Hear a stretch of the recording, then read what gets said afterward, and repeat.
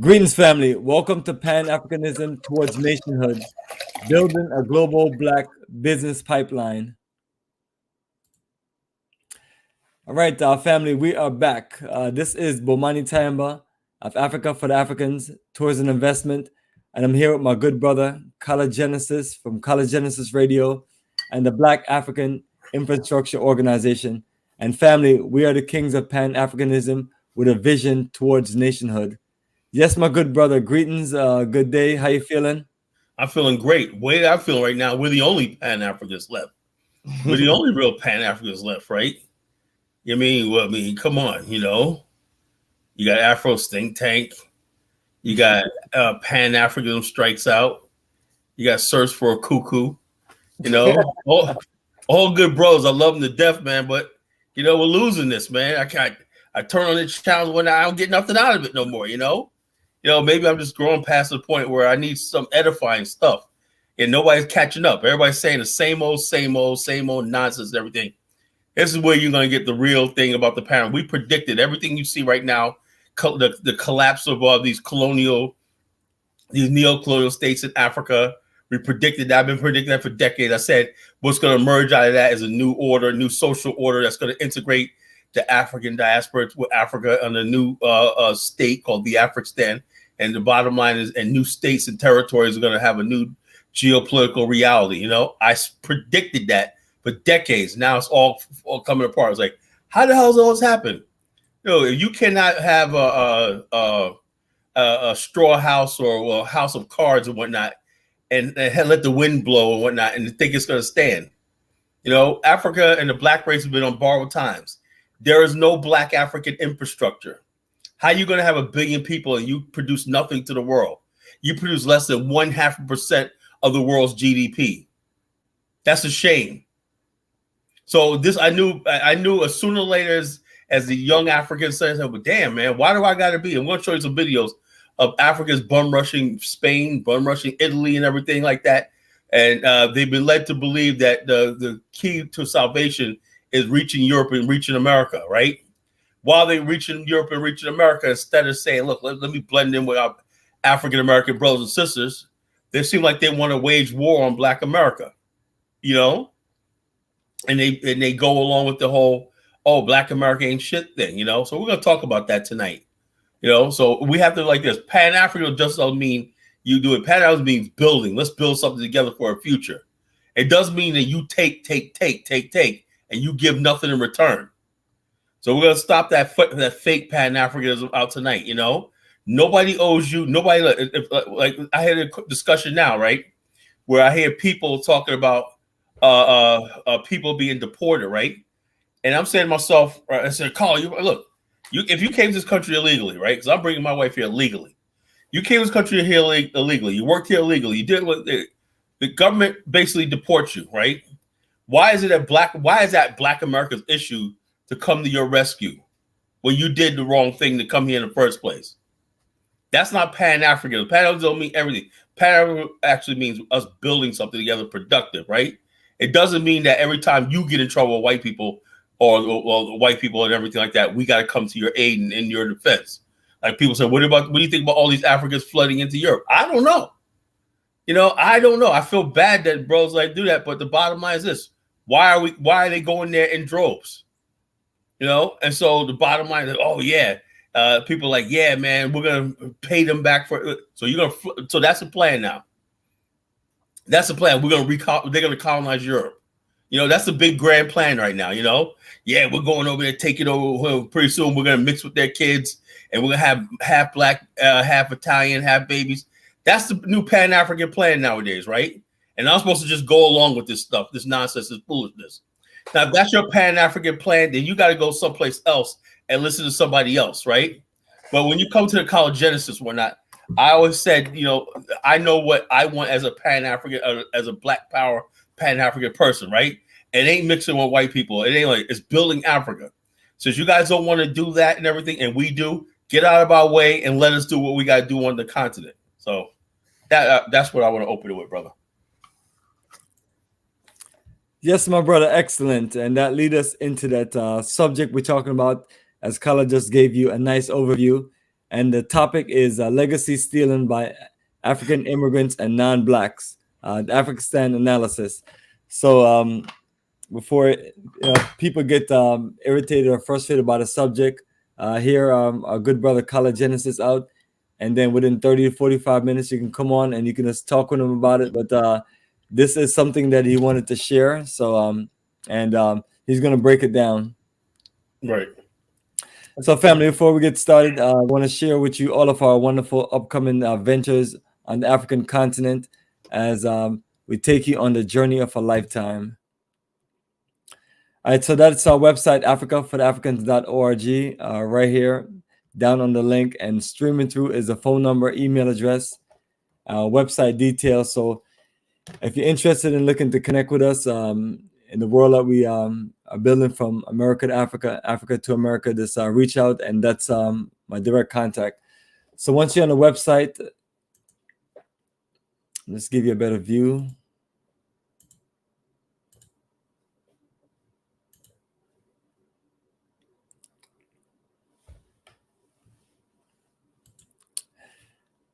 All right, so while you're enjoying the beautiful photos, and if you choose to enjoy some music, the audio player is right there on the left.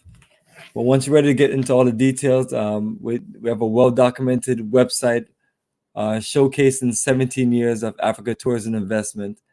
So right at the top, you see home, and you see Black Star, Repatriation, and Pan-African community, and that is the future vision of us on the African continent.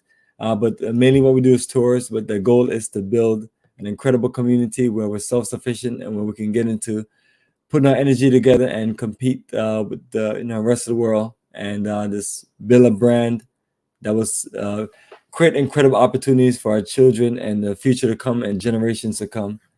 So that's what we're into. We're into legacy building and building the future.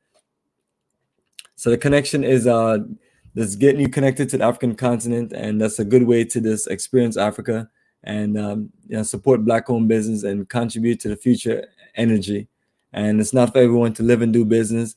However, we do share information, and so for those who are open to that, we just definitely always recommend you do incredible amount of research and just process things all the way. But beyond that, the journey of a lifetime take you to different countries where you can just literally just experience a country and also just get a feel of what's going on, and this process if you're looking to do future things, repatriate, invest, live, and do business. All right. So last journey that we completed was our Ghana Repatriation and Investment Tour. That was May 24th to January 5th. And that was the 23rd journey of a lifetime. And now we're off to Tanzania, Roots and Culture Tour. That's November 16th to the 27th.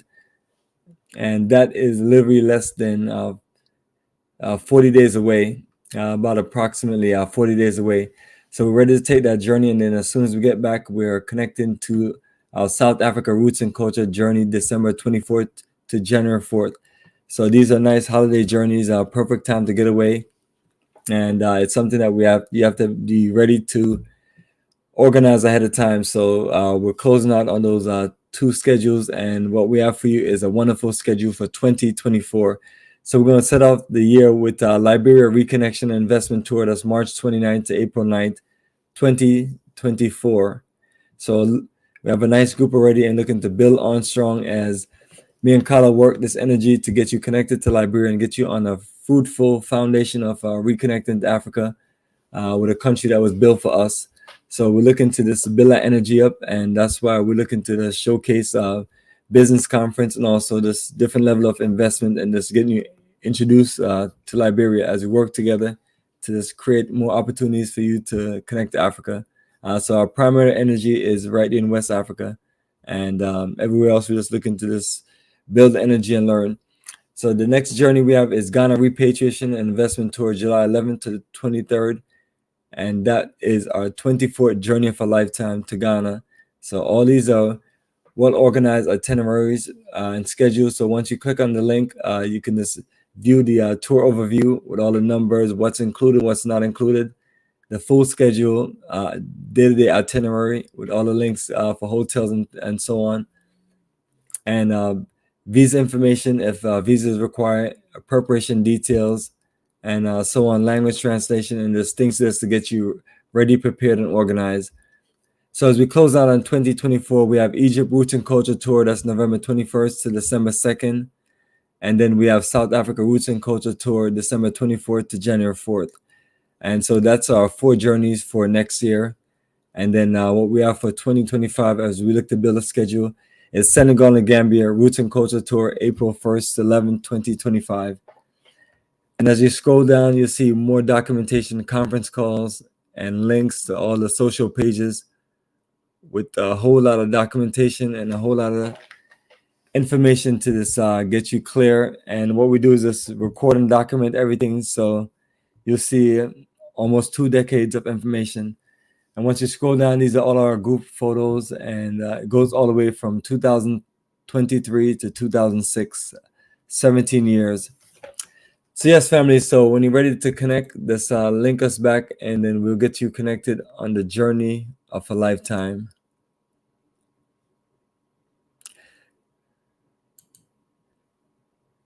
So yes, let me get back to our regular scheduled program. My good brother, Kala Genesis, as the topic, legacy stealing by African immigrants and non-blacks, Afrikstan analysis. So yes, my brother, Kala Genesis, get into it and break it down. Okay. The reason why I talk about this topic tonight is because I don't think that people give Black America the proper respect it deserves for basically integrating America and making America the country you see right now. We were told back as far back as it said what legacy they steal. You know, there's just ignorant comments like this. We were told way back in by the foundings of this country, right? Even Abraham Lincoln, who Black people love, right? He told Frederick Douglass that there's no way 2 races of people are going to live together in harmony in this country. President Taft, big William Taft, right, spoke at a Black graduation commencement. So I think it was in South Carolina, where he told the graduating class of Black people, right? He told them clearly. He said, "Look, you're wasting your time in America." He said, "You should consider going back to Africa for your future. Yes, our 2 races will never get along." Right? President Taft said that, right? Every last single president and leader of in American history, right, never believed that this country was going to be multiracial and all this stuff like this. Now what you have is like people coming here entitled, like particularly the Asians. They come here entitled, right? They come here complaining about, they had a lawsuit just recently about affirmative action, right? Even though affirmative action didn't affect these people, right? It was a white racist who brought this lawsuit against them, right? And the Asian guy that filed it didn't qualify in the first place to get in Berkeley. And then they even though a lot of Asians now look at it now and say they don't want that smoke with Black America. They don't want that smoke with Black America, you know, and they don't want that smoke with Black America anymore. They still, there's an underlying thing about Asian, particularly Asians from Vietnam, right? Who always say, I can't get into the college I want to and everything like that because there's quotas. We're the new being discriminated against, right? And no one ever stops to ask you and say, no one asked you to come to this country. There's like how many billion Asians on the planet? Like 2 billion of you, right?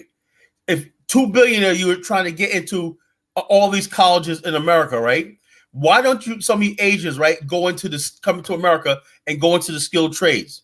How come you don't see Asians into the trucking industry? You never see them go into warehousing and everything that you see Black people like. Here in the East Coast of the United States, you go to any trucking terminal, it's Black men driving the trucks, Black men doing the hard work and everything. You never see Asians on a construction site or anything like that. But they feel entitled, right, to the best America had to offer.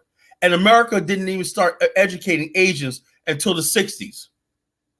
So people have forgotten the fact that America was just basically this white country. They weren't going to let anybody in. It was us who broke the barrier and made sure that this country, since we're here, we like that. We didn't know what we were doing. We didn't know. A lot of us didn't even know how racist. But we understood that if we persevere and we had that resilience as African Americans, right, that we knew that we were in the right.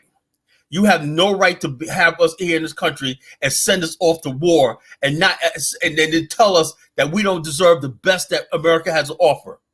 It has nothing to do with what your founding fathers thought about America, right?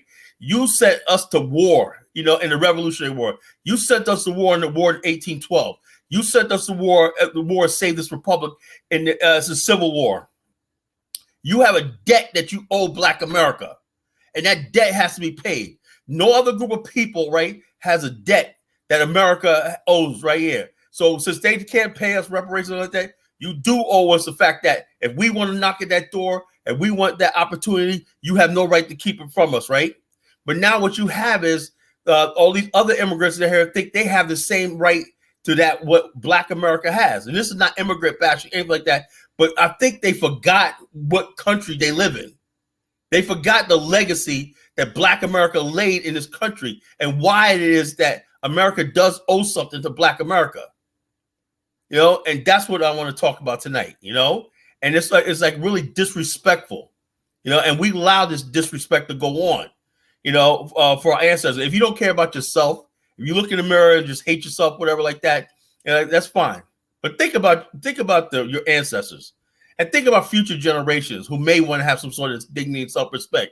You owe it to them to make sure that people respect the legacy, the hard work that our ancestors at all times. That's not even up for debate. Our ancestors, what they went through during slavery, what they went through when they fought against Jim Crow and the suffering that we went through and the perseverance that we went through to have a decent life in this country and everything. We weren't even asking for a whole lot.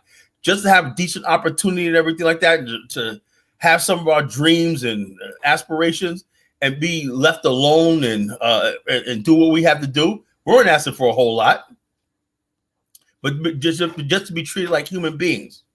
It's so bad to the point where if you're treated like, if a white person just goes down to the store and he could walk up to a police officer and ask for directions, and the police officer does arrest him, like that's white privilege. Instead, white normalcy is becoming white privilege, and that's what we have with these social justice warriors, right? They think that we are relying on them to save us, and we've been saving ourselves for 400 years. We don't need these white social justice warriors to save us. So in other words, white normalcy. I was walking in the store the other day, right? And a black man, the security of the store was following a black man around, right? And I stepped in and said, "Don't follow that black man." And the security guard, said, something, whatever, and backed off him. And that black man thanked me so much. "Thank you, Mr. White Man, for using your white privilege to protect me." You see how what we divulged into tonight? Why College Genesis is talking about what he's talking about tonight? People have forgotten. We have to start reminding people who we are. We can be the most loving people, but we turn on you. Well, I don't care who you are. We turn on you and whatnot. We'll make this place hell for you. So that's what I want to talk about tonight. Any questions, brother? Look, audience.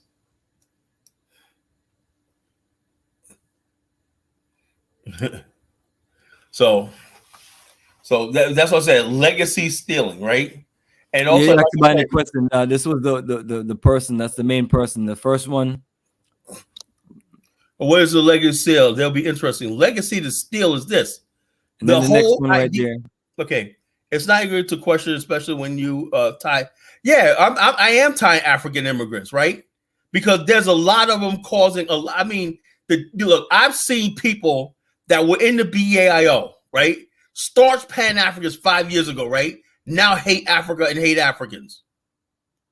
My brother Sean Wolf, right? California. He's been to Senegal, Gambia, everything like that, right? I had people that were solid Pan-Africans, down with the cause and whatnot. Now they freaking hate African immigrants. They want them gone. They want them dead.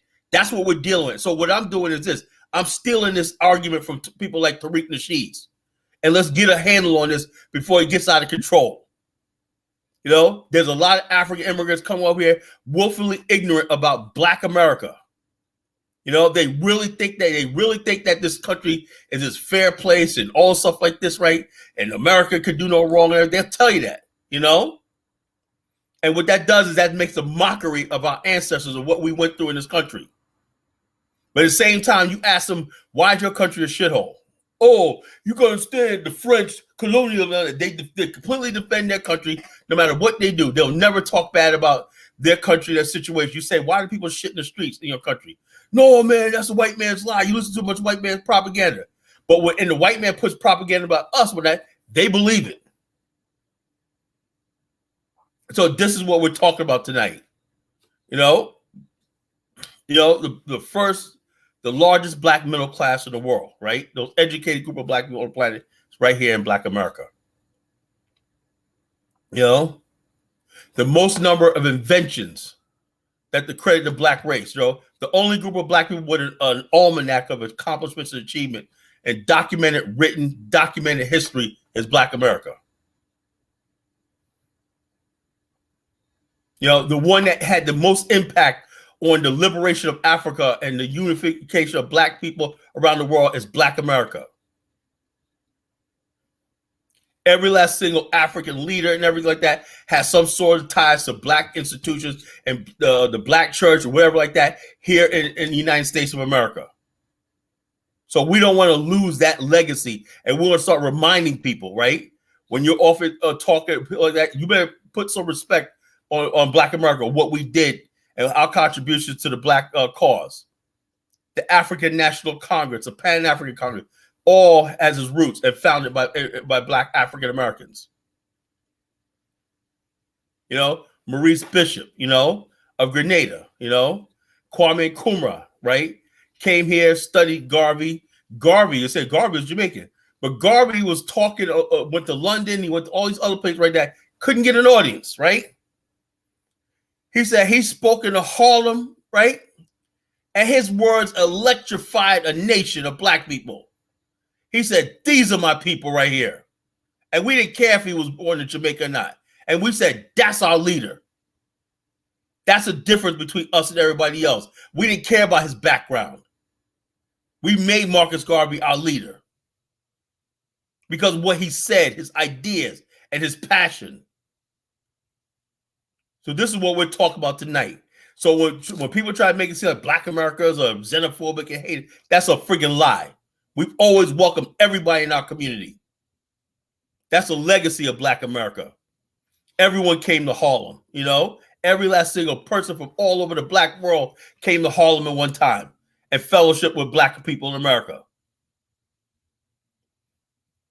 So we got these new age Negropeans that try to be like, oh yeah, the Black America. I don't know what it is. These people that live in the UK and everything, and they're on in UK. And I've seen this one thing. They're mocking us, talking about we have American last names and everything like that. Everybody's basically taking shots on Black America right now. And if this keeps going on, what's going to happen is the real significance of Black America's contribution to the world will die, and so too will the long-standing history of Pan-Africanism and intercontinental links between the black world, which was facilitated by us, nobody else. You say that what the Dunks lady had to say about Marcus Garvey. I don't know what that means. My take is so Euro-American immigrants to Africa can immigrate. My take on the subject is if Euro-American immigrants to Africa is well, okay. It's the whole thing, What is the importance of integrating or immigrating to a continent? And we claim Africa has all these natural resources. We claim that Africa is so beautiful, right? You claim that Black America needs to go to Africa tomorrow or whatnot, like Diane Samir says. We need to go to Africa tomorrow. Why is Africa so pressed on sending their people to Europe and America? See the hypocrisy in that? Why are they coming here? We're saying let's build a continent. We have the capability of building a continent, but people don't want that. They tell us you can't come to Africa, Judea. Oh, we don't want the Black Americans. We're gonna solve our problems ourselves and whatnot, But yet it's okay for Africans to flood into America, flood into Spain, flood into Italy, and everybody else, and not contribute anything, but be a burden on the world. We're saying that our legacy is we've lost this idea that we need to build Africa as men because we don't care anymore. For the most part, we don't care anymore. We let our children die in the Mediterranean Sea going across to Europe just to get to the promised land, when the promised land is where you came from if we were organized. So I guess you got a video. Let's see this. No, these are the videos you sent me. Yeah. Okay. What's this one? I can't remember. Oh, this is the one about Chief of Staff. Yeah. This one. Chief of Staff. The Chief of Staff. Yeah. Let's play this. Well, we're talking Pan-Africanism, right? And everybody's talking about this and whatnot. And I'm like I said, look. The bottom line is, much as I like Liberia, all these other countries, and everything, I won't hesitate to call out buffoonery and tomfoolery, no matter where it is, you know. And like I said, if we're gonna be serious about this movement, right, we can't just sit in there ignore stuff like that. What you're about to hear in this video, you know, asking the United States to intervene in another sovereign African country. You know, this is beyond the pale. What that basically doing is, God knows it's in a lot of debt, right? So it wants to strike some sort of deal where it could get his debt clear and whatever what it is. But the whole thing is this, and they know they pretty much got Black America as the only. That's why I said we need other options in Africa, but other countries act up. We don't owe any particular African country, whether even if it's Liberia, we don't owe any African country anything if they don't want to act right. So I cannot sit there and co-sign a country that frankly is talking about bringing war to another African country for the benefit of for a European country. That's not that's not real. You know? They said, well, Colin, we're almost no. It's better to build something on a solid foundation or don't build it at all. And that's what it is. We Black people, we always want things half-assed. We want tokens and gestures and everything like that. And then when it all blows up, what the hell happened? Because you didn't build it on a real foundation. You know, you have to have all your ducks in a row. We have to put it down on paper, say, look, this is what it is. And then you could build something on a solid foundation. You know?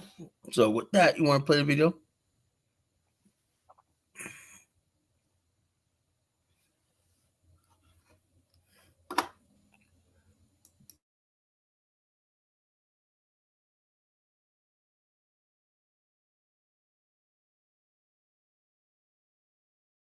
Entered into an arrangement to go along with Mali in employing the Wagner forces there. I believe a mine in southern Burkina has been allocated to them as a form of payment for their souls. And I would like the themes of that discussion should be the themes that we should continue to address. To what extent we can have you as a partner in confronting these threats. Hello, good people.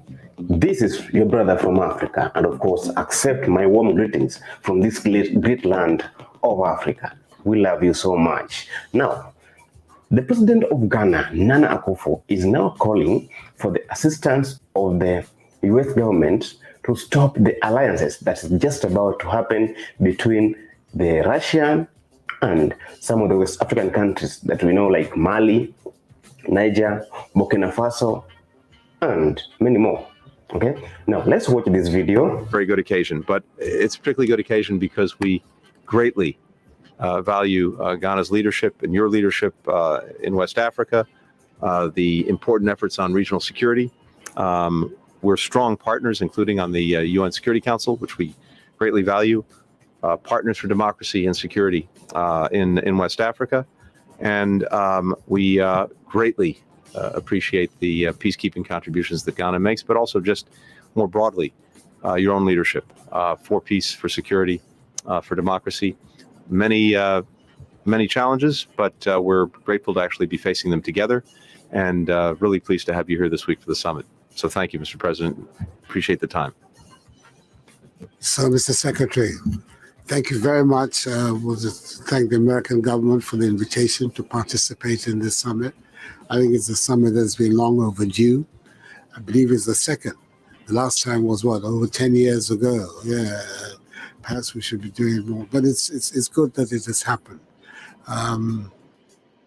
It gives us an opportunity to talk about many common threats and challenges that we have, which you've identified. And particularly for us, to be able to put into relief where we are. Yesterday, I had I was part of an extremely useful meeting with the people from the Congress to come and talk about security matters. I believe that, Madam, you were there, you were part of the meeting. And its significance for us. And I think that beyond everything, that is a matter that I want to urge upon you. Today, Russian mercenaries are on our northern border. Burkina Faso has now entered into an arrangement to go along with Mali in employing the Wagner forces there. I believe a mine in southern Burkina has been allocated to them as a form of payment for their services. Prime Minister of Burkina Faso in the last 10 days has been in Moscow. And to have them operating on our northern border is particularly distressing for us in Ghana. Apart from not accepting the idea of great powers once again making Africa their theater of operation, we have a particular position that you know about over the Ukraine war, where we have been very, very vocal and upfront about condemning the invasion of Russia by Russia. And therefore, then now to have this group at our borders is a matter of some considerable disquiet and concern for us. We really like to have a privileged opportunity to talk about its implications and what we believe ought to be the case. This is what took place with the discussion in the Congress yesterday, which I found very fruitful. And I would like that the themes of that discussion should be the themes that we should continue to address. To what extent we can have you as a partner in confronting these threats. It is very important that ECOWAS and the West African area remains a democratic space. There's a reason for the actions we took over the coup d'etats in Burkina Faso, in Mali, and in Guinea. And ECOWAS has been very consistent in refusing to deal with these governments because of the undemocratic nature of the accession to power. The commitment to democratic values and institutions is a high priority for our states. We in Ghana have been through all kinds of arrangements, governance arrangements in the past, one-party state, all kinds of experiments have taken place. And our people are now very clear in their mind. They want to go down the avenue of democratic engagement. And that is why the last 30 years of the Fourth Republic have been the most stable in our country's history. We want to do everything to preserve that. But there are enemies of democracy who are working hard in West Africa today. And therefore, it's important that we bring that matter to your notice and see to what extent we can engage you as a reliable partner in the pushback. Now, after watching this video, what do you understand? Okay, we get that the president is not happy. He's not happy that much. He's actually disturbed and is quickly calling for the assistance of the US government to come and intervene. And we also know the story of Russia and some of the African countries like South Africa. Okay, we've seen South African president making numerous trips to Russia, and the Russian president, Mr. Putin, making trips to South Africa. So let's hear the story. What do you think about the president of Ghana calling for the help from the US government to help stop alliances between Russia and some of the West African countries. Now, we all understand what's going on in some of the West African countries like Niger, Burkina Faso, Mali, and many more. And we've also seen what is happening also between those same countries and France. They're also claiming that France is working with the USA to manipulate their government and their economy. Now, do you think that is possible? Do you think that can work? If you feel so, let me hear from the comment section. What do you think? What do you think? Do you think US will accept this calling by the Ghana president? Do you think US will send its troops to come and help keep Russia away or stop the alliance of Africa or some of the West African countries with Russia? I am your brother, Fred from Africa.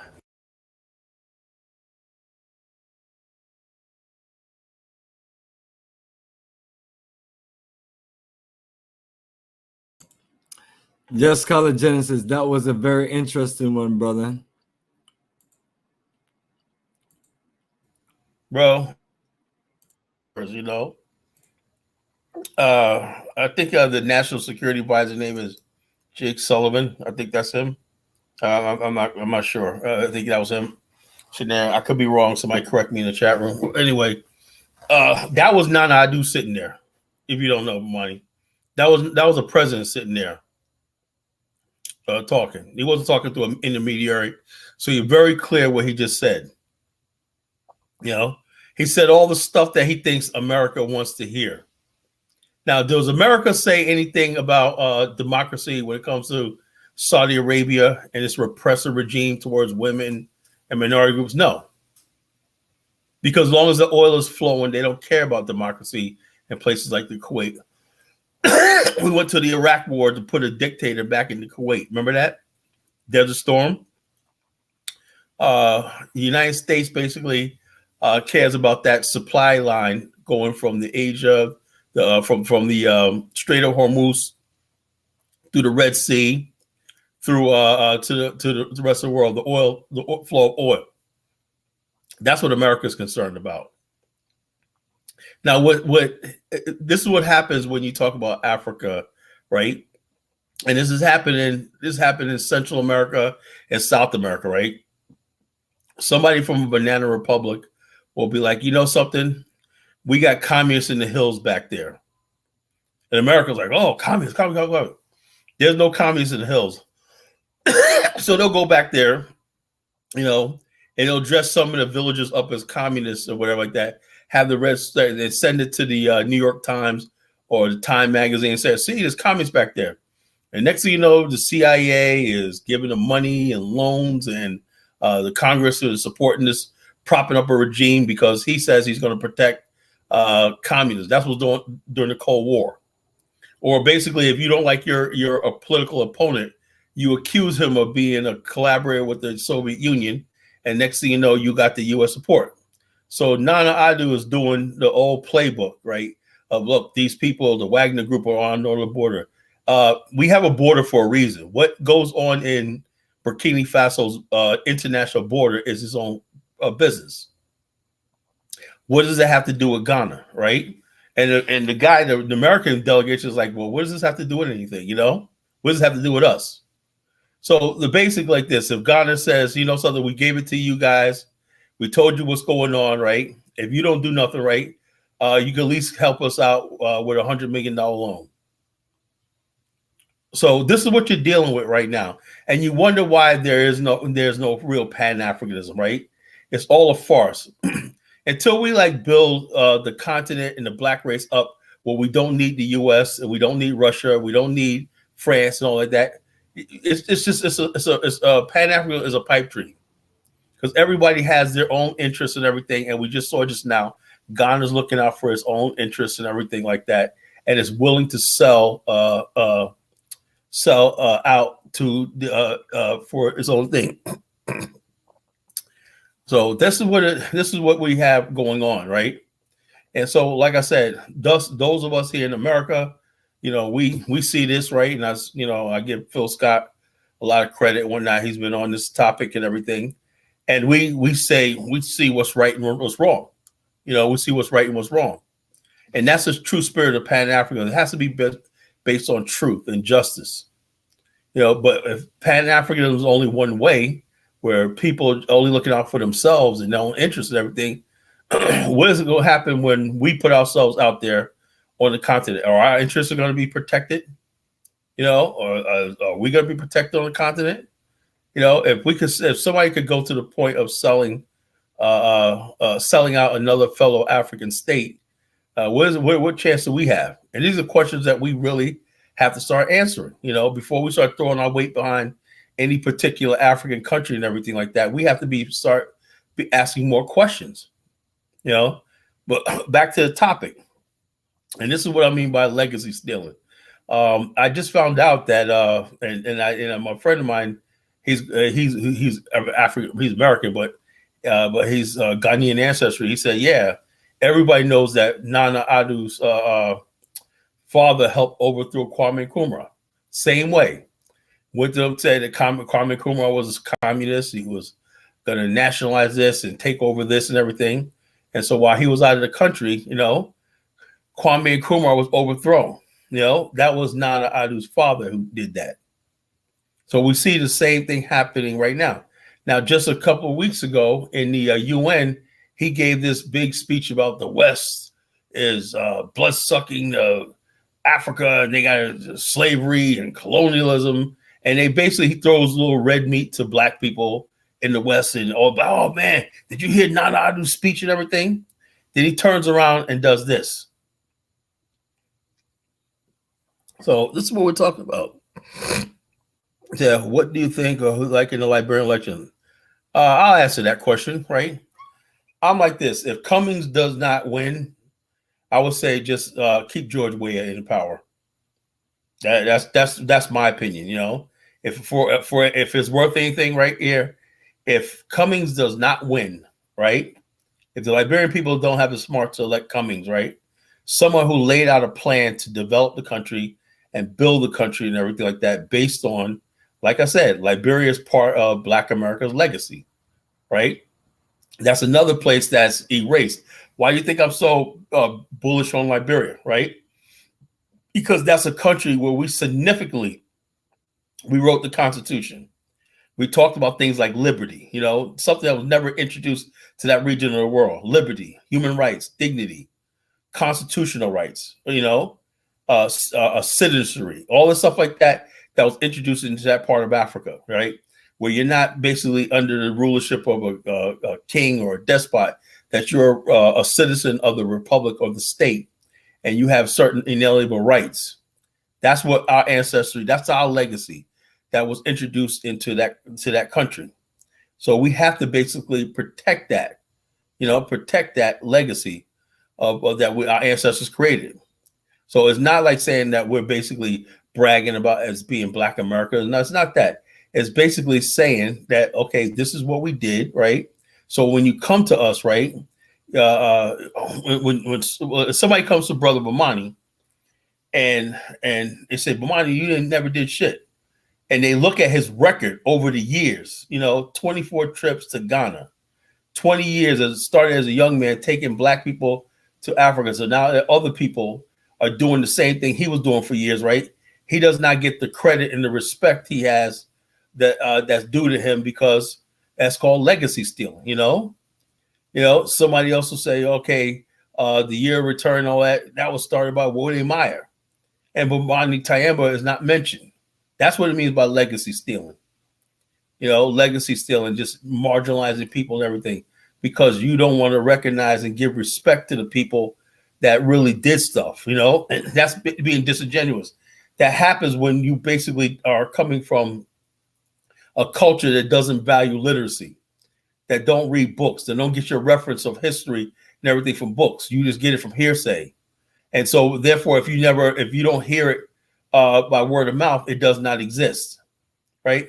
Everything in Black America's history is documented in books.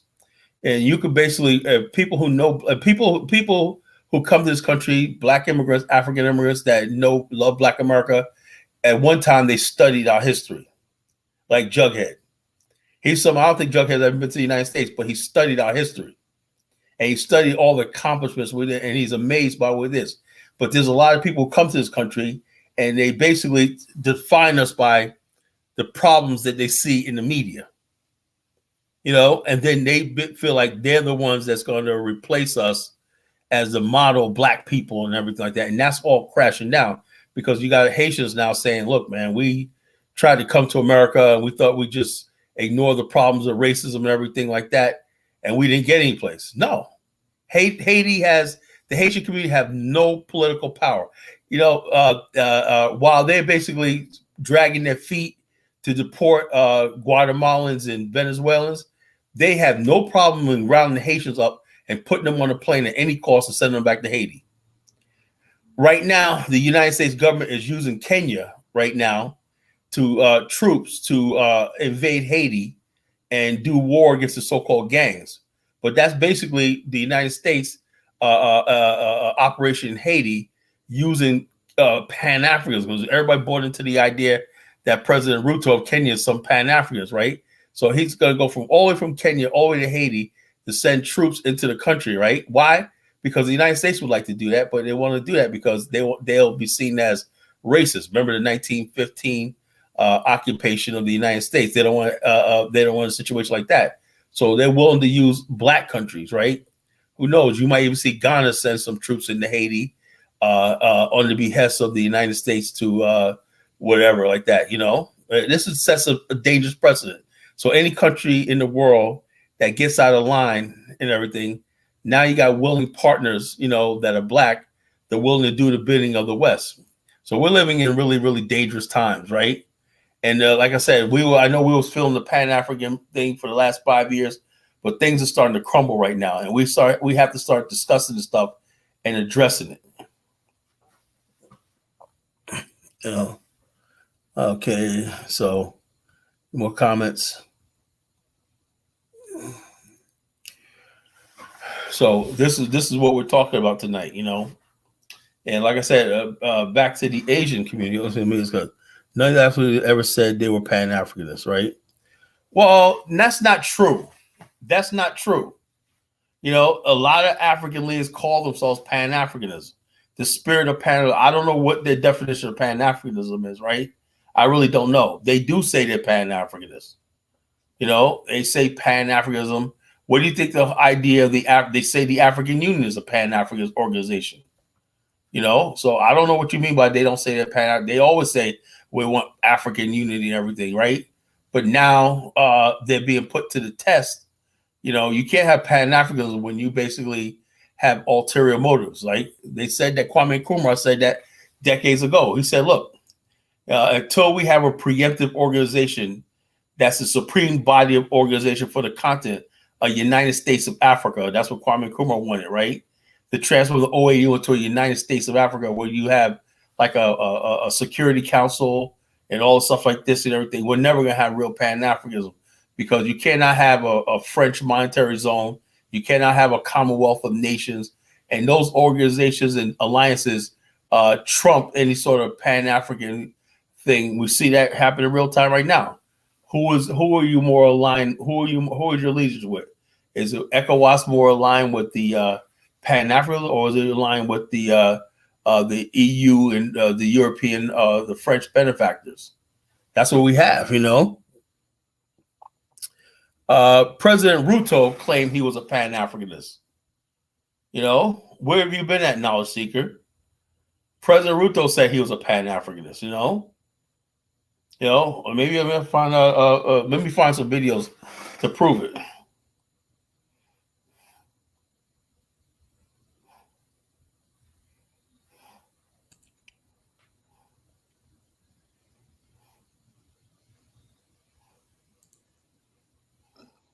So you got another question here, or statement. How can anyone look at these current African presidents and think they are doing Pan-Africanism?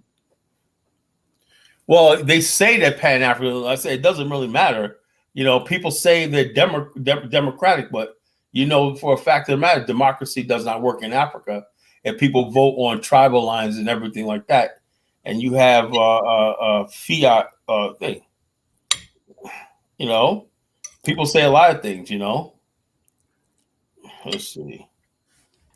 I got another one. Eddie Thorne. Joseph Mobutu led Muhammad Ali and George Foreman box in Zaire, the Congo. So that was kind of Pan-Africanist. Well, that was self-serving.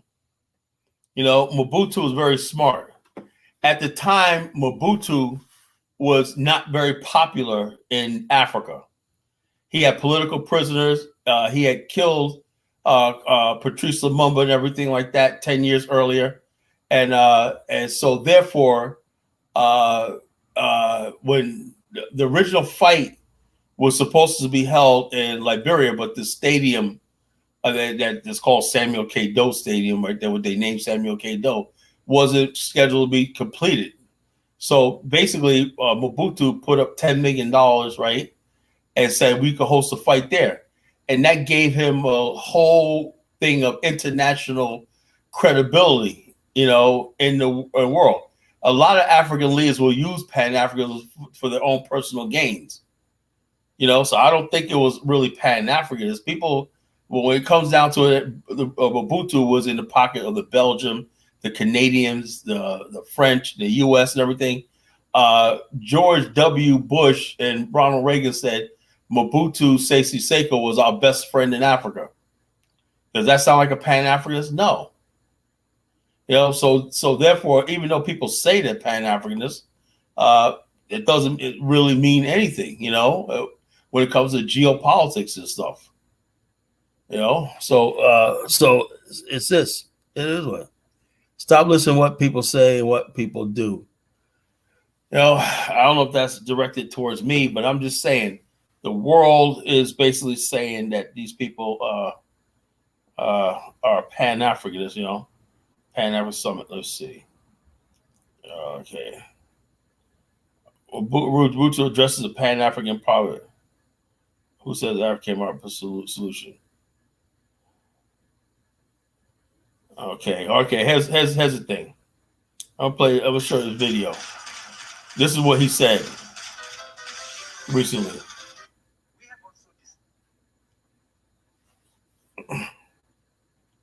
I'm gonna send Bomani a video. Play this video, Bomani. Yeah, send it on, and I will play it. All right. This is what we're talking about. And I do believe that Black people that come to Africa, right, go to Africa with the spirit of, okay, we're all Black people, we're Pan-Africans and everything like that. But I don't think, and there's a lot of people on the ground in Africa that's in power. I do believe Pleo Lumumba is a Pan-Africanist, right? But it doesn't seem like the people who actually attain power in Africa ever become Pan-Africans, to tell you the truth. That's from my observation. You know, it's never translated into any geopolitical thing. Okay, let's see.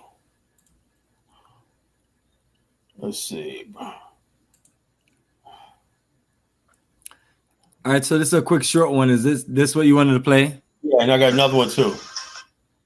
I know. So someone says Ruto says he never was a Pan-Africanist. Okay, I have another one. You can play right after this one.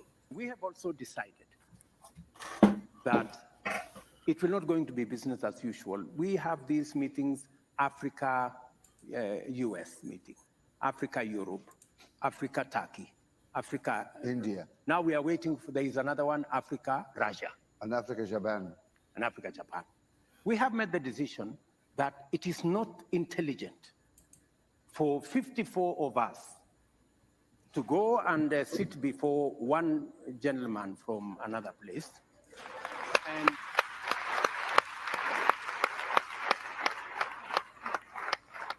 I mean, and sometimes we are mistreated. Yeah. You know, we are loaded into buses like school kids. You know, and it's not right. Well, you are summoned. You know, it's not right. So,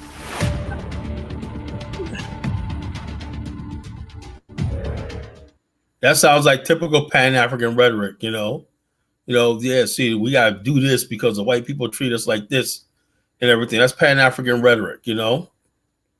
And the problem is, you got a lot of novice black people who call themselves Pan-Africans who look at that like, yeah, that's right, President Ruto and everything like that. But look what's happened in the months preceding that. You know, he's basically calling for military intervention into Niger.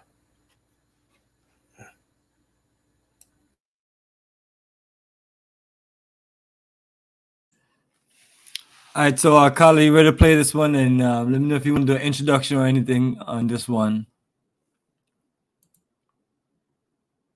All right, so let me just let this one play. Yeah. Back. Thank you for staying with us on KTN Prime. Now, President Ruto has traveled to several African states on a mission to strengthen ties between Kenya and other countries. And one thing has resonated in his speeches, the unity of African countries to enable the continent get a level playing field on the global scene. Is Ruto now reigniting the Pan-African dream? Our senior reporter, Rita Tinina, interrogates. From Djibouti, Ethiopia, South Africa to Zambia, President William Ruto has visited 12 African countries since taking over power. The president keen on forging trade and economic ties with other African states. The globe is acting in concert. We cannot afford not to act together. The president, it appears, is keen on just how Africa can redefine its position on the global front. The world is becoming competitive. We cannot continue to assume that we can go very far engaging the EU, engaging Europe, engaging Asia, or even China, as we are doing currently. It is time we realize the power in numbers and the power in the unity of the African Union. Ruto has been preaching solidarity among African countries. As we talk today, we are not in a position to negotiate as efficiently as we should. And that is why our voice is not as clear, is not as loud. Reawakening the Pan-African dream, perhaps? I had occasion a few weeks ago to talk with the German Chancellor. And he was explaining to me how Germany has donated matters trade, matters investment to the European Union. And they have immensely benefited by working together as 27 governments, 475 million people. In our continent, we still want to keep all the powers in our little corners. Leaders such as Kwame Nkrumah, Haile Selassie, Julius Nyerere, Patrice Lumumba, Robert Sobukwe, Muammar Gaddafi, Thomas Sankara, and Robert Mugabe had the same dream, a dream of solidarity among African countries. But Africa, a continent of 1.2 billion people and a GDP of close to $2 trillion, finds itself disadvantaged by the current configuration of the UN Security Council, a configuration that was established 80 years ago. Ruto has been advocating for a free trade area, and in Zambia last week, he proposed the introduction of a single African currency to ease trade on the continent. And the president has reached several agreements on travel. The president has been gracious to agree that we should explore the possibility of having a visa-free regime between Kenya and Senegal to facilitate the movement of people. Already, Kenyans can travel to South Africa on a visa-free policy, and Kenya has scrapped visa requirements for Djibouti citizens. President William Ruto may be seeking unity among African countries. Whether other states share his ideas may be the defining factor to reawakening the unity once sought by proponents of Pan-Africanism. Rita Tinina.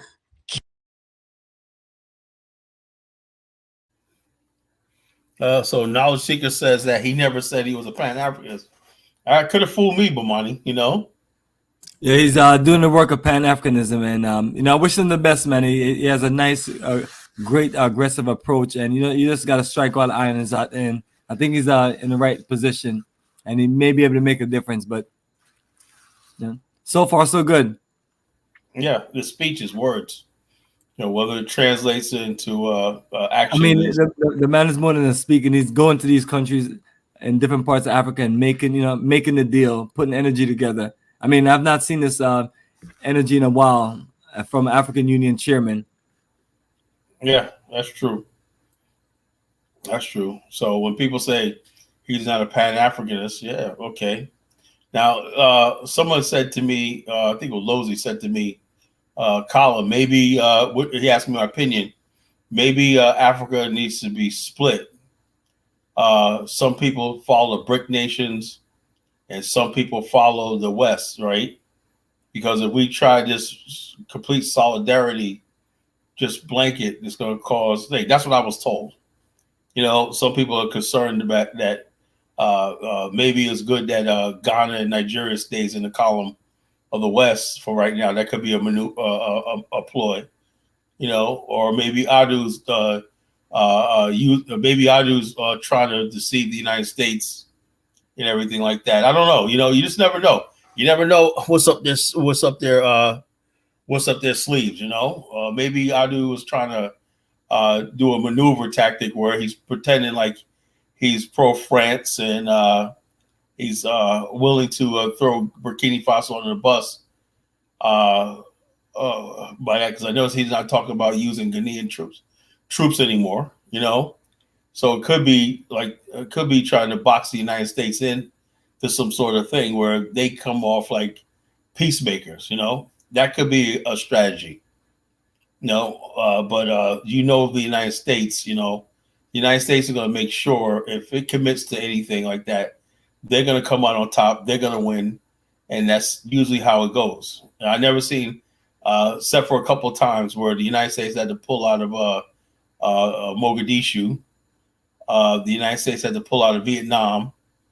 Other places, United States rarely ever loses when it comes to these things. And I really don't think the United States, to be honest with you, even though it does have military bases on the continent, that's mostly NATO. I really don't think the America, for the most part, has any real vital strategic interest in Africa. Other than protecting its loans or whatever it has ties to France. Because you have a lot of American companies, right, that may have subsidiaries or partnerships with these European companies in there. And America has always been apprehensive about sending troops in to protect business interests, right? That's one of the reasons why, and I'll get back to Liberia, right? Why Liberia actually won with that Firestone situation. Harvey Firestone Liberia was dragging his feet with Firestone for like 7 years. And then Harvey Firestone went to the United States, and asked Congress to send gunboats in there to take over Liberia. And President Calvin Coolidge said, no, we're not going to do that. We're not going to use American military to thing. That's only because it was Africa. At the same time, around the same time, a couple of decades before that, America did just that in Central America, which should need with Dole, a company in Chiquita Banana, and also in Hawaii. America did send its Navy and military to back up U.S. interests in business interests and take over Hawaii. Why they didn't do it in Liberia? Because for the most part, America really does not want anything to do with Africa, and that's a lot of Africans have to understand that. The only thing that brings, and this is another part of the legacy still I'm talking about, right? The only time America has interest in Africa is when it's preempted by African Americans. We keep Africa in the face of the U.S. public. We were the ones who galvanized South Africa, the apartheid movement, anti-apartheid movement in South Africa. America, out of the goodness of his heart, did not say, we need sanctions on South Africa. Every last single major black city, dominated city in America, and every black congressman, every black college campus, everything said we must divest in Africa. And even they had even Republicans saying that, yeah, we have to put sanctions on South Africa. And that was 1985, 86. And the sanctions on South Africa. And that broke the back of the apartheid regime in South Africa. It caused South Africa to buy up oil and buy up stockpile oil and everything like that because pending embargo on oil and military equipment and stuff like this. And at the same time, South Africa made an alliance with the state of Israel at the same time because it lost to the United States. Why did that happen? It's because Black America galvanized the public opinion against the apartheid regime in South Africa. When you tell people that right here, people don't want to hear that. You know, you say Black America played a vital role in getting Mandela released and stuff like this.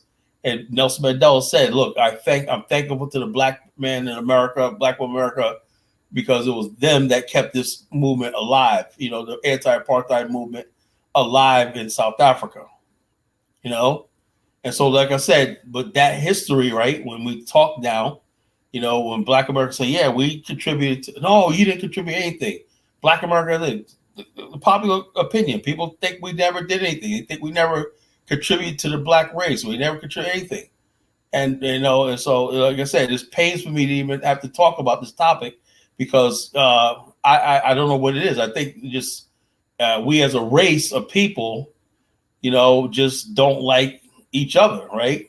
We don't want to see another group of people, black people, rising or shining or giving acknowledgement and everything, you know?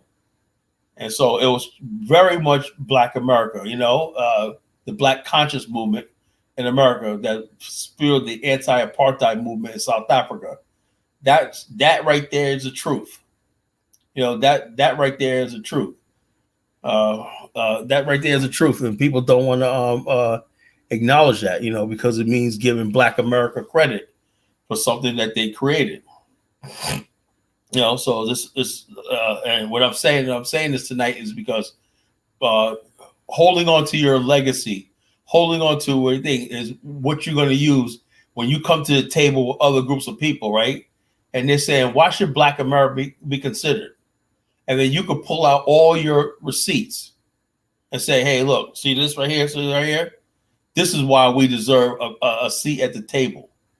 Not no vague, abstract 6th region, whatever like that. We deserve a seat at the table when it comes down to what goes on the mother continent. Currently, we don't have that. We don't have no representation in any African government. You know, we have no Council of Black American Diaspora Affairs and anything like that that has a power of sanction or anything like any African government. Is that real Pan-Africanism? No, it's not. You know, so how's a group of people that did so much for the continent, right? That hosted so many African leaders post World War II. That when African leaders came to America, they came to Harlem, right? We showed them around. We introduced them to diplomats or government officials and everything like that. You know, every African leader, when President Tubman came here one night, he stayed in Georgia and with black people and everything like that. He couldn't stay in white hotels, so he had to stay in black hotels in the state of Georgia because of segregation. You know, so we basically have been always at the forefront of this Pan-African world, but we don't get the sort of recognition and respect that I think is due.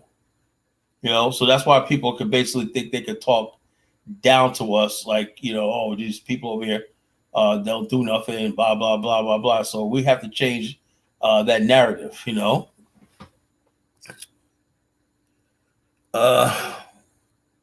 South Africa still being ruled by just change tactics. Well, you know, see, that's the whole thing. Whole thing. Let me say something, right? And there's a video I sent you, Bomani. I don't know if you want to play. It's really good. It's about the Bantustans, you know, and these republics and everything. We didn't understand as black people in America, right? The apartheid system. We didn't understand it, right? We didn't understand it. And I'm starting to revisit that a little bit, right? Do you know there was like 11 independent republics in the Republic of South Africa that was making progress, that had their own parliament, their own government, Bantustans, KwaZulu, Transkei, and several other places. They were basically building their own infrastructure, roads, highways, capital cities, and everything like that. But they all dissolved when the country became unified. The last holdout was Bantustans. Bantustans was big because that's where they what happened was the international community said we're not going to recognize any of these Bantustans, as they call them, black republics, right? But there was a company called Sun City who built the Sun City Resort in South Africa. You ever heard of Sun City, Bomani? Yes, absolutely. Okay, Sun City Resort. And there was this big concert, right? That said, I won't play Sun City, right? Led by Bruce Springsteen and all these other people and everything. They said they were propping up the apartheid regime and all stuff like this. But the president of Bantustans said, look, we are governing ourselves. We're creating jobs. We're like this, this fantasy about a South Africa, everything. We're doing good. And that was the thing with the KwaZulu-Natal issue, right? The Zulus wanted an independent state, in the Republic of South Africa, and recognition as a sovereign state. And they was on their way to complete sovereignty. And after almost succeeded completely from South Africa before the election of 1994. But we didn't understand that here in the West. All we know was is white people, minority ruling the country, and we wanted to get rid of that, right? And we didn't understand the implications of that. So I'm asking myself this question: what if we basically would have allowed those Bantustans to succeed and everything like that? Well, then again, you wouldn't have Nelson Mandela. Now the blacks in South Africa are complaining that they haven't made any progress. To the knowledge seeker's point, they haven't made any progress and everything like that. But they would have made progress if they would have built these homelands up. They would have built these homelands up. Because if you look at Bantustans' infrastructure, they had roads, they had highways, they had bridges, they had towns and everything like that. It was very, very modern. They had shopping centers and all stuff like this. And I said to myself, yeah, if I was somebody, I would say this is good. They had a national stadium. They had all stuff like that. They had their own military.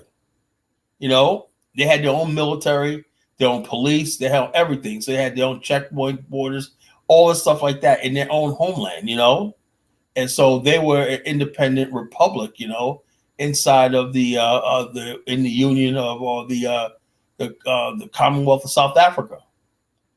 So, we look at this now and whatnot, and so we did our thing. Like we were in apartheid, but I don't think we understood enough about South Africa, the lasting damages that the collapse of the apartheid regime did, because the black South Africans were moving towards independence in their own territories. And I guarantee the white regime would have collapsed anyway, under the sanctions and everything. So yes. Big Folk says no individual has the power to do what you're talking about. That will only demand those kind of things. No individual African has the power to do what you are talking about. They will only be able to demand those kinds of things as a black. I don't know what you mean by that. I don't know what he means by that comment. But that's what we have. But back to the legacy thing, right? Not everything we do in Black America was perfect, right? But I do believe that the collapse of the apartheid regime was like we just saw a minority white community dominating over the black majority. We didn't understand all the nuances of South Africa that was much more complicated than we thought it was. We instead of saying, why are black people fighting each other in South Africa? We didn't understand that. All we knew was we were doing the right thing. We want sanctions on South Africa and sanctions on these countries, these white regimes and everything. And we wanted black rule in South Africa. So we can't fault us for that because that's what we wanted.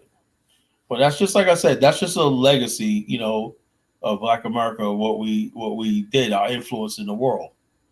You know, our influence in the world. So, you know, so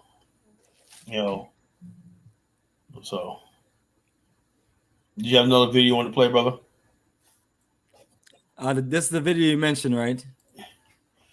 Is that it or something else? You mentioned something about South Africa. Yeah, this is it. You want to introduce it? You want me Okay, to roll this is interesting, right? Because I thought about this for years, right? And I never revisit this whole thing about the Bantustans. And I take the idea of the Afrikstan from this idea of the Bantustans. That means that you can have many republics inside of a country, you know, independent. So there's still a link to South Africa for the most part, but they act autonomously or in sovereignty inside of a country. Lesotho and Swaziland is called something else now. Was independent. It's swallowed by South Africa. It's surrounded by South Africa, you know. And I'm saying to myself, what would have happened, right, to the Black population if right now we had those independent Black republics, 11 of them still in existence right now? You know, with the white power structure in South Africa that people complain about in the chat room right now, would that still exist? See, these Bantustans all disappeared. You know, they had literally Zulu businessmen that were getting into things like logistics, engineering, and stuff like that, construction and everything like that. So they were actually making progress, but the world did not know about it. You know, all we know was the white South Africans and blah, blah, blah, you know? And so we, like I said, we committed to civil rights and rainbowism and all stuff like this. What would have happened if these republics would have been, like I said, Afrikstan, you know, what we call Afrikstan, Black African republics, Black African states.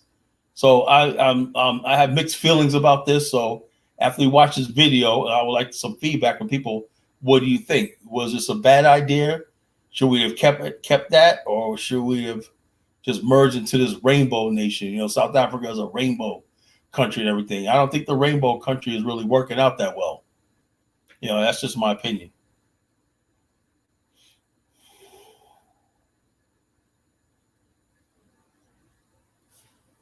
Yes, brother. Let's get it rolling.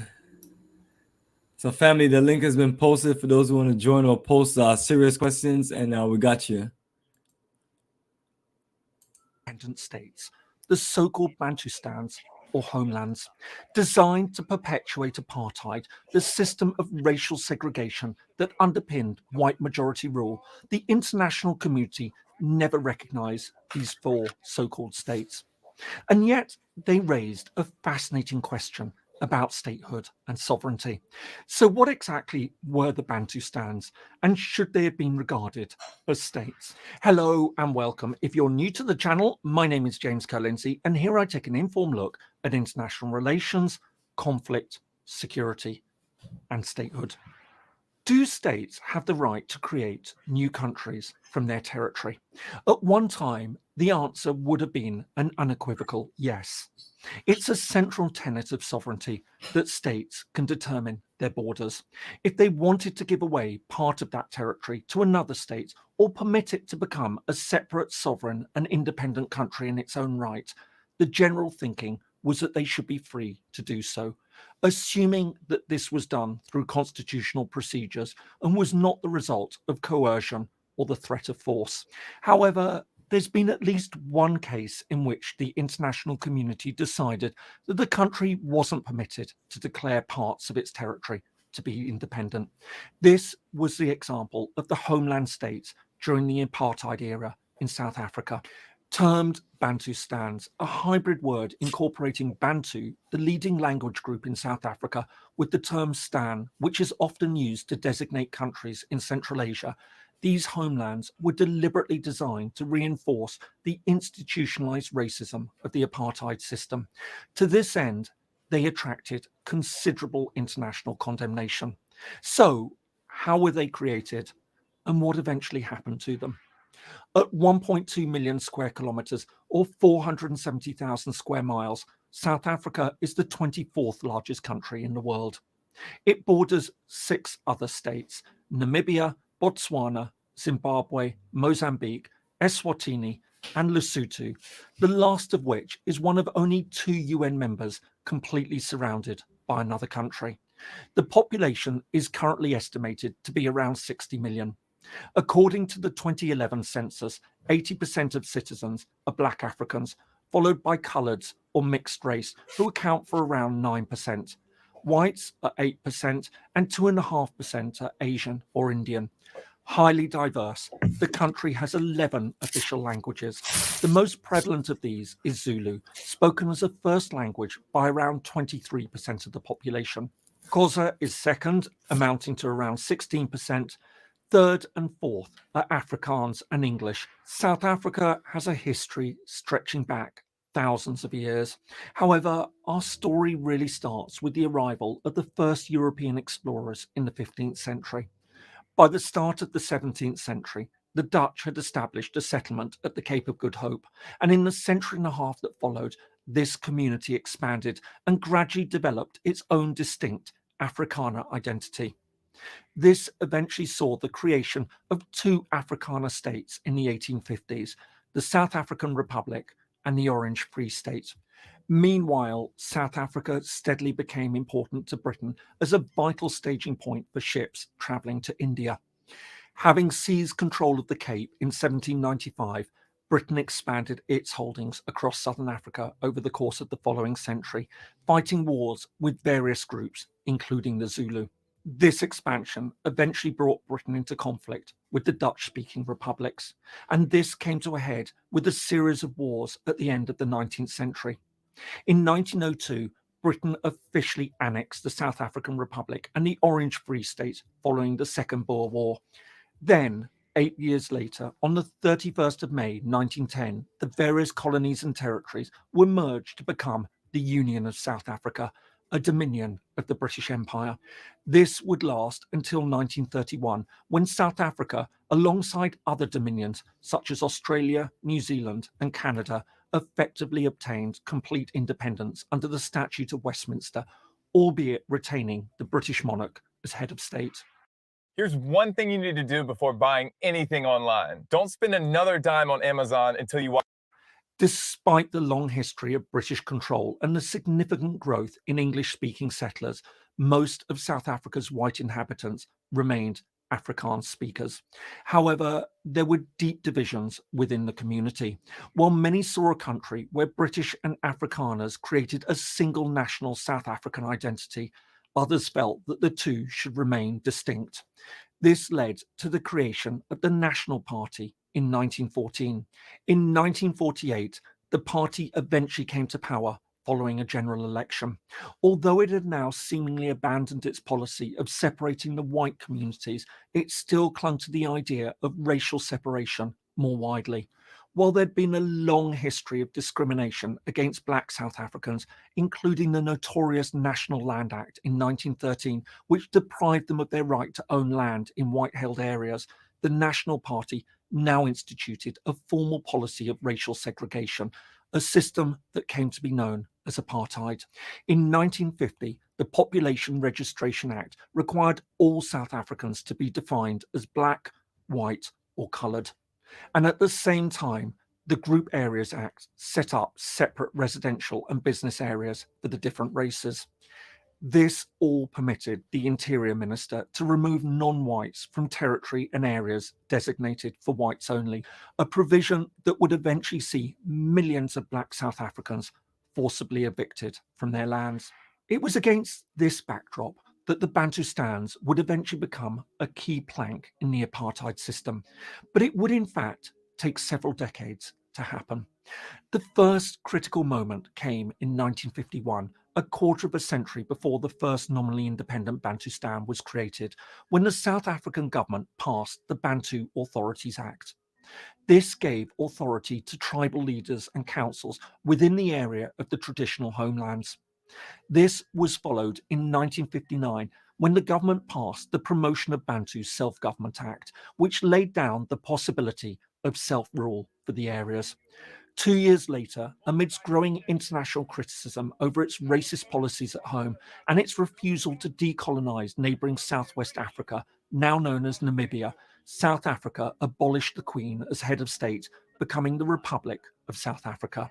This now appeared to lift the brakes on formally establishing the homelands, which were at first designated self-governing territories.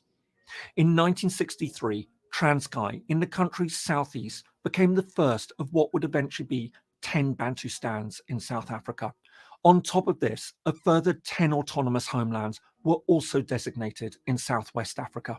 This was followed in 1970 with the Homeland Citizenship Act, which made every Black South African a citizen of one of the homelands, regardless of their current residency.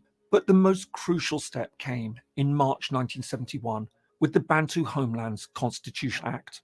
This empowered the government to grant independence to any of the homelands. Seeing the direction that this was going, this sparked an international outcry. In November 1971, the UN General Assembly passed a resolution condemning the creation of the self-governing Bantustans and the forcible relocation of people to those areas, arguing that the policies were designed to set one tribe against another and weaken the rights of Black Africans. This was later reiterated in another General Assembly resolution that called upon all governments and organizations not to deal with any institutions of the Bantustans or to accord them any form of recognition. But despite the warnings and opposition, South Africa pressed ahead with the idea, announcing the creation of the first independent homeland, the Republic of Transkei, on the 26th of October 1976. The domestic effects of this were immediate and devastating. Every Black South African assigned Transkei citizenship at a stroke became a foreigner in South Africa. Again, the General Assembly condemned the move and called on UN members not to recognize them as states or to have any dealings with them. But while the Security Council also reiterated this, South Africa was undeterred. Instead, it created 3 more: Bophuthatswana in 1977, Venda in 1979, and Ciskei in 1981, the so-called TBVC states. Crucially, these new entities, which in the case of Bophuthatswana was made up of a disparate collection of territories across northern South Africa, were never recognized by any UN members. Even Lesotho, which had a boundary with Transkei, resisted, despite significant pressure from South Africa, a position that was eventually praised by the UN Security Council. As a side note, and for the avoidance of any confusion, the Bantustan legislation didn't create either Lesotho or Swaziland, now known as Eswatini. They were in fact separate British protectorates that became independent states in October 1966 and September 1968 respectively, and were admitted as members of the United Nations soon afterwards.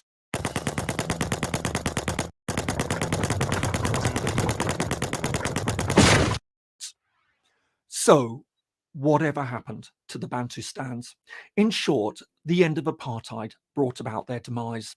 Following decades of pressure and an increasingly tight sanctions regime, the system of apartheid finally started to crumble towards the end of the 1980s. In 1990, the 10 self-governing Bantustans in Southwest Africa disappeared when South Africa finally withdrew from the territory and Namibia became an independent member of the United Nations. Meanwhile, South Africa itself now moved towards a post-apartheid era, as multi-party talks led to an agreement on an interim constitution for a multiracial democracy. The UN General Assembly called on the new South African government to secure the peaceful reincorporation of the homelands into the country. Over the following months, South Africa prepared to take over the Bantustans.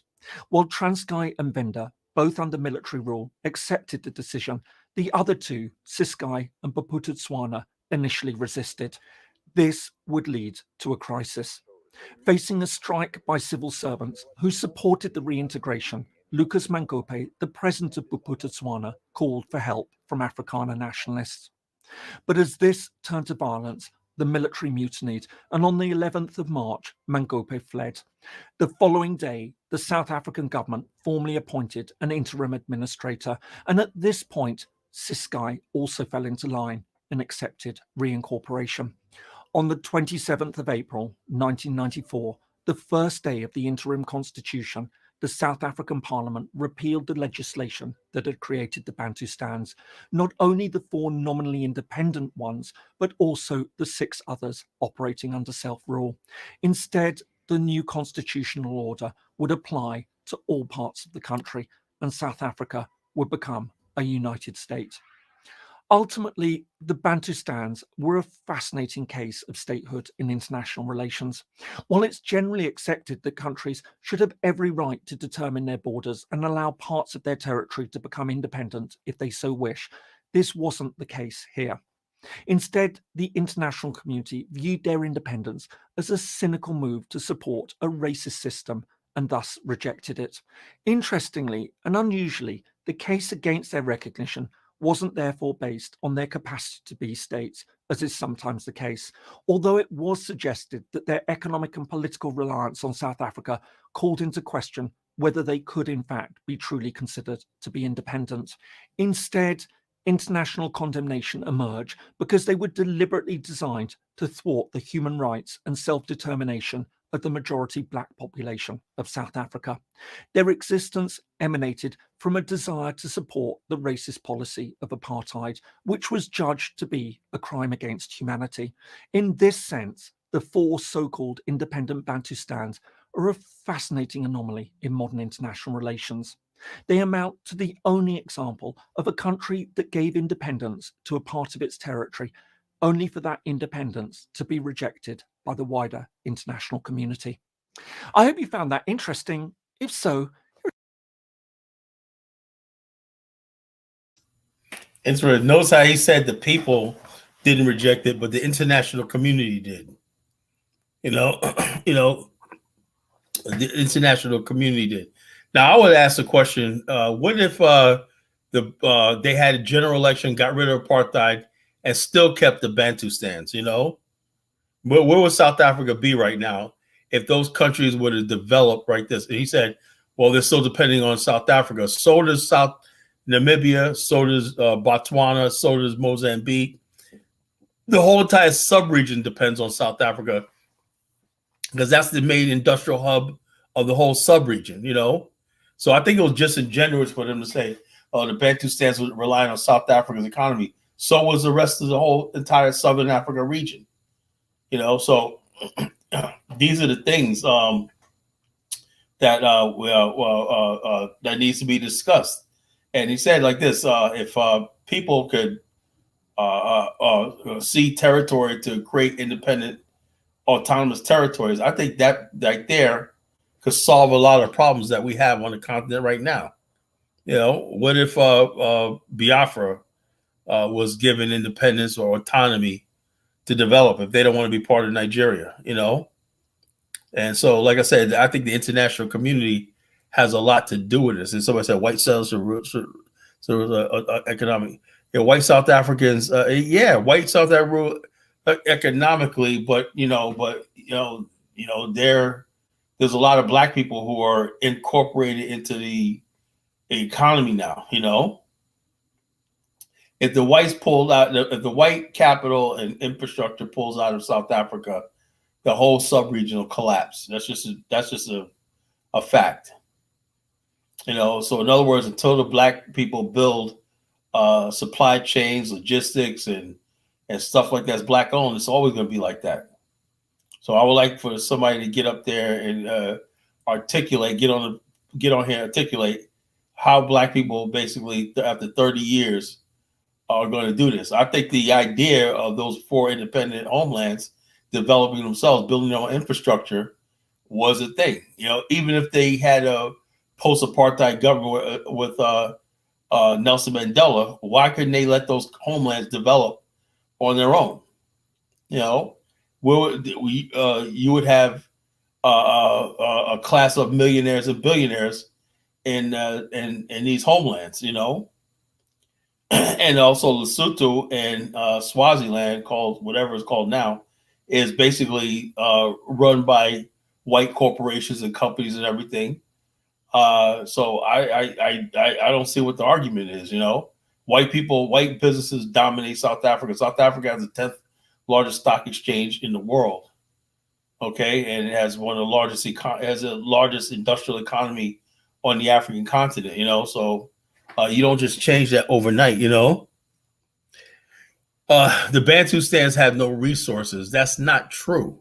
I would like for him to answer me the question: what resources is he talking about? Right?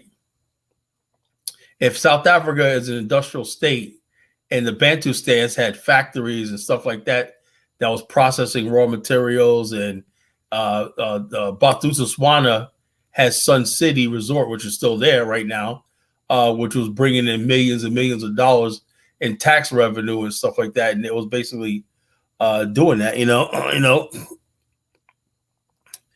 How do you build infrastructure in a Bantustan? Well, they built infrastructure. The Bantus. You understand something, right? South Africa. If you look at the Bantustans, right, they had roads, bridges, highways, and infrastructure there. They were actually developing. They weren't just some land out there. They were actually developing. So in other words, the black people had one thing that the white people needed. They had a labor force. Most of the labor you see in South Africa is skilled labor. The union and everything like that were black workers. Without the black workers, there'd be no South Africa. So the Bantustans were like, hey, look, well, we got the workforce. We got everything we need and everything like that. If somebody wants to invest, whether it's Japan or whoever wants to invest in our thing and provide jobs and everything like that, we can live good. And in other words, it's all about self-determination. And this is what I'm talking about. What a lot of people call themselves Pan-Africanists, right? If you are against the idea of right now, the Bantustans are gone, right? That means the idea of Black African infrastructure that the Bantustans could think is also gone too. Now the infrastructure and the businesses and everything, since they incorporated in South Africa, companies like ShopRite and MTN and everything like that has free reign of all these territories. Imagine if the Bantustans could have its own telecommunications and stuff like that, businesses and everything. The Bantustans will eventually had their own stock exchange and all this stuff like that, and be able to bring its own credit and capital and everything, Black did not invent those countries nor governments way now, so you can. Black people did not invent South Africa. What's your point? Black people did not invent the Republic of South Africa. The Zulus and the Xhosas had nothing to do with each other. So this is what I'm talking about. People, we have this this myopic view of the world. Black people didn't build those Bantustans. Well, black people did not build Namibia. We didn't build that either. Be honest with yourself, we didn't build Botswana. Botswana was Buchanan land, and the British thought it was a desert, and next thing you know, Seretse Khama took over and made it something, So we can't just say, oh, the black people didn't build that, right? Okay. The black people didn't build the republic, so we didn't lay the railways in South Africa. We didn't build the cities and everything. Our labor helped out. The black labor helped out, but we didn't design the Republic of South Africa. It was the white European settlers that white people actually settled in South Africa. Unlike other parts of Africa, for the most part, Europeans actually settled there, and made it their home. That's how South Africa got built. So it's disingenuous to basically say the Bantustans weren't built by blacks. So neither was Pretoria, neither was Durban, neither was Cape Town, neither was Johannesburg. So what's your point? So what's your point? So why would anybody be against self-determination? That I don't understand. Why would you be against self-determination? You could have ended apartheid, right? And still had those territories seeking independence. If you got those countries actually doing better than Lesotho and Swaziland, they're independent, recognized, and everything like that. But like I said, it's all about perpetuating white supremacy under the guise of multiculturalism and all this kind of nonsense. So the apartheid regime was evil. We understand that. We all agree on that. But realistically, you know, you look at the Black South Africans, they really have not made any real progress in the 30 years. Next year will be 30 years since the democratic elections in South Africa. And it's going to be real turmoil because a lot of Black people in South Africa have not made any progress. Do you remember last year, 2 years ago, when there was these massive looting throughout the South Africa? You got Indians that control everything now, and the Indians had were shooting Black people that had were having their shopping malls looted and everything like that in South Africa 2 years ago. You know, why is this happening? Because a lot of Black people do not see a thing. Westernized pan are so spiteful towards South Africa. I don't know what you talk about, American royalty. You know, I think that's just an attempt for you to say that you support the xenophobic stuff that's going on in South Africa, which I don't support xenophobia. But the thing is, though, if the Black South Africans would have built those homelands up, right, and which they had absolute control over and everything as a just in case, they wouldn't be going through this, right? Because South Africa is obviously need these Black immigrants coming from other places and everything, and there's no slowing down. So it is what it is. South Africa is, oh really? How South Africa is the shining light of Africa? You know, I would like to know that part. You know, I would like to know what makes South Africa the shining light of Africa. You know, South Africa has the highest murder rate, one of the highest murder rates in the world. South Africa has one of the highest AIDS rate in the world. What are you talking about? You know, so how is South Africa the shining light for who? Yeah, for the white people there it is, because it seemed like the white people benefited from all this, and the Black majority don't benefit from this. Just because you're the majority in a country, don't mean you're going to benefit from. You're going to benefit. You know, just because the people that look like you are in power or have your background means that you're going to somehow magically benefit from things. Sometimes it's even worse when you have people look like you in power. You know, South Africa or West Africa. Well, West Africa is Black. You know, I give that.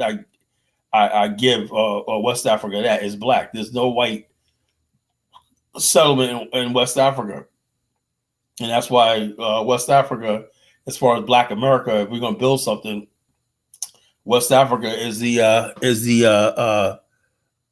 logical place. South Africa and most Blacks need an iron fist that loves them for a leader. Yeah, you know, you never know. You know, bottom line is this: you have an iron fist, but it's like this. They say the people have to benefit. You can have an iron fist all you want, but if you're not going to provide nothing for the people, if you're not going to raise the standard of living and do what you need to do, and you can have an iron fist all you want, you're going to lose. If you look at history, Augustus Caesar, why was he so successful than the other Caesars that came before him in ruling Rome?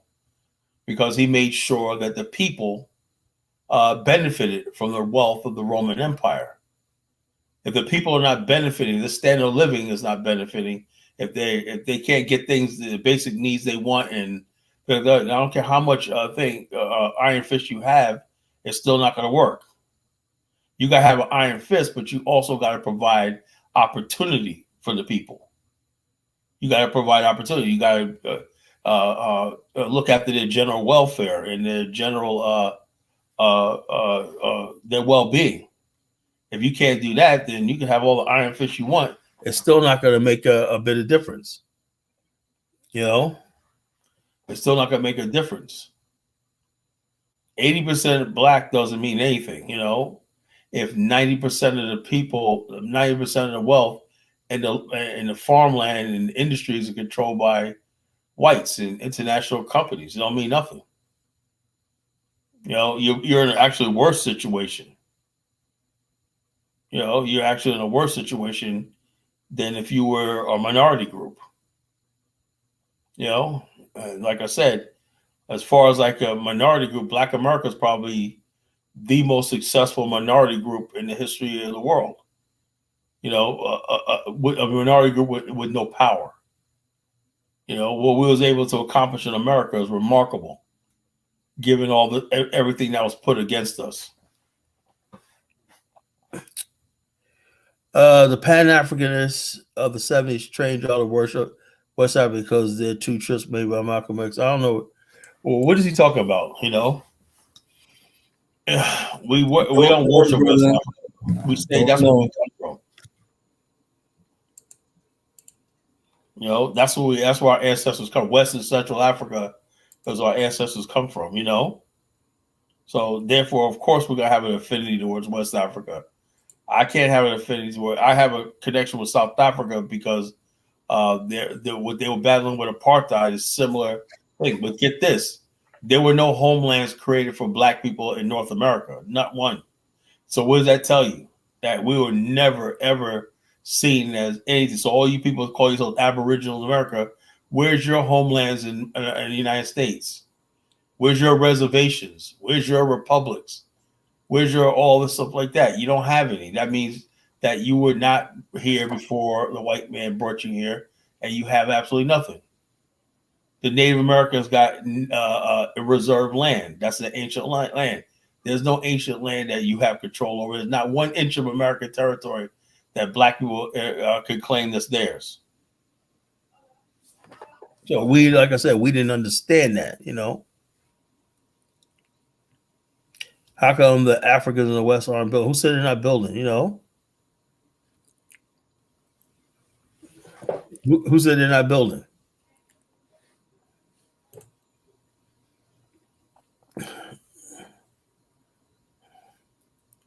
West Africa is walking to hell. Look, the bottom line is we taking baby steps. We're basically doing this in West Africa because that's where our ancestral homeland come from. And if we're going to build anything, it has to be in West Africa, you know? You know, we cannot build a place where it's already developed and white people are there and stuff like that because, you know, that's just the way it is. You know, I know a lot of people like South Africa because they like the comfort of the white infrastructure and the white system that really that's running South Africa. Black South Africa, and proof of what I'm talking about is this.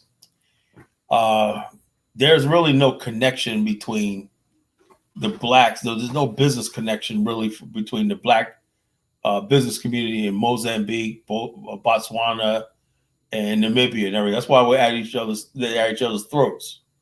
Instead of people basically building trade and ties between Black businesses and everything, the Black South Africans are completely isolated and divested from the whole entire continent. That's why they see other Black people as invaders instead of partners. You know, and that's the absolute truth. You know. But let me know what you think. If you want to get on here and discuss this and debate, you could click on the link. You know, we put the link up. You know, you could get on and discuss what you want to discuss. Yes, Colin. I've been posting and no response. So, you know, it's all good. You know, we can make it short and wrap it up also. Yeah. If you have another video to play, I can play.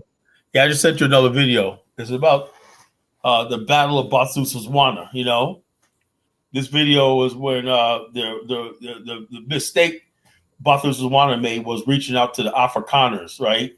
Who, after when they saw the writing on the wall that the apartheid regime failed, they wanted to create what they call a Volksstaat. You know, they wanted the Afrikaner version of a Bantustan. You know, and so they basically wanted to prop up Bantustans as the last holdout for these homelands. So the white South Africans wanted their own so-called homeland somewhere in South Africa.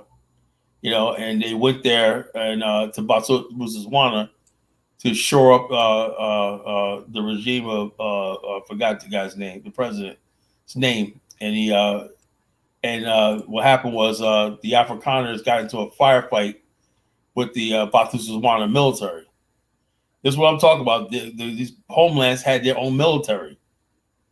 You know, they had their own military, they had their own government, their own parliament, and stuff like this. So you can't discard that as, oh yeah, this was a stupid idea.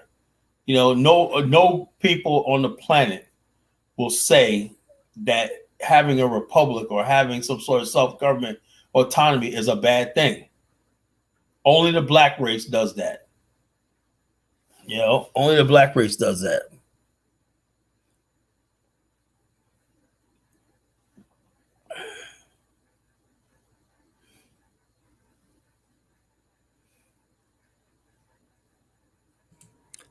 All right. There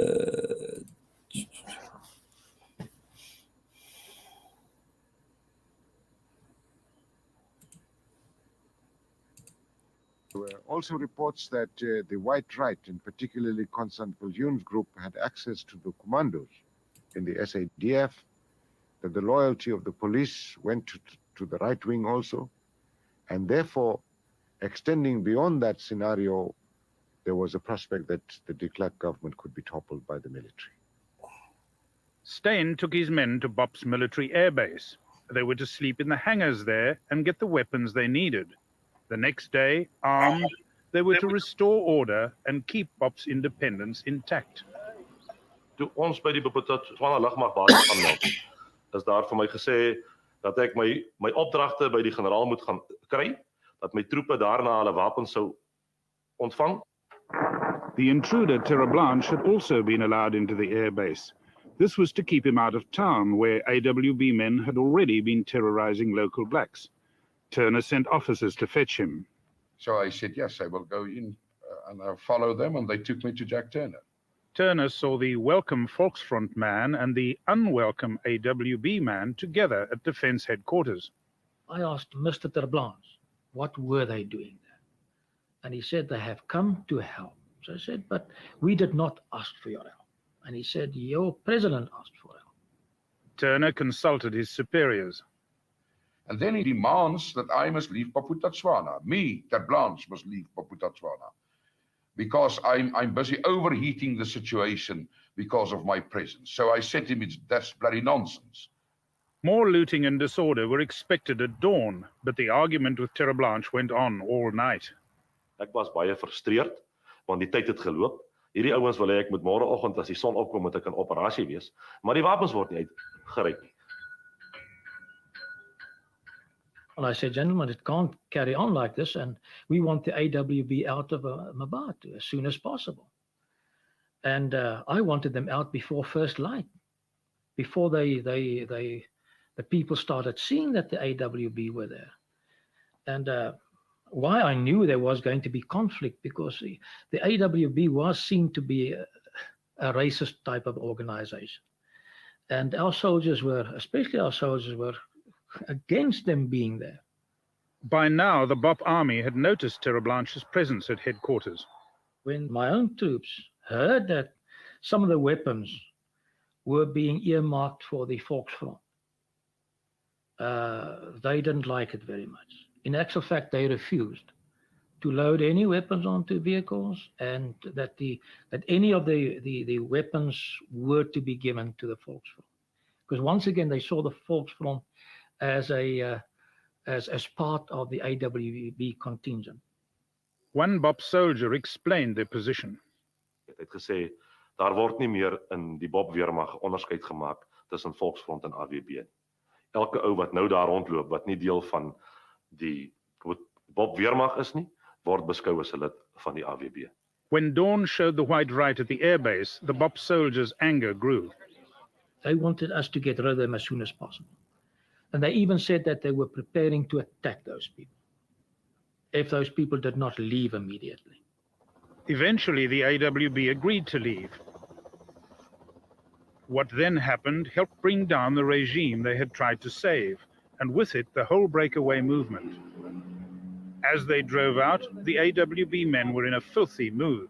They fired indiscriminately at people on street corners, killing and wounding many. When I'm on the way to go and fetch my Maragota, the AWB just shoot us. I just hear the shooting, and I get inside the car. I was just crying. I told the people, they shoot me in the leg for nothing. This casual butchery further enraged the BOP army. The AWB were now driving out of town in several columns. Not all of them found their road clear. In one area, a crowd formed at a roadblock manned by BOP soldiers. The crowd chanted anti-AWB slogans. One of the departing AWB columns headed towards them and opened fire to clear the road.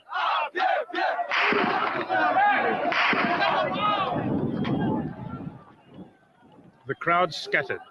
Then, as the convoy drove past, an AWB man in the front passenger seat of a blue Mercedes near the back of the convoy leant from the window and took aim. BOP soldiers opened fire.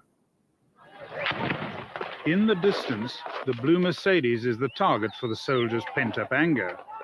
It is riddled with bullets. With the driver fatally wounded, 2 other injured men clambered out. Go back. Press people, please. People, get away. Can you just get us some help for him, please? He's just wounded. Are you finished with your photos and stuff? Please get the ambulance now. We need the ambulance for this guy that's wounded. But you also wounded a journalist. Huh? So are you a member of the AWB? Yeah. You're a member of the AWB? Yeah. And there they murdered them. They just murdered them, what you saw on television. Please get me out, please. I'm bleeding. I'm already laying here for 15 up to 20 minutes. Can you please No, they've help? called an ambulance is coming. What were you doing here, sir? Suddenly, one of the BOP policemen pumped bullets into the wounded AWB men.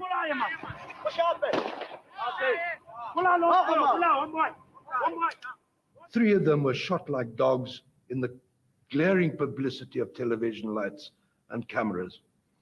That had an enormous effect on the right-wing willingness to resist the elections further by means of violence and terrorism. And I think mothers, wives, parents for the first time realized that this talk of fighting it for a Buddha start meant that their sons and daughters would be killed no matter how tough they talked. The events were sad, but it did have the effect that you cannot play with the peace process in this country, and this country is simply not up for grabs. Now you held me responsible. At least the AWB tried to help. And what is more interesting is, at least on record there it stands now, that we were willingly to die for black people, for an independent black state, Bantustans. How can I feel myself responsible? My friend, I have to answer myself and the voices in me, the voice of my people. During the attack on the Mercedes, the Volksfront men had remained at the airbase. They stayed there while our people were murdered and we were attacked, and late in the afternoon they slipped away. Dis ook nadat daai onttrekking plaasgevind het, né? Wat daar finaal besluit is dat daar is nie meer sin daaraan as ons daar sou bly nie. The government now decided to get rid of Mangope. The ANC assigned a top man to ensure that this was done. He was Mac Maharaj, a member of the Transitional Council. 6 years before, when Mangope was the South African government's pet tribal ruler, they had rescued him from a coup. Now, deferring to BOP's foreign status, the foreign minister, Pik Botha, was sent to depose him.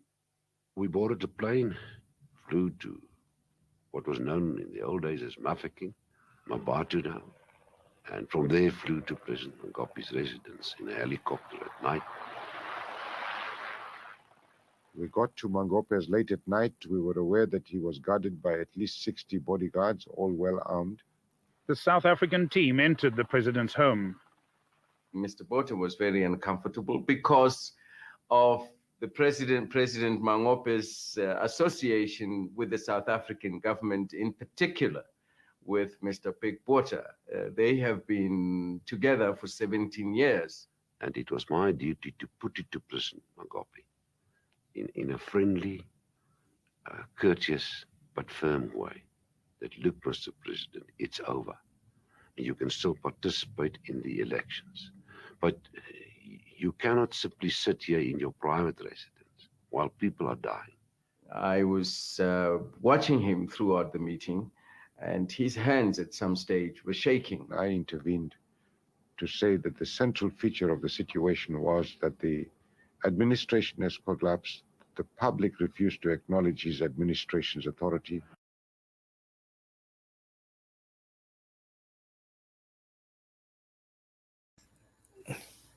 I got to admit, when I first saw that back in '94, I was laughing.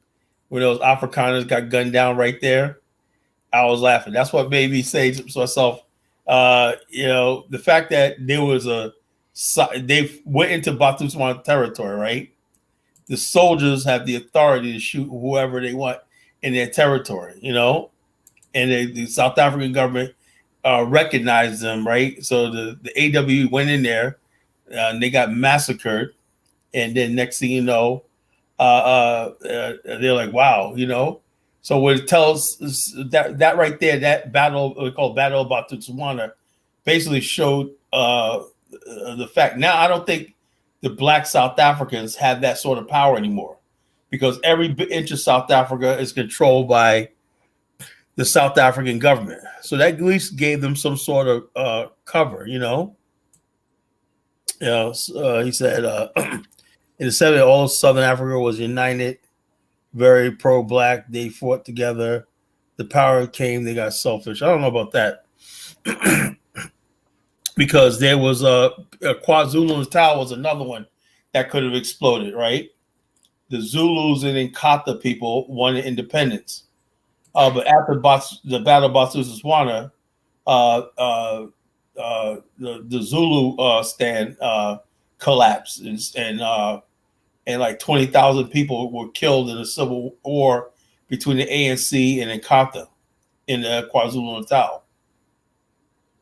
But like I said, Black people in America, all we saw was Nelson Mandela's president and everything like that. And a lot of the conflict that you see in South Africa is because I don't think we really understand the nuances of Southern Africa, Africa in general, and tribalism. I think we do our best when we talk about Pan-Africanism and stuff like that. We assume every Black person has the mindset that we do. And so when people come to America, right, people are coming from war-torn countries. They're coming from countries where they're being exploited by other Black people and everything like that. And so it's hard for them to get on the code with us with this Black unity and Black stuff like that, because they've never seen it work in their own countries. And so that's what the topic of tonight is, And so therefore they're very dismissive of this being on code in Black America as far as this. You got people talking about, I'd rather hang around white people. There was one guy, listen to one TikTok, this one guy said, he's a Kenyan, but he was born in America, and he sounds like a white guy. He said, well, I like being around white people because blah, blah, blah. I don't understand the Black anger and all stuff like this. And so I'm saying, our history and our accomplishments in America are dismissed and erased as a matter of convenience, as expediency. And so this is what we're talking about. I picked this topic tonight, is that our legacy is being destroyed. We saw that recently with the hip hop. And I'm no fan of Tariq Nasheed's, right? Well, he does make a point where people look at hip hop and its impact on the world, and now they're basically trying to discredit Black America as far as like its creation. So I don't like what hip hop has become, whatever like that. But the origins of hip hop and everything is definitely Black America. There's nothing wrong with acknowledging the fact that the culture of Black America influenced the world. You know, that's part of the legacy. When people go against that, or they try to say it came from the islands and Puerto Ricans and everything like that, that's an attempt to steal the legacy of Black America, and that can't stand. And so what I'm doing is I'm taking this argument away. You could be a Pan-Africanist, right? If I go to somebody and they're proud of their country, they're proud of their heritage and everything, I'm not going to go there and try to minimalize or be dismissive of their individual tribe or whatever background they come from. We could talk to each other on a higher level as Black people and everything like that. Find out what we have in common. Let's build on that. But basically, to be dismissive of other people's pain, their suffering, their concerns, and everything under the guise of Pan-Africanism, that's not Pan-Africanism.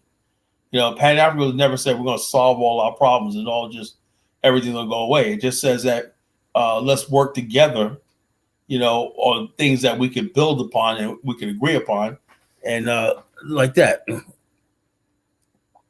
So why you focus on the Kenyan and blanketing the whole of Africa's? You know, look, I said that Ruto because people, when we talk about Pan-Africanism, right? He's been the one that's outspoken saying I'm a Pan-African, and I'm very concerned about what he talks about invading Niger. You can't talk about your Pan-African and stuff like this, and you're helping the very people that's trying to keep the black race down. And not only that, right? I could even see if you said, I don't agree with Niger, put sanctions on them or something like that. But when you say you're going to use other Black people to invade that country, and my God, you have no idea the bloodshed that will ensue. You know, I was literally shocked when I heard that Senegal and the Ivory Coast and Benin are helping the French. I heard this. I heard reports that there are French warships off the coast of Benin right now. You know, and so they're gonna buy this out. They're gonna wait until we go back into a slumber, and then France is gonna strike. You know, France is gonna strike, and so we like I said, we have to get a handle on this, right? We have to root out the traitors and people that talk a good game, but they don't mean it. You know, and like I said, our people over here in America, we really believe in this idea of Black unity. Pan-Africanism without a Black consciousness, right? That means that you see yourself as Black first. If you don't have a Black first mindset and Black only mindset, you can't call yourself a Pan-Africanist. You know, that's what I believe. You know, he's not Pan. If Obama said you would believe him, I never. Look. What? That's a stupid question. That's a dumb question. You know, you want me to read that? He's not a Pan. Obama said he's a Pan-African. Obama never said he's a Pan. Obama, if you look at his many speeches, Obama is a New World Order globalist. You know, he's a New World Order globalist. He said that many times, right? If you go back and look at Obama's speech, right, before he became president, where he basically was in Germany and he had the crowds out there swooning over him right now. If you listen carefully to his speech, right, he's basically talking about a one world government. He's talking about all the stuff, and Obama wasn't even pro-American. How can you basically talk about Obama being a Pan-Africanist? Well, Obama basically is dismissive of the nation state. He doesn't believe in the republic. So why would any man basically take the oath of office to the United States? And he said many times, if you listen to what he says, right? He says, yeah, you know, if you guys want to have Olympics and compete with each other, basically, yeah. So in other words, basically, he believes a nation state, right, shouldn't be defined by your borders, culture, creed, and ideology and heritage, right? So therefore, people will defend that, right? And you have your sovereignty. He says that if you want to compete with other nations, right, it should be based on having something like the reading Olympics or the Olympics or games and everything. That's how nations could see who's better, whatever like that. So basically, Obama does not believe that countries have the right of sovereignty and independence because he doesn't believe in the idea of the nation state or the republic. So Obama's not. So Obama is somebody who does not believe in. He does not believe in America as a nation, and he didn't believe in the Britain. He basically threatened the British when they was going to leave Brexit. And he said, look, I'll do you a favor if you stay inside the European Union, right? I'll extend sanctions on Zimbabwe. And Boris Johnson still basically withdrew from the European Union with the Brexit. So Obama basically is somebody who believes in one world government. He does not believe in American sovereignty. And if he doesn't believe in American sovereignty, what do you think he believes about Africa? He does not believe in African sovereignty or the African nation states or African self-determination. So you got to go back and look at some of these things, GK says Obama was a Trojan horse for Black America. Like I said, I bought into him. I bought into him. I'm more educated now. Whatnot. There's something when his first term in office, when he came in office, he sounded too good to be true.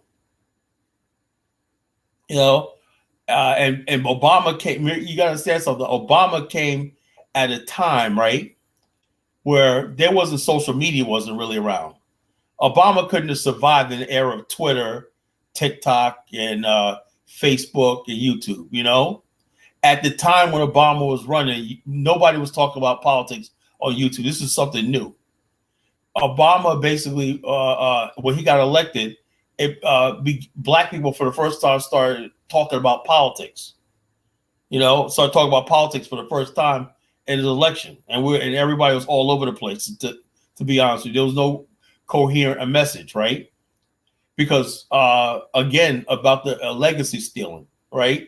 Obama is not descendant of Black America. So therefore, when they say he's the first so-called African-American president, right?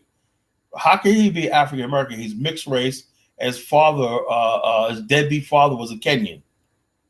So what makes him an African-American president? And then people start saying, even Black America, oh, it don't matter. Yeah, it does matter.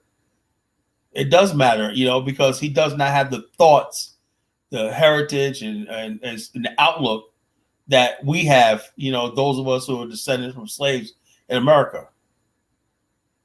So I'm saying to myself, and I don't really care about somebody being a president of the United States. I think we're just past that. So people will say, oh yeah, Obama, because you had a Black president, well, he wasn't one of us. He didn't have our history, he doesn't have our history. So I can't call him a Black African-American president. Yo, Kala, Ola want to get on. Do you want to let him on or drop him? Let Ola on. Ola, before you come on, you're going to have to answer questions, and you got to flow the conversation. No consistently just talking. So greetings, Ola. Welcome to the Pan-Africanism towards nationhood. Let me pop up the subject so you can be clear about what the subject is. Let me know if that's clear. I think what Carla is talking about Obama, that's what the contributing to. You hear me? Yeah. Carla. I can hear you. Yeah, we can hear you. Okay, see, Carla. Sometimes when I mean Obama, you're right. Obama have no affiliation. You have to understand, Obama only play politics. The politics Obama play is a typical American type of politics, whereby I use you to get what I want. The other side, if you cannot have it, buy it. Obama used his own family to play politics, but they really love them like that. The one he come close to was just about politics. to show our family, but doesn't he really have emotional attachment? This is what I always said. Emotional attachment is very, very important. If you're not emotionally attached to anything, you just see it as like a stream of water. That's what Obama was trying to sell us. The other side of the of the gender. They said gender have to come together to Africans. Obama was the first president to come and be selling that to Africans. You know, when he left, Trump did do it. Then Biden came. Biden want to sell it again to Africans. You know, so Obama is not really saying, "Oh, the Africans might not like this. It's not their nature." Gender is not even a black nature for two gender. They say gender to even come together. The black race is totally against it. So that's we have to do that. Obama agenda is is for himself alone and for the money. You have to understand Obama love money a lot. That's just the truth. He and his wife, they love money a lot. Go on, Carl. I like listening to you, bro.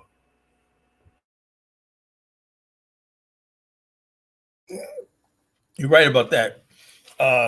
Navigate says legacy still coming across. So, no, look, the point I'm trying to make tonight, brother, is the fact that I think Black America, right? I don't know if you agree with this, Kidola, right? It's like we've always been like the vanguards of the civil rights and everything. And I think, people could basically, all you have to do is start talking about oppression. They think everybody always wrap Black America up with oppression, fighting for rights, everything. And they forget the fact that we're still a people here that have a heritage and everything like that, that I think that's under attack. So in other words, basically, all somebody has to do is talk a good game, talk about human rights and everything like that, talk about the one world, beautiful and everything like that, right? And everybody, like the LGBTQ, let's talk about legacy stealing and all of that, right? They will say things like Rosa Parks didn't have to sit in the back of the bus. Why should I have to be segregated with going to a gender specific bathroom? You see what I mean? So people, like I said, this disrespect of Black America, how are you going to compare two men getting married to the basic rights that Black people are born with? You see what I'm saying? And so what I'm saying is legacy stealing, legacy alignment. It's to the point now where it's like they don't even care anymore. It's like it's to the point now. Do you know we just had the 60th anniversary of the March on Washington? Do you know that, Kidola? Remember that March on Washington, I Have a Dream speech, right? Yeah. Now, wasn't that a monumental, that was sold to us as a watershed moment in American history, right? That came and left and no one even know what happened. They rallied at DC and it wasn't even covered in the media. That shows you all the time, right? Is that what we thought was important, right? Nobody cares anymore because everyone got what they want, America is an integrated society, right? You got somebody like AOC, who's I don't know what she is, whatever like that. But you got all these people, Ilyam Omar, she's a Somali. You got all these people doing their bidding and stuff like this, right? And they don't need Black America anymore. You see what I'm talking about? They don't need Black America. That's why we're just reduced to a footnote in history. And if it was not for Black America, a lot of these people would not be here right now. Right? But the thing is, when they had a march on Washington, as we was told, the civil rights movement and everything like that, that's what I was told. The civil rights movement and all stuff like this, right? Nobody cares anymore. Nobody cares anymore. Nobody cares about what Black America went through to make America the country it is. Everybody just take. Now, because we made this country the so-called American dream, everything like that, people feel because if Black America could make it America, they have every right to bust across the border and just bum rush the cities and take over.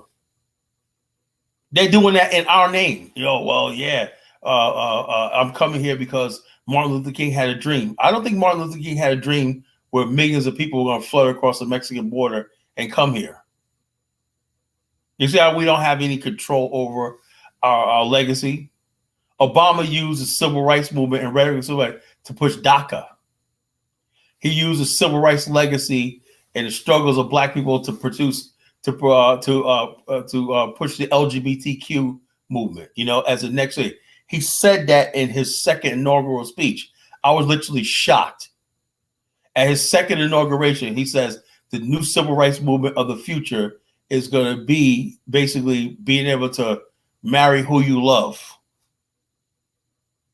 That's what Obama said at his inauguration. Go back and look at it.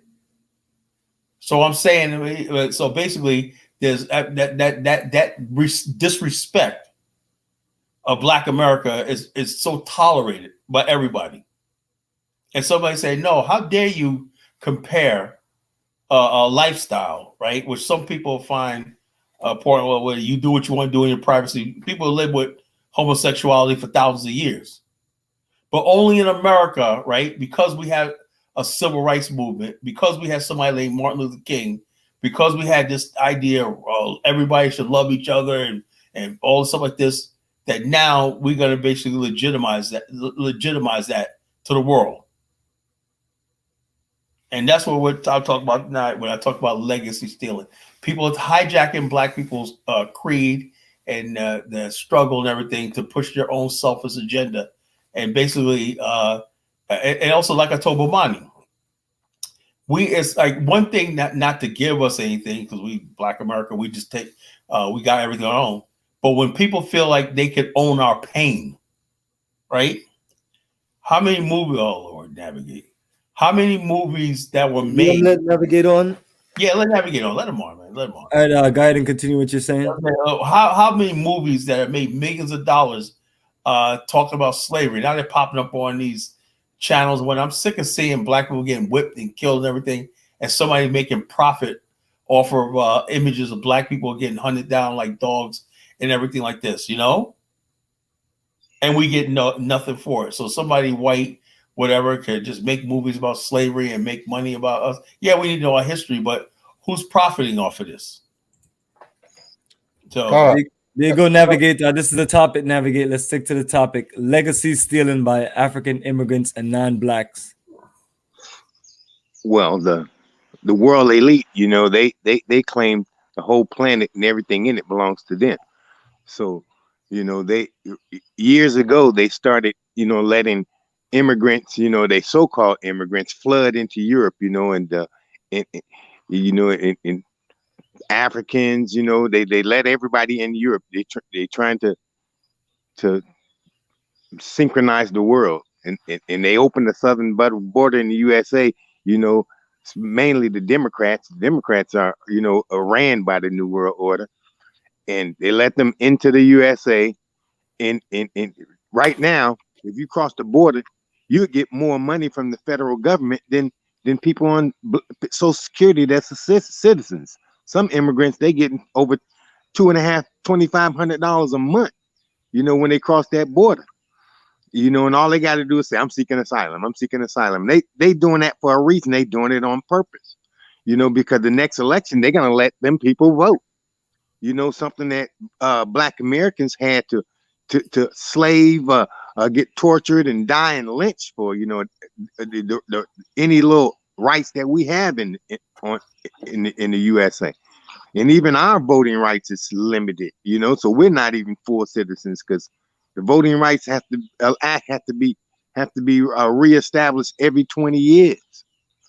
So, they still in the legacy that they're still in is primarily coming, they still in Black legacy, but now they're getting pushback because they still in, from the Europeans too, white folks in the USA too, so they trying to turn the USA into a third world nation so you can have nothing and be happy, and they're going to take your car away, say you need a battery car.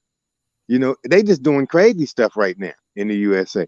They trying to take the whole they trying to destroy the Constitution, You know, only way you can destroy the Constitution is got to be a war, and the USA got to lose. And you know, Biden, he's drained out the strategic reserve, you know, of oil. That's for disaster and war. Biden, you know, he left billions of dollars in Afghanistan of the best weapons, you know, we have. He just left it there, gave it away. Biden is, you know, he's trying to spend print money and spend, you know, send it all over to Ukraine, you know. So if there was a war in you know, against the USA, it's going to be a struggle. They trying to break it on down, you know, and we just going along, you know, like lambs to the slaughter, you know, but everybody ain't going along with it because some of us can see what's really going on, you know. They recruited Obama, you know, just to, you know, so when he attacked Africa, you know, people will say less about it. You know, Obama introduces Ebola in Africa, you know, that's a bioweapon that they tested there. And then, you know, Obama, you know, he started more wars than Bush. You know, I voted for Obama the first time, you know, because I said, can't nobody be worse than George Bush. I was wrong. Obama was worse. He started more wars, and he was killing black folks. You know, Bush didn't go to Africa, you know. You know, Bush went to the Middle East. Yeah, I think Kala is right because look, the problem, I think the problem, I can't really judge for Black Americans. I think the problem Black Americans have after they fought for everything at that time, the people that fought for everything at that time, which are still in their mind, they're still very cautious about. You see, Africans are not really too cautious about the next move of the white man in America. You know, America is a raised battleground. So Africans, when a white person smiles to them, they just accept, oh, it's a nice person. But I think studying everything, I think from the Black American side, smiling to you by a white person doesn't mean this white person is a nice person. You look at the end point. What's he going to do? The action. Africans doesn't see things like that because they just see the first instance, smiley, and be very nice as part of the niceness. While Black Americans see the second impact of what he's going to do, the actual. I cannot trust this person. I think that does also lead to Black Americans also not to trust in the African immigrant that come over because they don't understand how can you just trust this white people, but without you see what the white people did is like what you people call code, the oil code. The white people came together, even though they allowed the Europeans to come in, which they are all Europeans anyway, which they want to do, or they say, look, the Europeans immigrants coming to America see far more than any other color that's coming to the United States. So what they have to do, they suppress. They're saying, "Oh, you know, you're African, you're Nigerian, or you're Ghana." They'll be really very nice to you, right? Because they know you don't really know much about the battleground in the United States in terms of race, also. So what they do, they limit the immigrants. Look, if you're African, you cannot just come to the United States like that. You understand? If they give 20 visa, they must okay. I give 20 visa in a year for Africans. My particular country, they might be Ghana or Nigeria. They might give, okay, I'll give you 10 visa to come to the United States in a year. Be you elite, be you not elite. You understand? So they see control how many so-called color blacks are coming to the United States. But what happened in the Mexico? What did they do? They used the Mexicans and the so-called Latin Americans to suppress the black population. That's what they try to do now. That's what they just try to do. And the Black Americans actually does not have, at this present ones I'm talking about now, does not have that power, that knowledge or because you see this what I tried how to put it. This what other races are doing. White people will come, allow the white people to come in large numbers through professional educational things, work and everything. They will allow Indians to come in. The Indians are fighting for the right. The Mexicans are allowing all later people coming. What's called the new immigrants you see now. The Latinos and the Mexicans, they just won. But the problem there is the blacks cannot really advocate like that for other blacks to come in also, so that they can also have the population. Without population, my brother, you can't fight back. You cannot, because the Black American immigrant now they're talking about immigration now, because it's affecting their neighborhood. Things are changing. They flood in, and what the Latinos also doing when they come into a neighborhood, they populate the neighborhood. What they try to do, they will first of all attack the blacks away from those areas. You know, no matter what kind of color you are, be you African, be you Black American, they will try to invade, you know, to take out. So they were occupied. Possibility, these are the things affecting the Black Americans. That's what the Black Americans are saying, no. Why my neighbor? Why are you bringing them down here? Why you doing this? Why you doing this? Because it's affecting them now. But in their cautious mind, or in their mind, they don't know, oh, whoa, these Latinos are coming and they don't look like me. These people, because Black Americans don't really know what these Latinos are doing to their own Latin blacks, Africans in their own territory. You know, this Latin blacks, dark skin like them, have no also right in any of these South American countries also. Is it Colombia? Is it Ecuador? Is it Peru? You know, where do they have right like that? Like they have to just, you see black people coming in, just in Colombia, they just have a vice president that's a black woman. Might be possibility that woman be fighting for her life for a very long time, but still, she's still nobody. You know, so when I see people going to this South America, say, oh, black people leave you, but if you check there, these people are just like low and low of the bottom. So what do you expect from Mexicans or these people that are Salvadorans that's coming to the United States? They will see use the same eyes to treat the Black Americans once they have power. Once you have power, they don't respect you. Just like the Chile also don't respect black people also, Africans also. The Argentinians also don't respect black people also. What I mean, I'm not talking about Black America, I just mean race black. You understand? They will talk to you just the way they want to talk to you. If you give them space in anything like a job, they will talk to you, especially when they're your foreman, they will talk to you just very rude also. So Obama, you cannot really call Obama really as an African. Obama have never really have emotion towards African. His children doesn't have emotions towards Africa. He was chasing for the money, and that's the United States had to get the money. And all I want to say is that they don't really care about us. You know, and at one time, you know, Black Americans were the second largest group in the United States, but that was swiftly taken over, you know, by, you know, the Latinos, the Latin world. They let them just pour across the border, you know. But one thing, you know, about Africans treat, you know, when they get to the United States, they treat each other, even in Africa, they treat each other better than we Black Americans treat each other. Because, you know, Black Americans have the boule. The boule, they work. The boule work for the white supremacy. Not the conspiracy stuff. That's true. They work for the white supremacists. They job to keep us in check. You gotta give us some. Jesse Jackson's boule. Al Sharpton is boule. That's paid. Do you have hold on, navigate? Do you have proof? Well, Al Sharpton, he works for CNN now.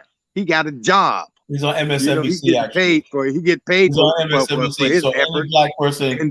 And Jesse Jackson, they call Jesse Jackson Messy Jesse.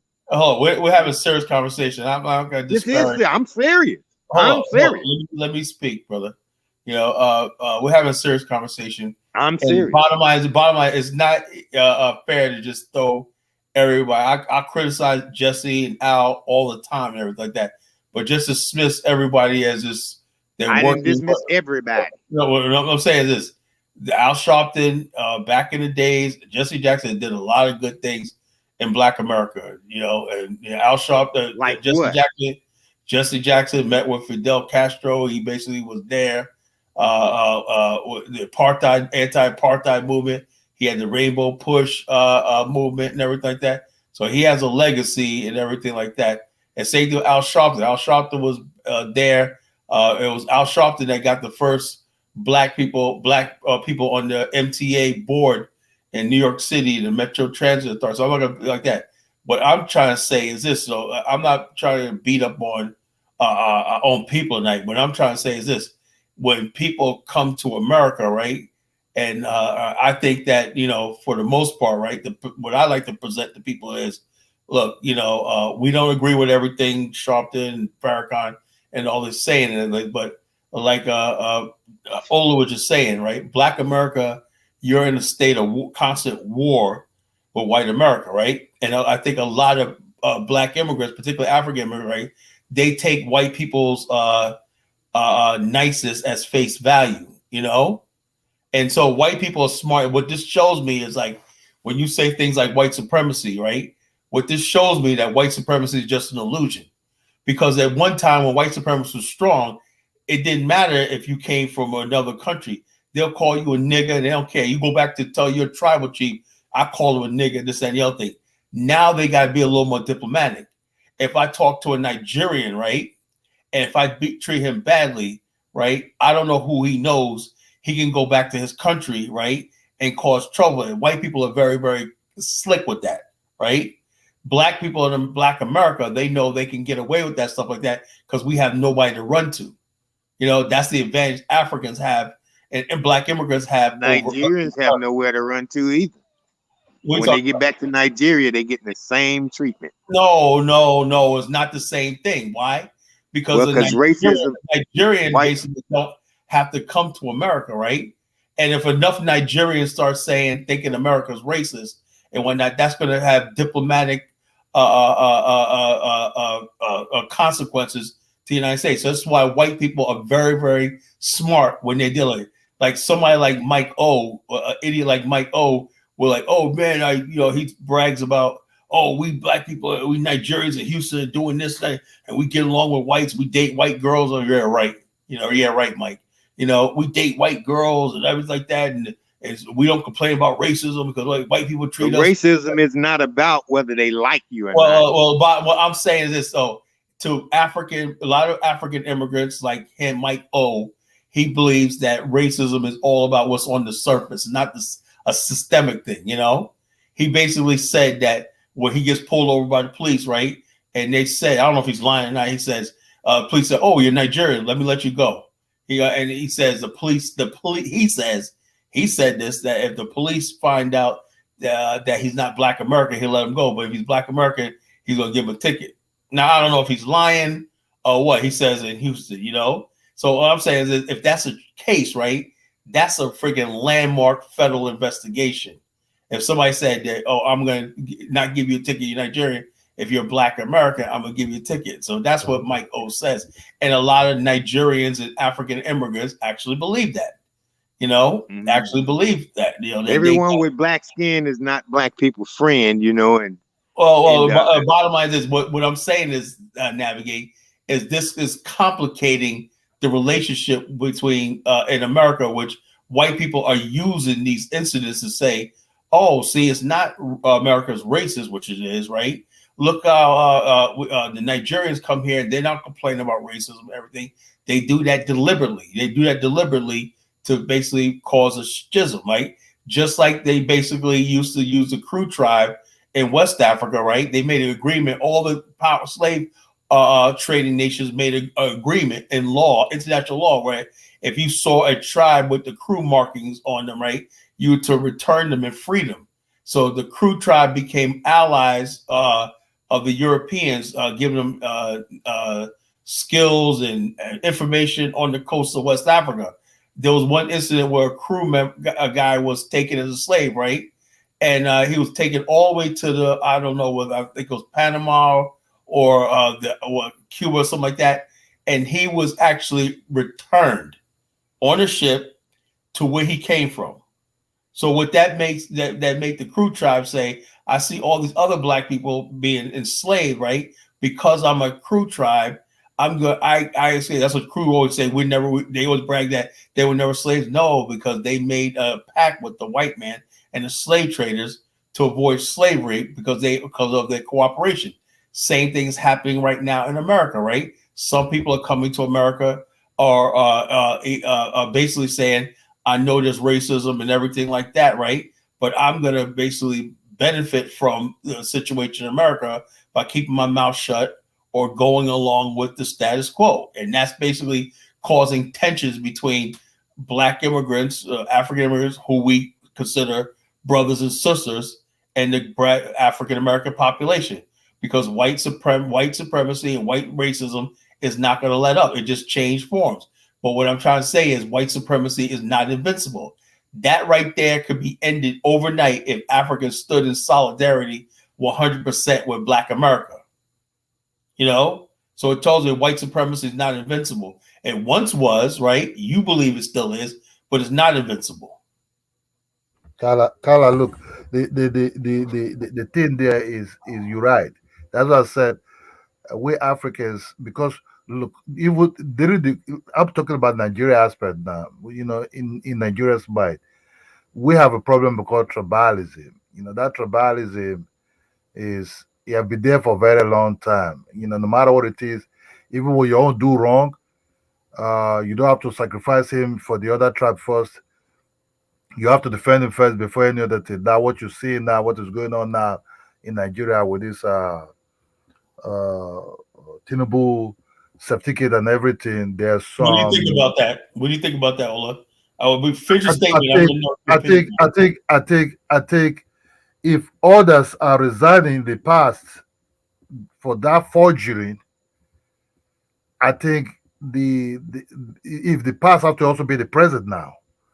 Because if I go to, let's assume I'm working, right? Then I went to school, then I didn't bring my school results, but I went to forge the school letterheading and everything. I presented, even when I graduated in that school, and it showed there later, yes, I really went to that school, but I went to forge my own, then forge the signature that they write into the. That's a forge of document. You forge it.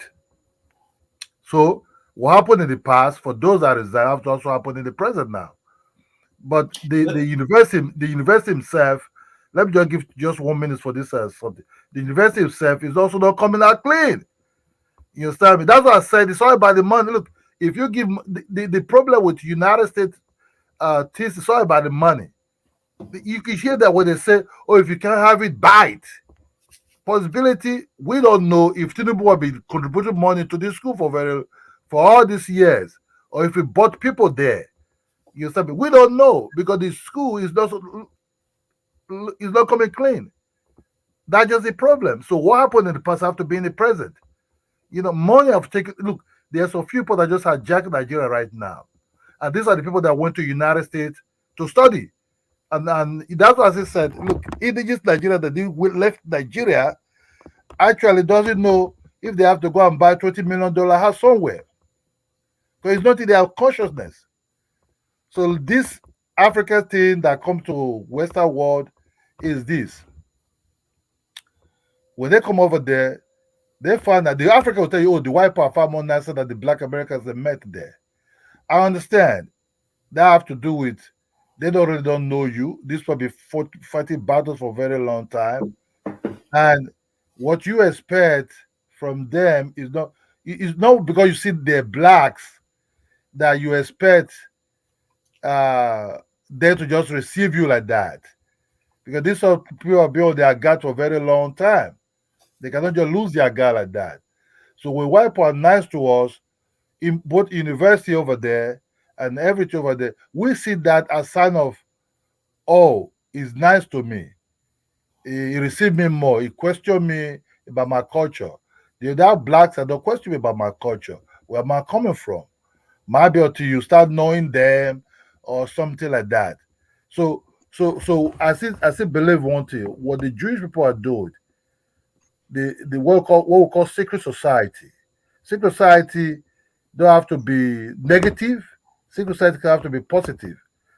They have to say the black Americans have to create time really that they have to to to really get to these black people, these Africans that are coming and say, look, doesn't because they're nice to you, doesn't mean that they will not smoke you if they want to. So this is a battleground of a race war. They will not smoke you. They will still smoke if they want to smoke you. But one thing is this: what makes Africans confused also in both ways also is that I'll give you for instance. I went to an American hip hop club that was way back, 1997, around that period, 1997, 1996, in Europe. And guess what? The first hostility I've ever met, that would be the first time I said I really come close to Black Americans, really, really, really my life at that time. You understand? I'm working in an area whereby dominated by whites. They even sent me to Europe for training for 3 years. So I come close to this club. Then really, really, I was from this. You have to be on the line. From that line alone, when I want to shake hands, stretch my hands to greet, I was met by, first of all, hostile looking, and they didn't want nothing to talk to me, even to do with me. Once they just hear my accent. But guess what? A white guy in that line, by the name called Popeye. Popeye asked me, "Hey man, what's up? Where you from, man?" I'm like, "I'm an African, man. I'm from Nigeria." "Oh wow, man, what you doing?" "Oh yeah, I just have a job here. I'm on the training here for 3 years." Wow.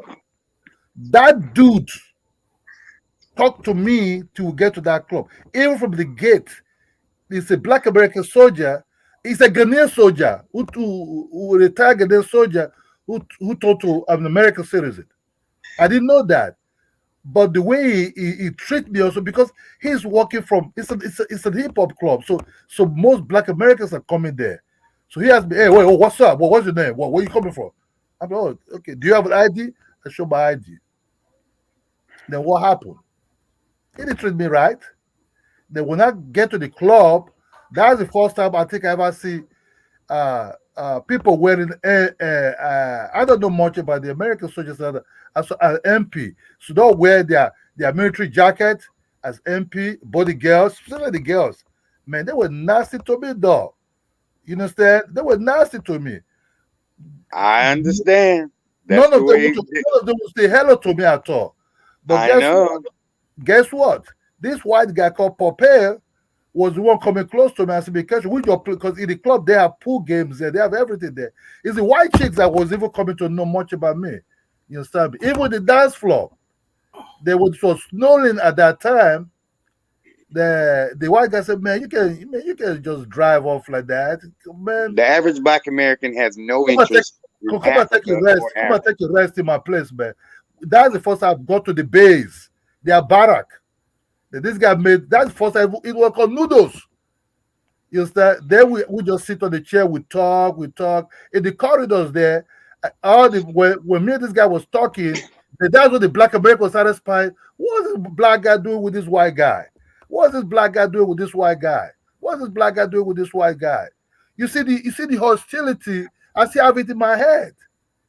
They will come and greet the guy like, "Hey man, do you have this?" They were communicating with the white guy. The white guy told me, "Man, they don't just come to ask me for. They just want to see what me and you are doing. What am I so close to?" I said, I don't know nothing about the race war in the United States at that time. Then the guys showed me their supermarket.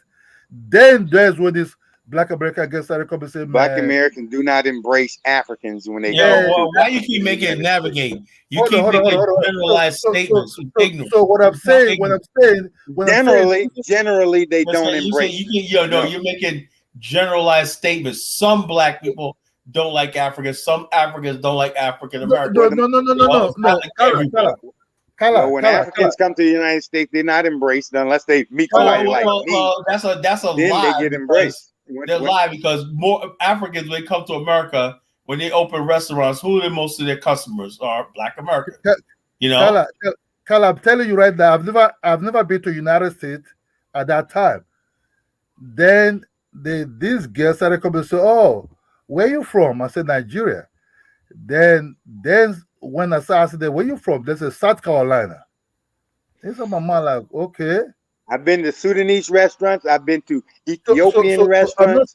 I'm not saying for the most part, Black Americans do not, come to those restaurants, on any kind of basis. You're friggin' ignorant. You go on the Black-owned app Don't right call now. me names. Don't call me names. I'm not calling you any names. Hold up. You can disagree with me without calling me a name. Because you're talking about a bunch of nonsense. Well, you don't have to call me a name. Well, I'm not calling name, but I'm saying, I'm not call supposed me to say you sound ignorant, stupid, and all that kind of stuff. That's not nice. You sound ignorant, though. That's how Black Americans treat Africans when they come to the United States as well. They call them ignorant, stupid. You're taking the worst. You're taking. And you know what Africans notice? You know what Africans notice when they get to the United States? They notice that Black Americans don't know nothing about being African at all. This Black America, this parts of Black America. I'm from New York, right? When I came to the South, was I embraced by the Black? No, they treated me all kinds of ways. The same thing, because I'm not surprised. When I went to the South, I was embraced. I'm from Chicago. When I went to Florida, I was embraced by all white and black. So the bottom line is this nonsense that it's like this. You got there's so many friggin' Africans that live in America that get along with Black Americans, and that's not the problem, right? What I'm saying is that some Africans, with their proximity to white people, right, or proximity to white people, try to use that as an advantage. They try to be willful, because, like I said, Black Americans do the same thing. No, we don't. Black America is at war with white people. We're competing with them. You know, I don't know. A lot of them is sucking up being I don't their know slave. what you did for a living right now, but I'm going head. I have a business. I'm going head to head with them. I'm comparing. I don't need them for anything. I'm competing with them. You know, a lot of Black people in America are getting into all kinds of fields and breaking grounds in finance, business, real estate, some of everything in America went out, and we're going head to head against a racist system that don't want to give us our fair share, don't want to give us the loans we deserve. We're fighting, you know, because they're not going to get let up and just say, you know something, we were wrong and everything like that. They'll find a reason.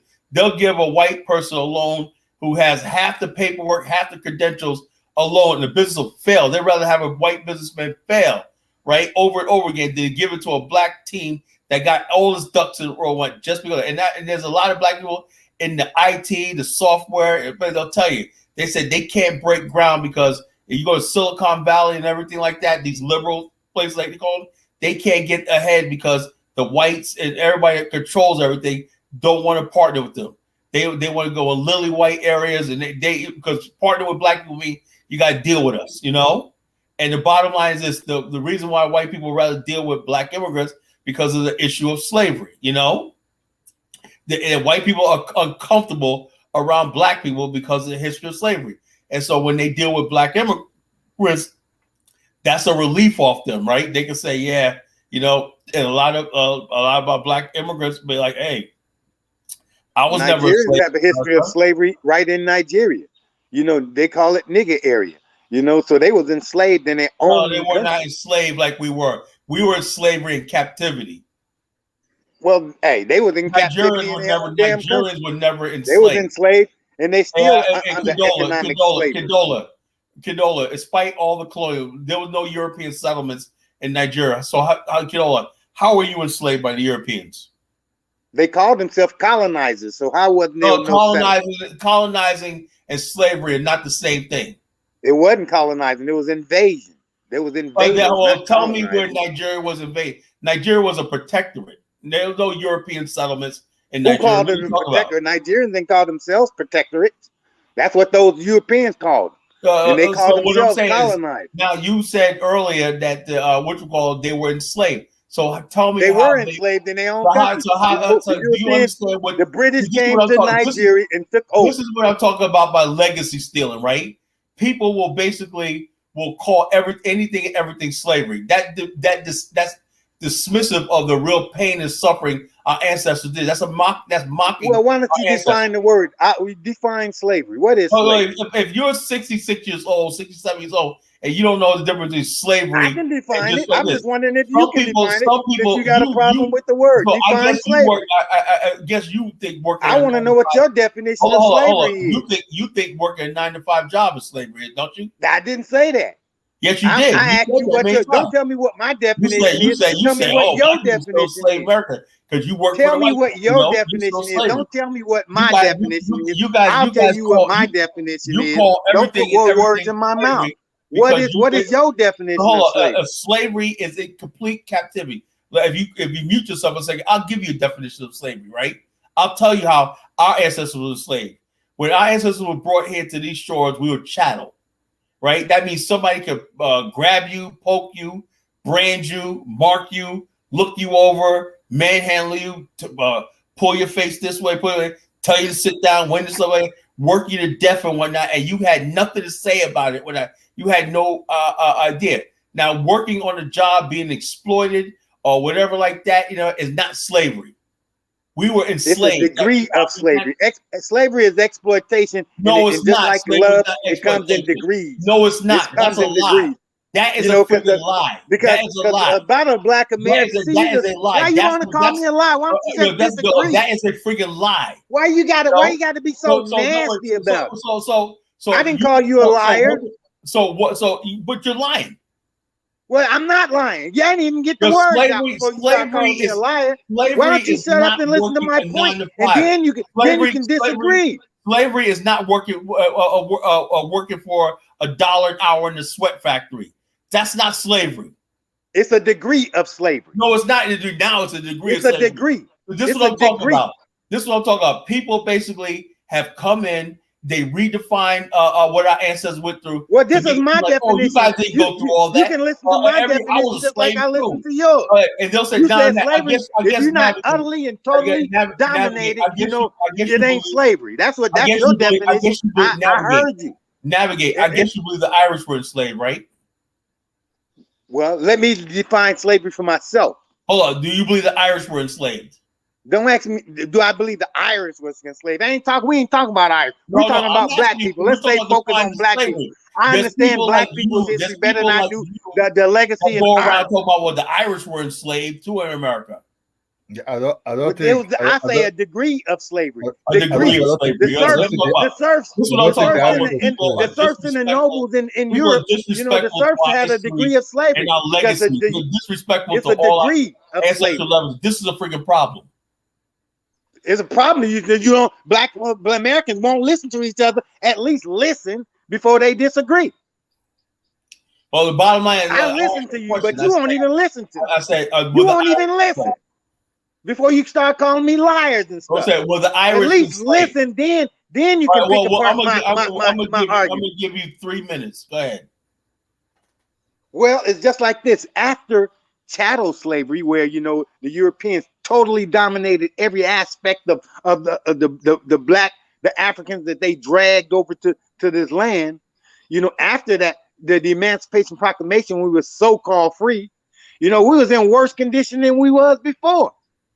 Because we was free.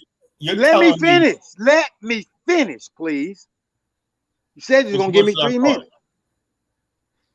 We was in worse condition than we was before, because then we was treated like pets or somebody that they had to take care of because it was an asset, to get the work done. But now that you're free, where you gonna go? It's just like somebody been in prison, for 50 years, and then they get out of prison. Now they free, but they can't exercise their damn freedom because they ain't got nothing. Bomani, I don't believe what he just said. Well, let me finish talking, then you can break it down. I don't believe what I just heard. Well, you can believe anything. I'm not a believer. To believe means you don't know. I mean, what he said basically, Kala, is that slavery was a choice. No, I didn't say that. Slavery was not a choice.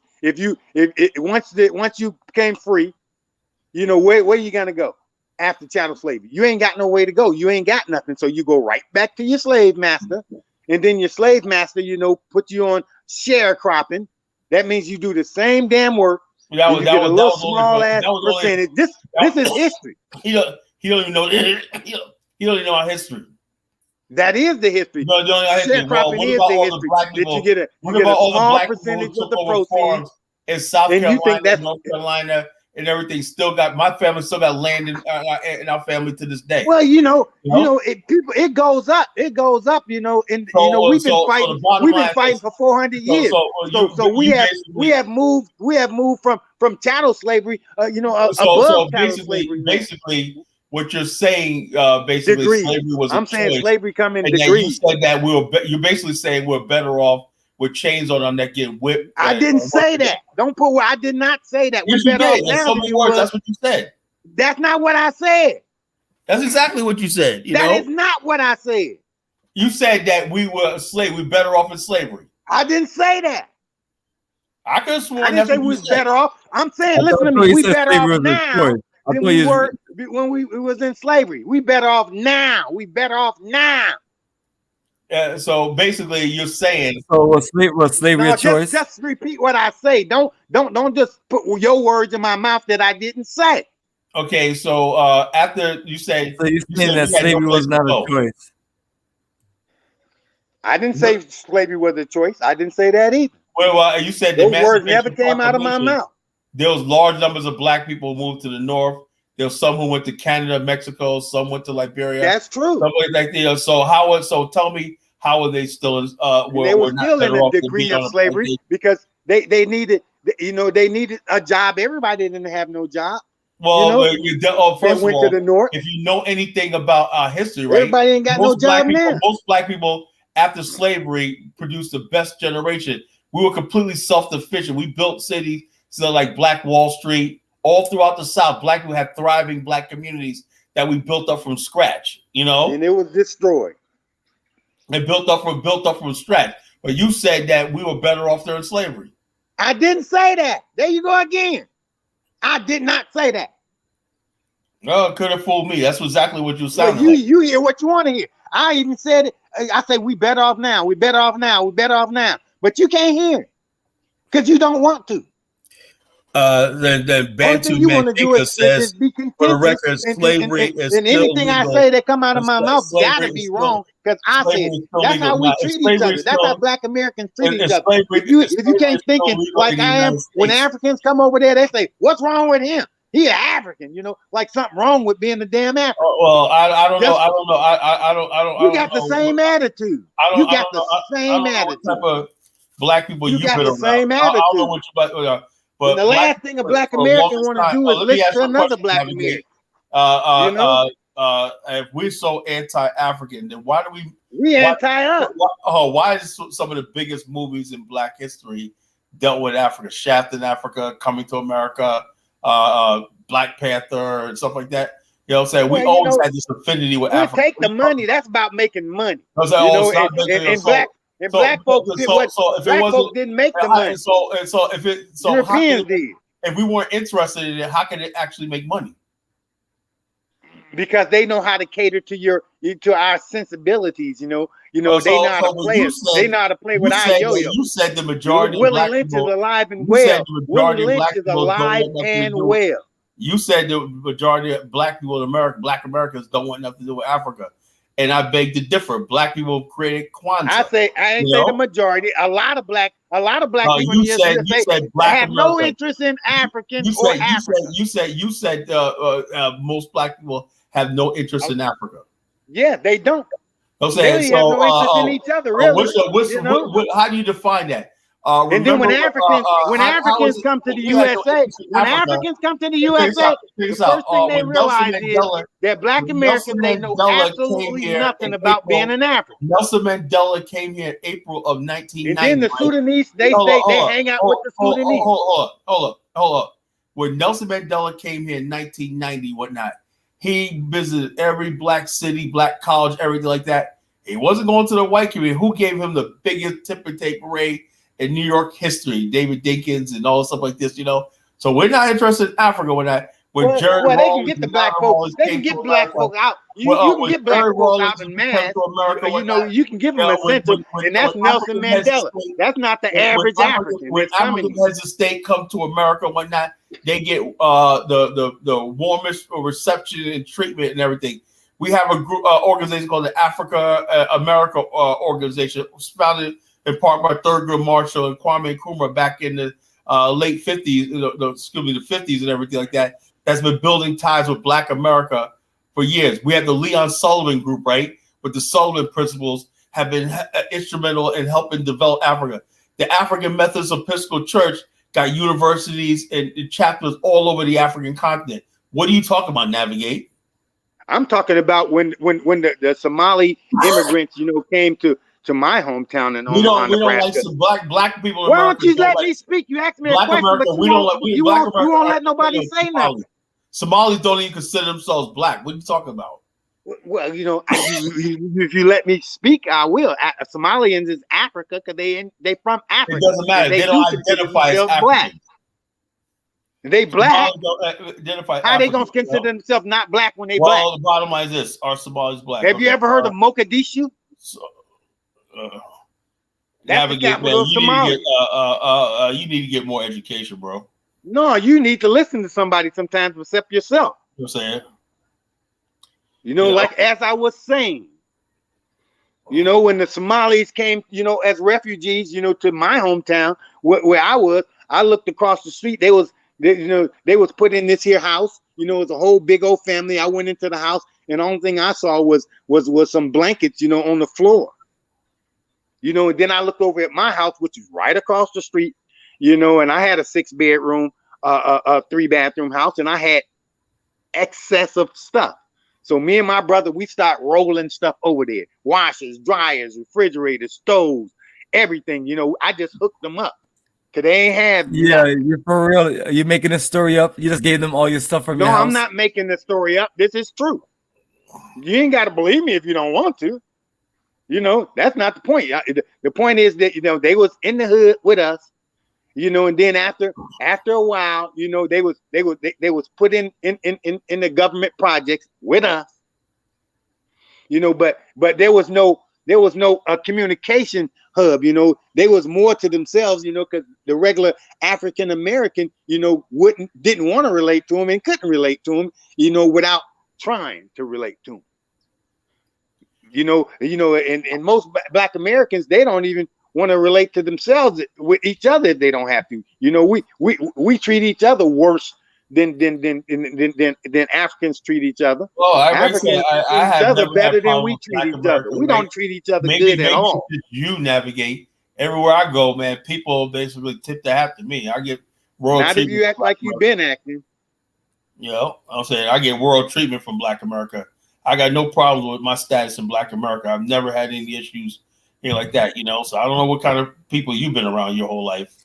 Well, I've been around thugs and gangsters and pimps and hoes. I've been around that too sometimes and whatnot. And you know, and they all out for junkies. I've been around educated and uneducated. Like I've been around all of them. You had a very rough life, man, in America. No, I've been around all of them, and I recognize and I see. You know, but everybody treats you good. You can go deep in the hood of New York, you know, and you know, you probably don't live in the hood now. No, I don't. Well then. So what? I'm not gonna apologize for that. I lived in the hood of Chicago, you know. Hey, hell yeah. Gangster. You got a video, Bomani. Let's see what this sister has to say. Yeah, this is one of your videos, why I left my millionaire life in America for being broke in Africa. Yeah, this one is dedication to you know, navigate freely. Yeah. Thank you very much.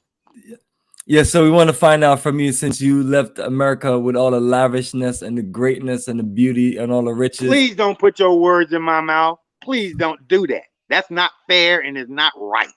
I'm not putting words in, man. I'm explaining the Yes, situation. you are. I didn't say none of that. Do you want to be able to help us analyze this video? Don't characterize me. You play your video. Don't be characterizing me and putting words in my mouth that I didn't say. All right, so family, this video is basically a female version of Navigate's story.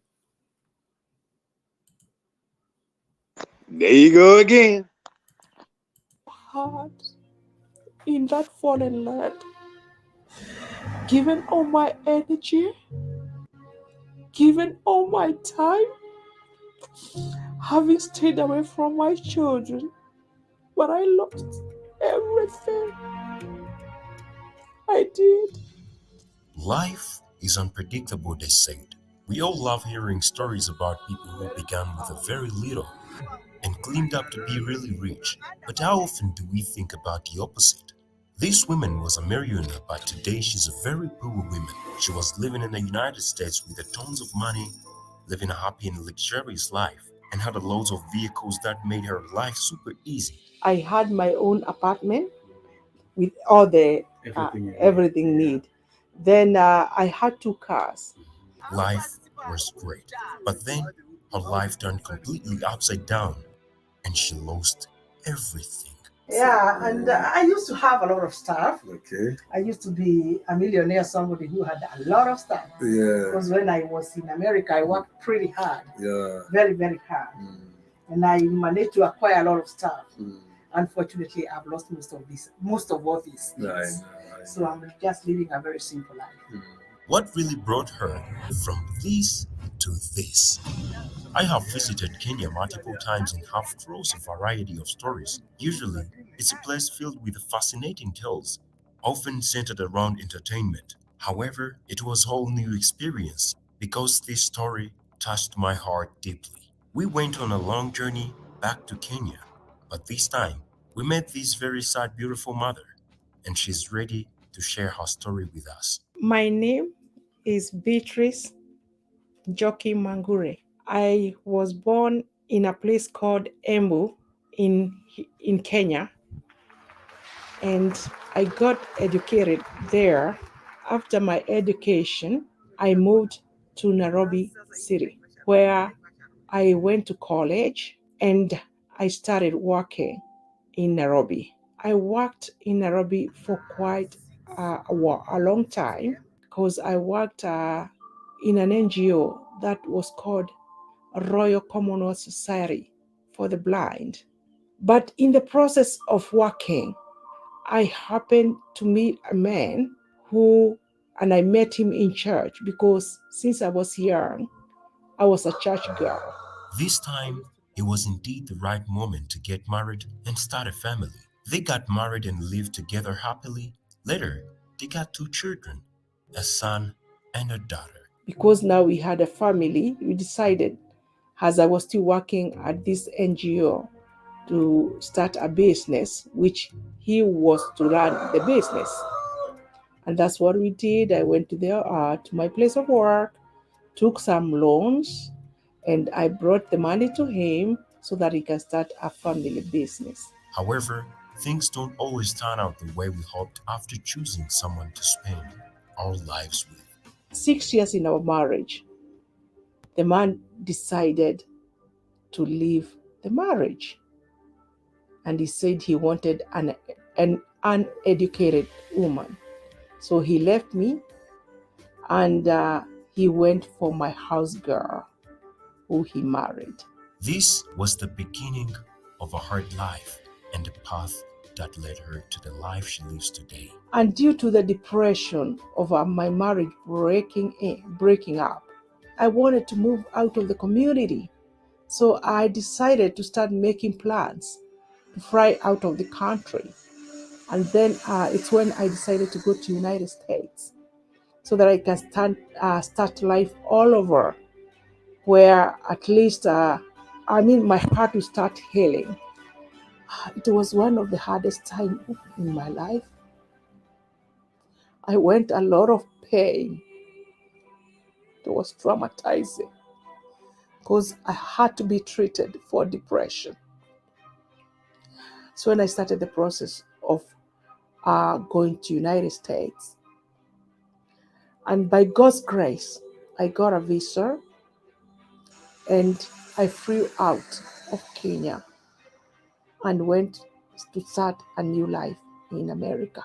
America, the land where dreams come true, but also a place where hard work is a currency that never loses its value. Beatrice landed in the bustling state of Georgia, somewhere known as Marietta. This is where she was going to script the next chapter of her life. Life was not easy in America. Life is normally very, very hard. You got to work. You got to work. No joke.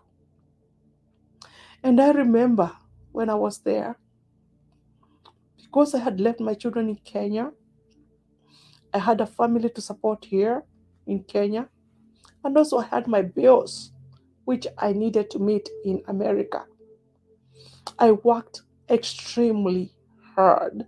This time here, she was going to have a good time full of many blessings. She started to live a good life where she was able to handle every situation she had left behind in Kenya.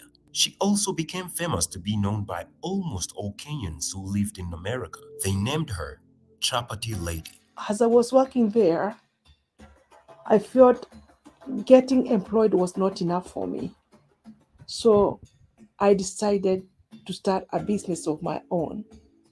And I started a catering company, which was called New Light Catering.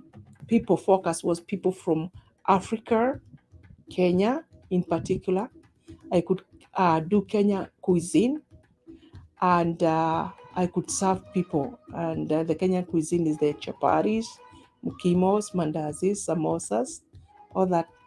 But this one actually required a lot of working. But remember, success always comes at a cost. As she didn't want to settle down for a regular job, here it was going to be a battle of pain every day until she felt her life was going to an end. I did this for almost 10 years when I was in the US, and it took a toll on my health. As I was doing this work, one time I fell down and I hurt my back. I didn't know it was serious. I went to the hospital. I hadn't broken any part of my bones. Then I had a second fall, and again I hurt my back, but I didn't get any broken bone. And then I fell like 3 times. And 6 months after falling, it's when it started taking toll on my health. I couldn't stand. If I had to stand or walk or get out of bed, I had to take pain pills every day, every single day. During this period, it was very likely that she found it hard by being by herself anymore. She felt very lonely and struggled a lot. She might have even about her in herself because she still didn't understand what was wrong with her life. I remember I had days of tears. I could cry. I could cry. Sometimes I could just kind of look on at death on my face because of the pain. Oh my goodness, it was painful. But I thank God He spared my life, and by His grace, I managed to come back to Kenya. But you may wonder what strange thing that happened to this mother to lose everything she had, because before she left America, she was already a rich woman. When I relocated back here to Kenya, I had carried all my stuff and even bought new stuff, and I had put them in a container, and I lost it all. It never arrived in Kenya. I came only with there were about 2 suitcases that I had carried at the airport. That's what I brought back in this country. I lost things that were a lot of money, running in millions, but I didn't get anything. It was the most devastating time of my life. After working so hard in that foreign land, given all my energy, given all my time, having stayed away from my children, but I lost everything. I did. It was very hard. Then I came to this country. Oh my God. After all those injuries and many sleepless nights, this time she was left as if she had fought for nothing. The bad times for this mother didn't end there, because the journey of her life was filled by living wounds every moment of her life. I registered a company to start doing tendering with the government because I fall under persons with disability. I have a problem with my leg, and even after the falls, it became worse. So after registering this company, I started looking for tenders with the government. Unfortunately, I couldn't get none. Until one time, my sister had a friend who was doing the same tendering the process. She was getting tenders from different companies, organizations, NGOs. So my sister introduced me to this lady because this lady was looking for somebody who can finance her tender because she didn't have money. So the little money I had, I got in and told her we get to a memorandum of understanding. We wrote all the required agreement and memorandum and signing documents and everything. And therefore, I decided to help her supply. Unfortunately, she was not true because she called me a lot of money and disappeared. Even though all this happened to her, Beatrice is a good example of a woman with a strong heart, because it's not always easy to recognize her pain unless she decides to talk to you about her life. And that's it. Because it's my sister. I trusted her. And I don't know what happened after giving out the money. It just disappeared. Some millions. Gone. Then again in the church I was going then, after coming from America, I was told there are people who are doing some businesses, and these businesses are bringing new, very good returns. So I decided to chip in because it's the pastor. Unfortunately, I chipped in my million again to went under. And I was just left kind of like hanging.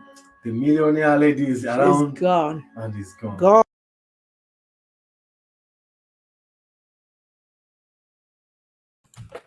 I guess Navigate didn't like his story, so he dropped off.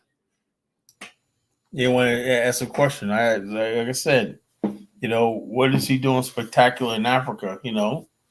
They said Black America is this, Black America is that. That's why I said. I mean, all these millions. Was she exaggerating? Like all these millions and this. Yeah, when they say millions, I just like when people tell me they went to Africa and they became millionaires and I got $1 million, and I'm saying to myself, you could tell somebody when they're a millionaire, right? One, you wouldn't be on YouTube, and two, a millionaire has an aura about them, right? They have aura about. They could actually show you. Navigate is back. He's back. He's trying to get some feedback about his story. A millionaire could show you their their wealth. They could show you their warehouses. They could show you pipeline that they own. They could show you some sort of tangible thing that they have to show you that their wealth is real. You know, and like I said, and there's no way of verifying it. When in America, you can't say you're a millionaire because people with just bank statements. People can verify that, but with these foreign countries and everything, everybody's a millionaire. You know, and remember Hush Puppy, the guy, he's a millionaire and everything like that, just scamming. I remember that degenerate. Yeah, you know, so I take it for a grain of salt. So you don't become a millionaire and go broke. I don't buy that. I'm sure she probably had it good in America. She probably felt like she was a millionaire, you know, and if she felt like she was a millionaire, but when she goes back to Africa, she says she lost everything and she's living in poverty now and everything like that, after losing everything. You know, it's a sad situation. You know, sad situation.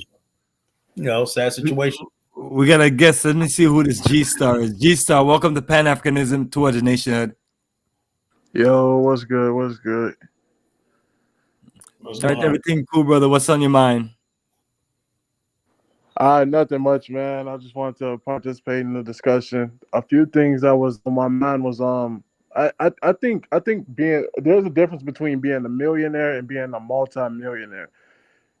There are a lot of I've met a lot of millionaires, but you know, they weren't multi-millionaires. These were people who probably had like a couple $100,000 in liquid cash, probably in their bank somewhere, and probably had the rest of it in like assets like property and things of that nature. But I do want to say downward mobility is definitely a real thing in the Black community, especially amongst Black men. Like even black men that are born into rich families, they have a very high likelihood of losing that wealth over the course of a few generations. So maybe she was a millionaire, maybe not a multi-millionaire, but maybe she was at least maybe she probably had like 1 million or something. And I do believe in downward mobility because I've seen it firsthand. But yeah, maybe she is over exaggerating, maybe she is lying, but sad story about what happened to her. Yeah. Well, appreciate it. We think about the on Tip Navigate wanted to respond to him. Well, she obviously was not a million. She obviously didn't have $1 million US, because but I've heard that term millionaire a lot here in Africa. A lot of times they are referring to their own currency. Yeah, $1 million shilling is about $40,000 US. Yes, that's what I'm talking about. You know, so she's a millionaire in Kenya because she got $1 million of their currency. You know, so if she had $1 million US, that'd been a whole different story. She would have been, she would have had when she got to Kenya, she would have been, the booger with the sugar. If you have $1 million in the U.S. banks, the interest on that amounts to about $2,000 a day. That's a whole lot of money in Kenya. Yeah, that's a lot of money any place. Yeah, you in America, you have $1 million cash sitting in the bank. Not to mention if you put in CDs or some other interest-bearing stuff like gold and stuff like that, that returns 11. That's only like when this return on 1% interest. That's only 1% interest, right? But if you have something that returns as much as 5-6% interest, right? $1 million could be you can make in $6,000-$7,000 a day, in America, so you could never lose. That's when you have wealth, and you take that money, you borrow against that, you create lines of credit and purchase property and build assets up. The money that you're going to generate, you hedge against that and say, I want to buy this, I want to buy that, I want to buy stock and everything. That's how rich people stay rich, because the way they know how to play the game. $1 million, or you can give a millionaire $1 million, right? And he'll turn that $1 million within a few years to like 50 million.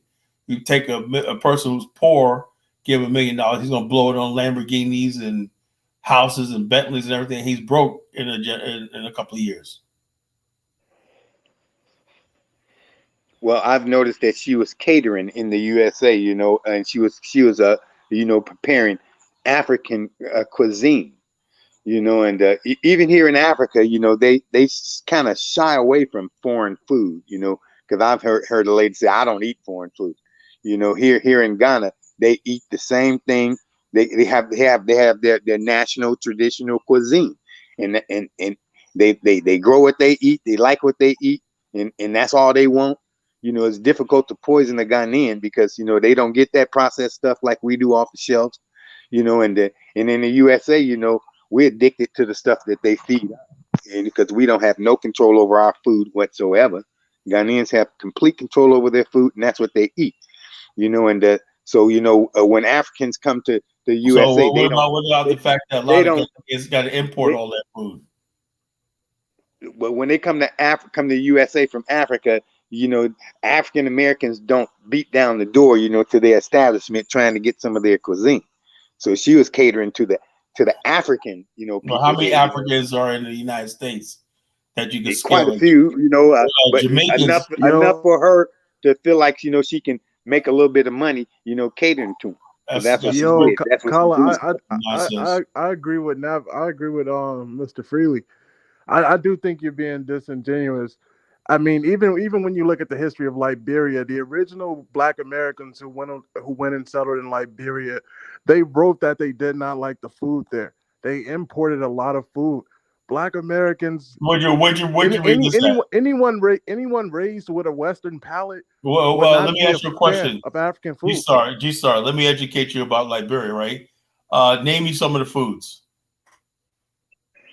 Cassava. Do you know cassava is not an African dish? It ain't a Black American one either. No, you know cassava is not an African dish. What about the other one? Torborgi? I don't know. Torb. Turmeric. You know, a lot of Liberians don't eat that. Contumely. You know, I love contumely. A lot of Liberians don't eat that. So what are you talking about? If you go to Liberia right now, it's the food, any restaurant, it's a blend of African American and traditional African foods together. So I mean, I agree with you, but I was referring to the original Black Americans straight off the plantations of well, North it's America. like this. I was not referring to their descendants or children. Of course, their descendants who were raised on that coast would grow to like the local food. Let me ask you. That's not true because the settlers were also buying local vegetables, spices. Liberia has a lot of spices. You know, it was known for the Great Coast. You know, and so they were from day one. They relied on the native people. They were buying rice from them. You know, invaders. What? Invaders. They were not invaders. Navigate, man. We're gonna drop you off. They weren't invited. They weren't invited. Dialogue with the brother, man. Dialogue. Go ahead. You know, and so the bottom line is when people navigate has been all night being disruptive, not saying ignorant stuff, and now it says, how can you invade something that's already yours? That's funny. How can you invade what was already yours to begin with? You know, and you know, and the people that came and invaded, you know, Liberia, they did not come on their own. But they said, if they settle on unoccupied territory and had a treaty, every last single Liberian territory Europeans helped them invade. Was a treaty, saying a treaty between all of them. And Liberia was the only country in West Africa where the native people never lost their land to Europeans. There's no European settlements, there's no European farms, there's no European anything, and the indigenous land was protected. It is the Europeans didn't have to do it because they got Black Americans that they had navigate. Hey, Mr. Freely, the white man is not Thanos, man. The white man didn't force niggas to go to Liberia. They didn't force them. They just went to Liberia. Niggas who went to Liberia, they did so because of their own choice. Sometimes a lot of them were already free, and they chose to go to Liberia out of their own. And they built a republic that still stands to this day. And there were also a lot of people who were given the option. You know, they can either remain enslaved or they were given the option to live a free life in Liberia. And some of them, That wasn't always the case, of course, but there were instances. And what about all the people that came from the Caribbean, that came from Panama, that came from other parts of Africa that went into society? Now again, Navigate doesn't know that history, you know. What about all the Congolese? That statement didn't make any logical sense. So one of the largest groups of Liberians that settled there were people that came from recaptured slave ships. You know, well, my point is that the native Liberians that was already there did not invite them. You said they were invaders. They were not invited, so they invaded. How can you invade? If you're not invited, you're invaded. It doesn't matter if you're invited, right? It does matter.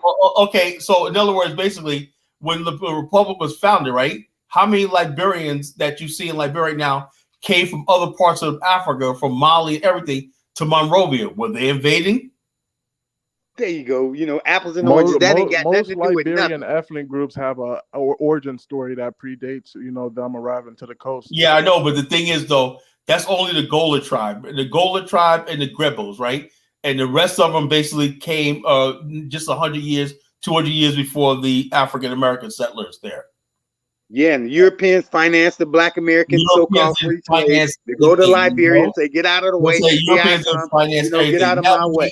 Just that's negative, basically what happened. You spent your whole life being negative and backwards. No, I bet spent my life telling the truth. Let's navigate. So where's your sources? Where's your source? What book have you read? Give some source and some directions and some resources. Well, you trying to tell me that the Europeans didn't finance? What book? Are you telling me the Europeans did not finance the Black and so-called free slaves? You know, to come to Liberia. Name one book on Liberian history that you read. I read the charter. I read how Liberia got started.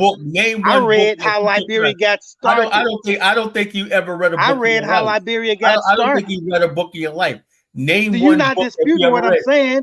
The Europeans financed it. It was their idea to get them to send Black folks to the continent in Liberia. That's the bottom line.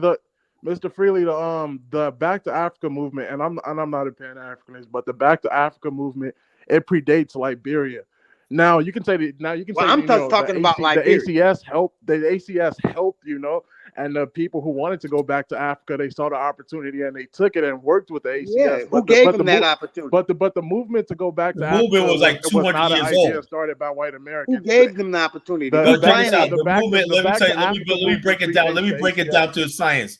The movement to return to Africa and build a state, build in Africa a modern state. And Liberia was 200 years before. Was 200 years developing in the minds of Black America that lived in North America for 200 years. I'm talking about Liberia. The bottom line is this, and Liberia wasn't the first. It was actually Freetown. You know, I'm talking about Liberia. Actually, before that, right around the 1800s, when America signed the Constitution, there was a group of 1760s.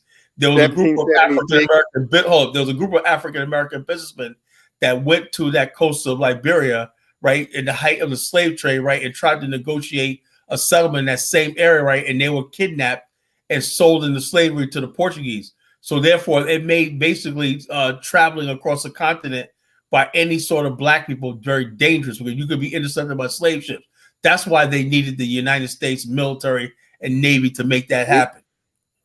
Well, they sure needed that. They sure got it. You know. So the bottom line is, that's part of our legacy, and the bottom line, Liberia is part of Black American legacy. Now, if you're a loser in Black history, like Navigate, you're going to look at that. There you go. There you go. Being denigrated. I didn't call you no name. You say something to denigrate yourself. I did. No, you the one that's denigrating me. You don't have to. You can disagree with me. You can disagree without being nasty. How can you? You just always got to be nasty. Why? Hold on. Why is it that you got to be nasty all the time? Hold on. Why did the majority of native Liberians, like when asked, "Do you want to be part of Liberia, or you want part of your whatever village you are?" They all chose to be part of Liberia. Well, I think you're just making stuff up, man. Oh, they ain't have no damn choice. See, that's because you never read any book and you never. No, that's not true. You just when invaders come, they don't give the native people no damn choice. So how can the natives outnumbered them like 200 to 1? How can they force the natives to do anything? The natives were well armed. Because the native Liberians had armies. They got the United States government backing them up. Armies, and they could have slaughtered them anytime they wanted to. The same way the Europeans exploit. Well, the Europeans basically had numbers. The people that came from America, they ain't got numbers now, and they still doing it. You know, so the bottom line is navigate. You are, I don't know. The army in this year is only about 1,000 strong. I don't know what to say about you, man. You're just a sad. Wait. My litmus test to determine if someone really knows about Liberian history is just to ask them, do they know who Carl Patrick Burroughs is? If they never heard that name, then they probably don't know anything. Well, Paul, you know something? Not only that, Professor Burroughs know who I am too. Nice. You know, Professor Burroughs. I know how Liberia got started. Professor Burroughs how it got started and who started. Professor Burroughs has studied my work. You know, he's read my book. As far as the history coming up, you know, Liberia had a woman president too. I don't know her name. You know, Liberia's been through a lot. You know, since the inception, since the European U.S. That's the only U.S. colony on the continent of Africa. Professor Burroughs read my novel, Journey to the Promised Land, the first and ever historical novel written on Liberia, written by me. Nice. Have you ever published a book, Navigate? Yes, I published a book, but I don't need your validation. Only thing you look for is validation. But I can't keep on talking. I don't have to validate myself to you. So Navigate, go ahead and explain to us all of this great knowledge you have on Liberia and how you learned it. Well, I told you what I know about Liberia. I know who started it. You know, and I know who financed the beginning of it. That's what I know. Well, go ahead and explain to us so we can understand and we listen to you. It was the Europeans and the USA's idea, you know, to start a colony of black Africans going back to Liberia. If they really wanted us, you know, to be free, you know, during slavery and go back to Africa, it would have been a whole lot more of us, you know, let go and sent back to Africa. It was just some black enslaved that they already had, you know, mind control, you know, and put in Liberia, you know, as a seed, you know, and that's who dominated. You know, that's what I'm saying. What you just said is, hold on, I'm just trying to. In order for us to get where he's coming from, we have to let him talk, even if he's not saying things that we agree with. So Navigate. Thank you, Bomani. Even if you don't agree, at least let me get it out. Yeah. So Navigate. So you explained how black people from the Americas got to Liberia, and now the people that built the people from America that got to Liberia, were they influenced by the dominant white force in America to be spies or to do any of those things in Liberia? Did they represent them at all? They was dependent. Or were they free and independent-minded people? No, they was dependent on the good graces of the Europeans that brought them there. You know, they was financed and they were dependent, and you know, and then you know, as it progressed, you know, it became more homogeneous. You know, but you know, the U.S. government, when they get some clause and they start something, they don't never let it go. Give us a time and date. The other part I want to find out from Navigate. Now that black people are set up in Liberia, now did they take advantage of the local people? Did they use some of the same practice that they have learned in America from their oppressive slave master? That's what I heard. They use some of the same and then if you didn't hear bias practices, you know, on the native people that were used on there.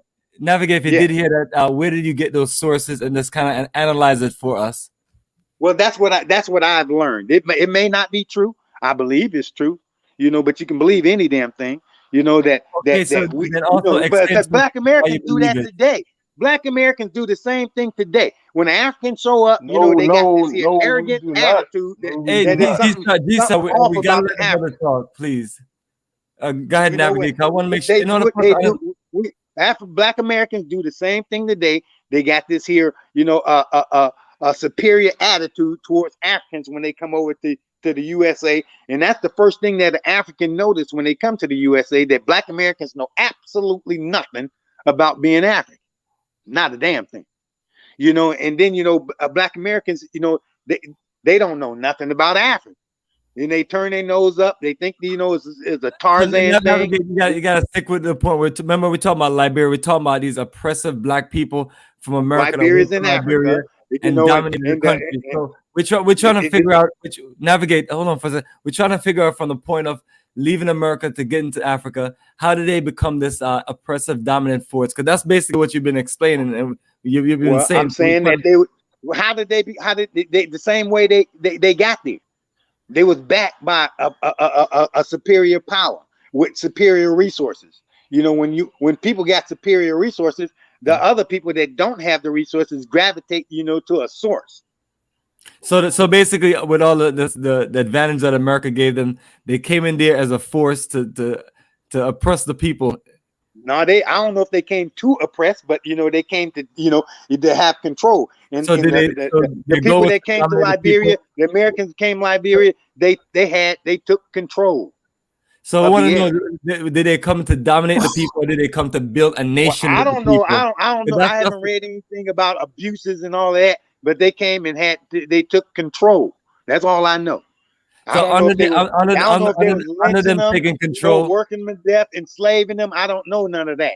Because that never been important to me. Liberia ain't never been that important to me. Only thing that I really recognize about Liberia is that it's of the only visible, American colony, and they use a black skin to colonize. So was it really an American colony? Yeah. And if so, how was it an American colony?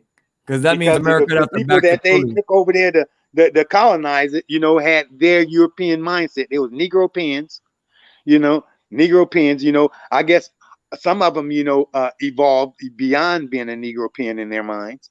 But that's how I got started. I'm just telling you how I got started. So what was in all of this for America, since you basically made it seem it's just probably the same thing, in it for all the European, powers that come to Africa. Whatever they can get. And then if they can use a blackface, they can use a blackface, what did America gain from Liberia? What did America gain from Liberia? I don't know, but they was there, and they had put their people there. Liberia has rubber. Last I heard, Liberia has rubber resources. Now I have to Firestone probably benefited big time in Liberia. You just talk nonsense for 10 minutes. And Liberia ain't got rubber trees. Liberia got rubber. Let me let Carlos speak. Let me straighten this out. First of all, the people that came to Liberia, right? Were not U.S. citizens. They were not recognized as U.S. citizens. Everything. They were free blacks. When America created its country, they were not recognized as citizens of America. So you had a group of people that were sitting there in limbo with no citizenship, right? And so the idea of going to Liberia was started by West Africa, was started by Paul Coffey, right, in Freetown, right? And then Paul Coffey had died, and his friend, this guy named Finley, right, said the idea there's a growing numbers of black people that are well-to-do, educated, that live in places like Boston, all on the East Coast, say they would like to basically venture thing, but they need protection because if you unlike the British in Nova Scotia, right, the United States had to do it. Now with the same thing that happened in Freetown, right? It was the British who basically facilitated the arrival of the Creole people in Freetown under the protection of the British. Why? Because the slave trade and all the stuff like that, and piracy was still popular on the coast. So to make this work, it had to have some sort of a high level protection from the U.S. government. That's when the United States said got indirectly involved with this experiment called what they call they didn't call it Liberia at first, but this colony in West Africa is a place for free black people in America. It wasn't for slavery. The one that's putting the slaves out there was protecting their boys. No. That's what you just said. The initial Liberians that went there were never enslaved. These are people that lived in America. Many generations have never been enslaved. So they needed protection from the enslaver that's enslaving people. You know, it was protected by the enslaver in the continent when they came back. What in the world are you talking about? I'm just repeating what you said. You said they were never slaves. They came over there. They was free people, you know, but the slave trade was going on. The slave trade was going on. So they needed protection from the people that was running the slave trade. Right?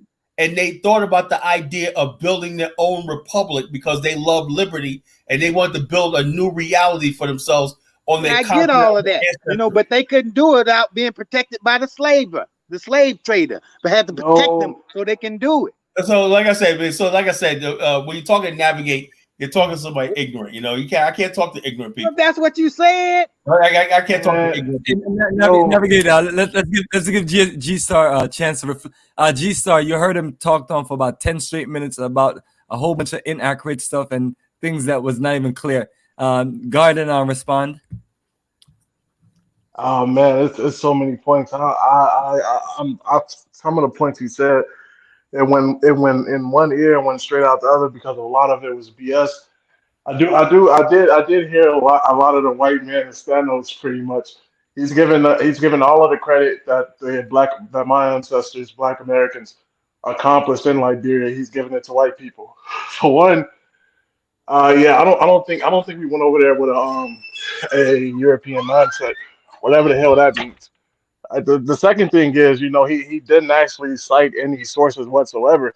I noticed that, you know, navigate. He used the phrase, "That's what I heard," or "I heard this, I heard that." You skip what you heard, man. No, no offense, but you need to read. I want to hear about what you've read, not what you've heard. People hear a lot of things every day, but you shouldn't take it as truth. Liberia ain't never been high on my totem pole, and when I did look up Liberia, I've learned that Europeans started it.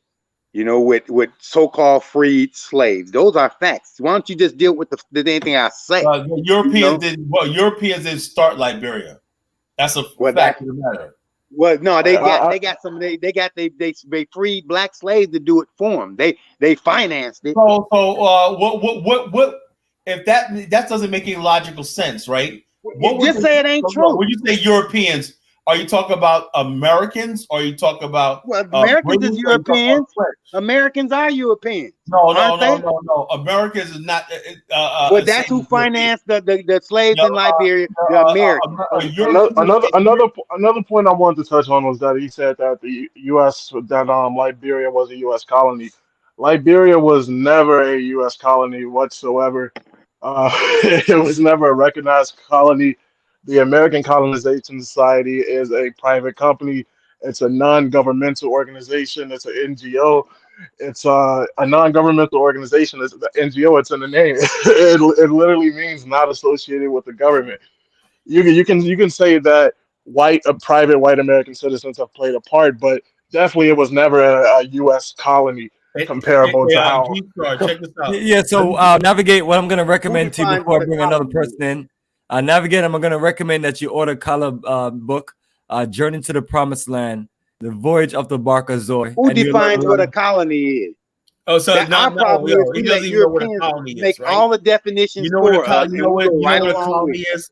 You know what a colony is? A colony is an extension of a mother country. America did not recognize Liberia. There was no American administration, no military, no anything in Liberia. America had no property, no holdings. Anything in Liberia is not going to be a colony. That's the difference between Americans and I want to add on to what Kala said real quick. Go ahead. I want to navigate to compare Ghana's situation to Liberia. Ghana was a colony of the British. Ghana, the Americans are controlling Ghana covertly as well. No, I'm saying navigate this. Bear with me.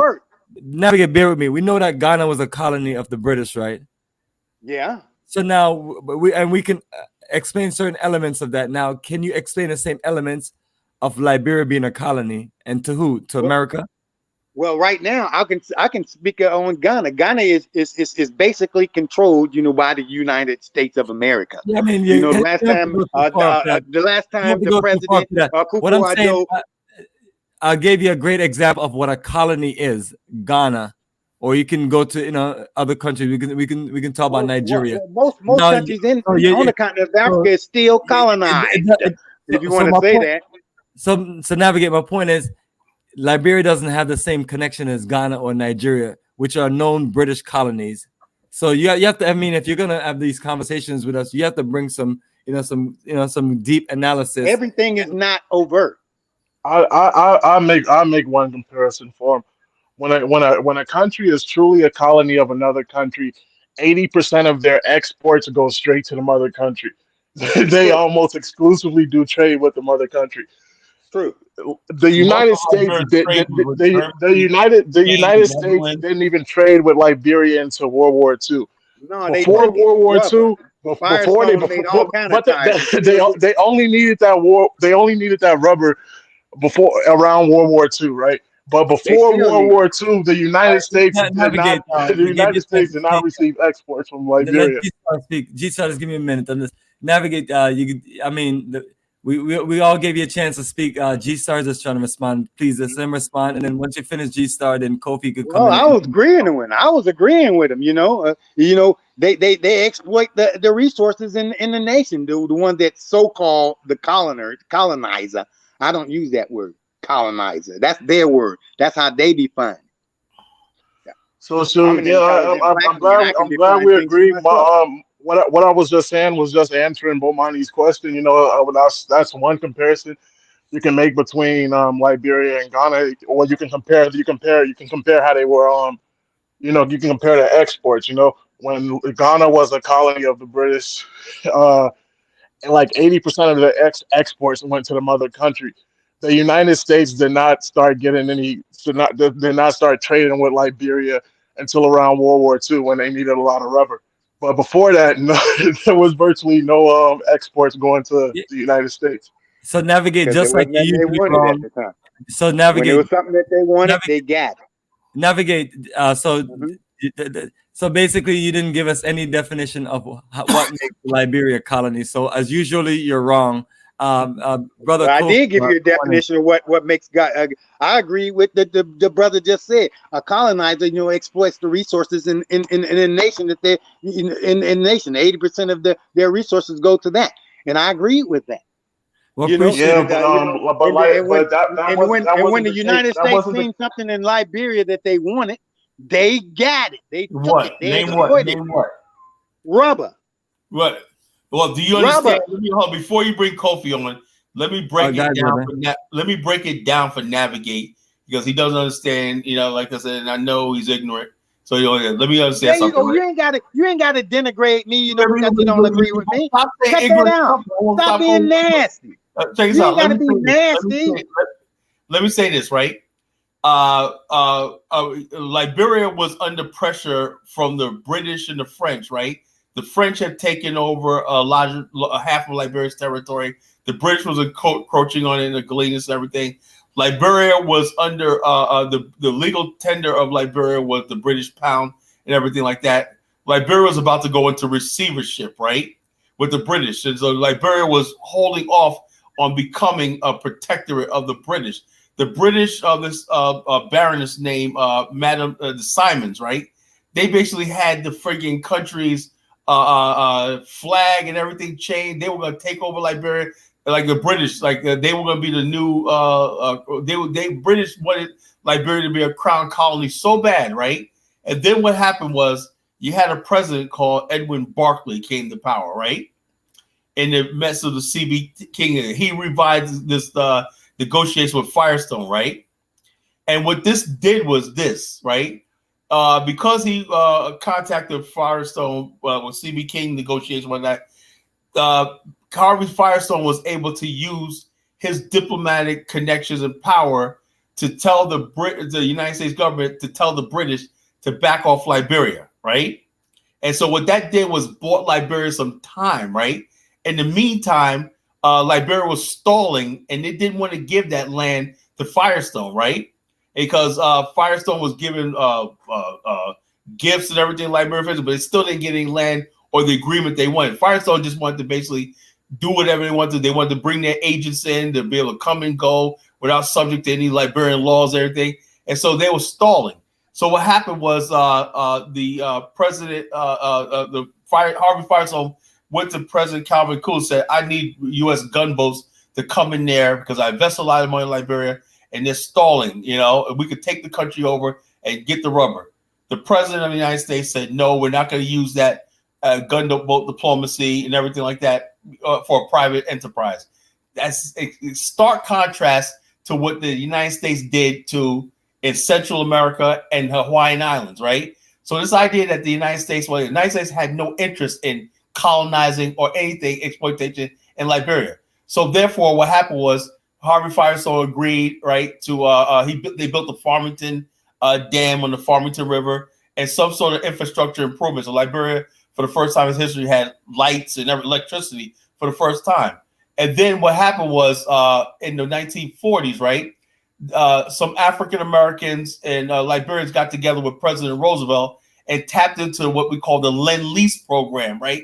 That means if you become an ally in the war effort, right, there was America had funds for allies, countries that would help with the war effort. So Liberia tapped into the Lend-Lease program and got the Freeport of Monrovia built, the Robertsfield Airport built, and a base, a U.S. base for transporting U.S. supply line ships to the North African front, right?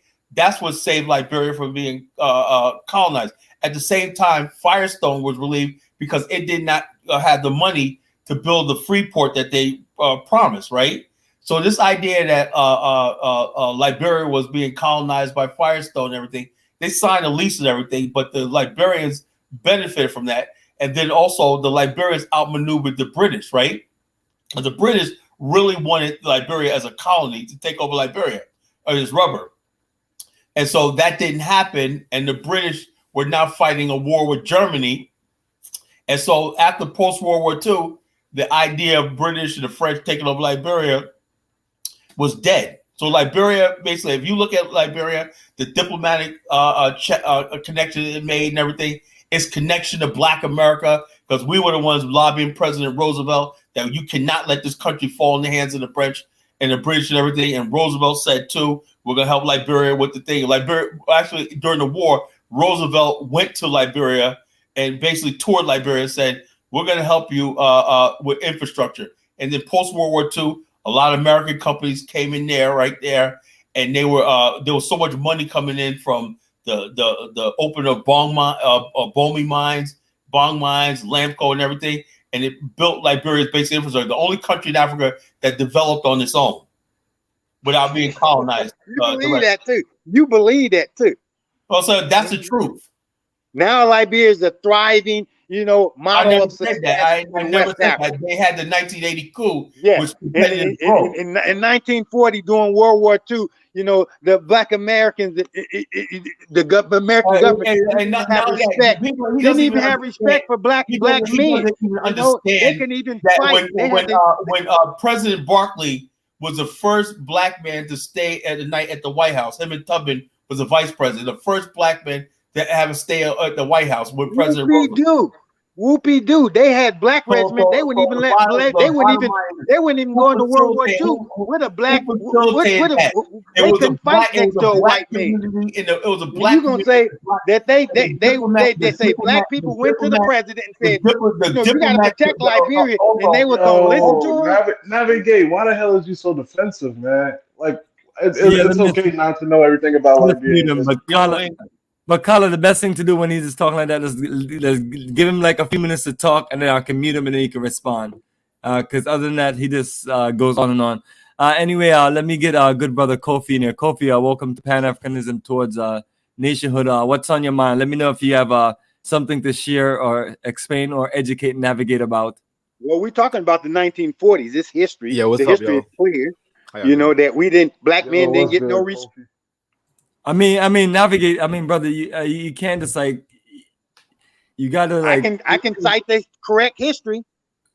Black men didn't get no respect. White folks didn't respect black men. We have someone else that we've been trying to get to talk. I mean, G Star and Kala's responded to you, but Kofi, let me know what you have to share with us. Yeah, I just want to refute some mistruths and myths. And first of all, we can't call them free black slaves. You can't be free and you can't be a slave at the same time. You're either free or you're a slave. So the people that were being sent to that region of Liberia called the Grain Coast, they were either recaptured Africans born in Africa.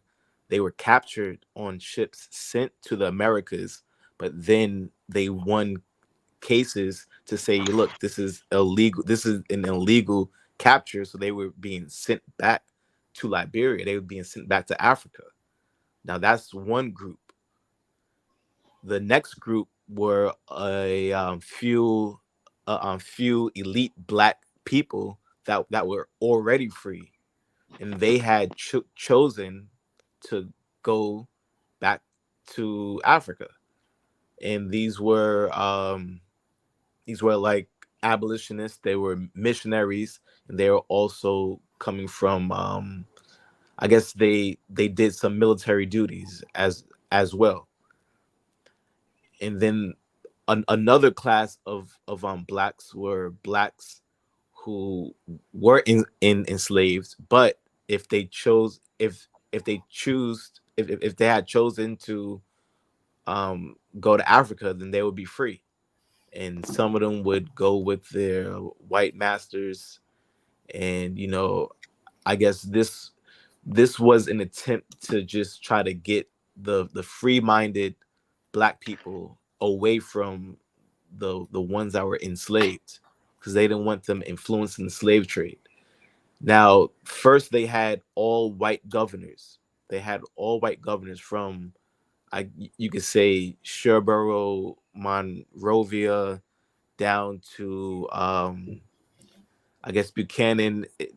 It wasn't Buchanan at the time, but it was stretching all across. It was called Fishtown and Port Crescent. Yes, and they had different colonies. Monrovia is not an African name. Alabama, Mississippi. They had different colonies. All the white governors died, and each of these colonies that tried to control these black people, they all end up dying. So the first black governor was J.J. Roberts, and he became president.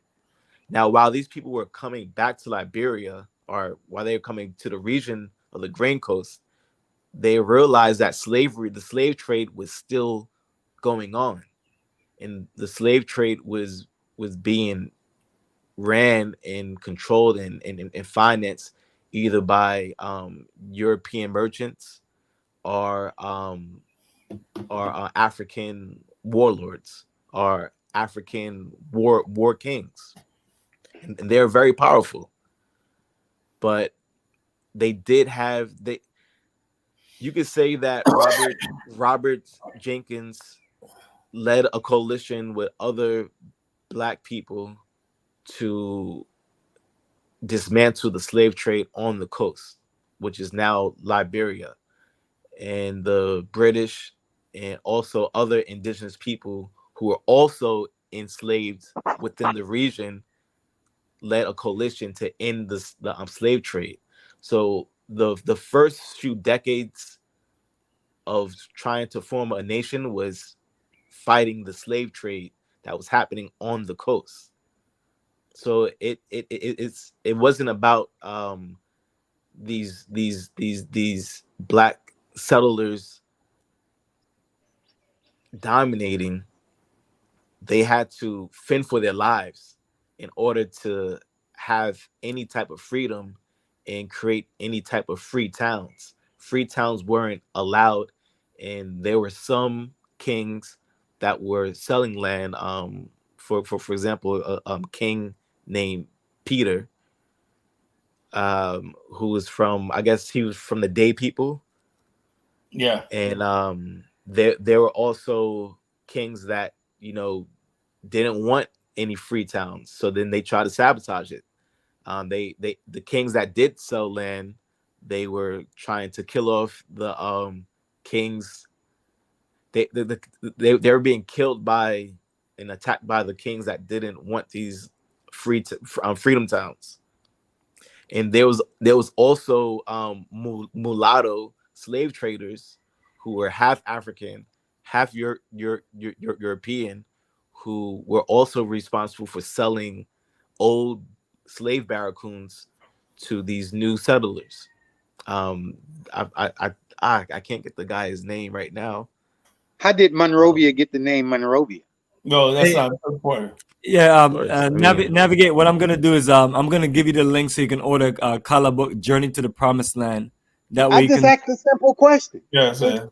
You'll find that out in the book also. The president at the time was Monroe, and what president in Liberia or in the USA? In the U.S. and he funded the entities to send these recaptured Africans back to Africa. There were two government entities. Well, the ACS was a private entity, and then there was a government entity. One was trying to relocate Black people that were already free from the Americas, and the other was in charge of relocating the recaptured Africans. Now they all would come together and form a fort and name it Monrovia. But towards the end of that, the white governors died, and the United States just stopped funding it completely. And they were left on their own. And Kofi, let me ask you a question. Did you ever read Hillary Teague's the preamble to the Constitution Independence? It was an independence and a constitution written in one document. You know, that was very powerful. And also there was also a Mississippi colonization society, and there was a Maryland, was a completely separate entity. You know, the Maryland a piece of paper. So Navigate's ignorant. He don't want to be educated here. You know, while we have the United States Constitution is a piece of paper. It's not learn. Navigate as we repatriate. What do you mean by piece of Ghana, paper? The thing of it is, that's exactly what it is. It's a piece of paper that, you know, even the Constitution of the United States is a piece of paper that's not thoroughly adhered to either. So just because they got a piece of paper don't mean nothing. Modeled after, you know, the USA. That's why they named their capital city after a president in the USA. It's like this. Navigate. Got no USA influence. Navigate. A doctrine is not just something that you just write on a piece of paper. It's an agreement. You know. Well, that's what a document is. It's an agreement, but you know you don't have to adhere to all of this the document. This document said only Black people of Black African descent can be citizens. Is that modeled after the United States? Well, it's just a document, you know. Even the Constitution, you know, says some things too. You know that it's not always said Black people are two-thirds human beings. You know, so, you know, just because something is written on a piece of paper. Well, you know, right now, don't have to give it total credence. No white people can own property in Liberia. So it's more than just a paper. So Navigate also is the Emancipation Proclamation just a piece of paper, just a document. Yeah, at the time it was, you know, the Emancipation Proclamation, because after the Civil War, Black people were still slaves. Yeah, then again, like he said earlier, he said he didn't say Black people were better off during slavery. How is it that we're still slaves and you can go anywhere you want to? You know, slavery is to a degree. I thought he said slavery was a choice. Yeah, I didn't say that. I didn't say either one of those. I said slavery, you know, comes in degrees. There's degrees of slavery. So it comes in. You can be a billionaire and still be controlled, be a slave. That sounds like a choice, right? That sounds like a choice, right? I'm sorry you can't wrap your head around that, but you know, you can be a billionaire, you know, because in the United States, the dominant forces, they don't give a damn how much money you make. Only thing they care about is how you spend it. So they control how you spend that money. So you're trying to say people like LeBron James is a slave? Do you see LeBron James using his resources, to develop an independent economic infrastructure for Black people in the United States? You don't have to. No, he don't have to, and he That don't. mean he's a freaking slave. You don't see nobody with real resources doing that. Because if they did do that, they're gonna get stopped. Look at Bill Cosby. Bill Cosby tried to take over a network, get him a network. He was gonna buy it. That don't mean you can't even buy everything. If you got money, you still can't buy everything you want to buy. Man, navigate. Just man, you just saying whatever comes to your mind without even thinking about what you're saying. He just talks without even thinking. So Navigator, you're muted now. G-Star, go ahead and reflect back on what Navigate said, please. I'm gonna probably yield my mic to someone else. I'm stating facts. Bill Cosby did try to, buy something that the dominant force wouldn't let him buy. I mean, the way he just shifted this conversation, especially after Kofi just spoke, because he just said a lot of the. I agree with what Kofi said. Kofi said the same thing I'm saying. Oh hell no! You just brought the conversation down to another level. I bring it down. I bring it down like Bomani, right down. Bomani, I would offer a reasonable. I would offer like a good response, but I don't even know what the fuck we talking about anymore. You know who Bill Cosby is? I know who Bill Cosby is. I mean, you're saying that slavery is on the level. I think that slavery is just forced labor. Bill Cosby didn't like Bill Cosby wasn't serving anyone. That's like he wasn't forced to do it. I mean, it wasn't forced labor. So how the fuck is that slavery? That's not slavery. That's not slavery. You can make the argument that sharecropping after the Emancipation Proclamation was like a degree of slavery. If you're not free, if you're not 100% free, somebody is suppressing you, and he was being suppressed, and he was a millionaire. So Navigate, are you a slave in Ghana? Am I a slave in Ghana? I have some freedoms that I didn't have in the USA. Slavery is to a degree. And then there's freedoms. I was a wage slave. I was a wage slave in the USA. Because I had to go to work and work for somebody to accumulate some resources. He thinks working in 95 is slavery. Yeah, how can you be getting a salary and doing some simple labor and call yourself slave labor? I mean, aren't you a wage slave? I didn't have to be a wage slave. Aren't you grateful? Aren't you grateful? There's people in Africa that they don't have a job. They don't get no wages. So they live in. Let's focus on one thing at a time. Now, so you work a career and you got paid and you call it wage slavery, and then now you're living well in Ghana off that wage slavery. So does that make any sense? Well, it don't make no sense to you. Because you're not trying to. I ain't say I was. I mean, I got a certain amount of wages, and then the federal government dictate, what the minimum wage is. You're getting paid a salary. You get a little bit more than minimum wage. That means you can live a little bit better. You got to manage. You got to manage that money that you make. You're getting benefits. Working for somebody. You're calling it wage slavery. So I mean, you have to really explain that right there, because we have. It's like sharecropping. It's like sharecropping. So you're basically saying now that working a job and getting paid per an hour like is relative to sharecropping. Now, yes. Bro, one of you brothers, please explain to me how much sense that make. Yo, bro, it makes no sense. Well, it makes sense to me because you got the boss that has all the resources. Liberia in the 1980s. Navigate, you've been talking. You gotta let us talk. Go ahead, Kofi. Can we agree that Ghana is very similar to how Liberia was between, let's say, Tubman years and Tolbert years? Yep. Can we say that? And President Nana Akufo-Addo is making sure that he doesn't make the same mistakes that Tolbert was making for kind of like being pro-Russia. I believe that too. Akufo-Addo's doing everything, pushing vaccinations, and Ghanaian citizens can't leave Ghana without being vaccinated.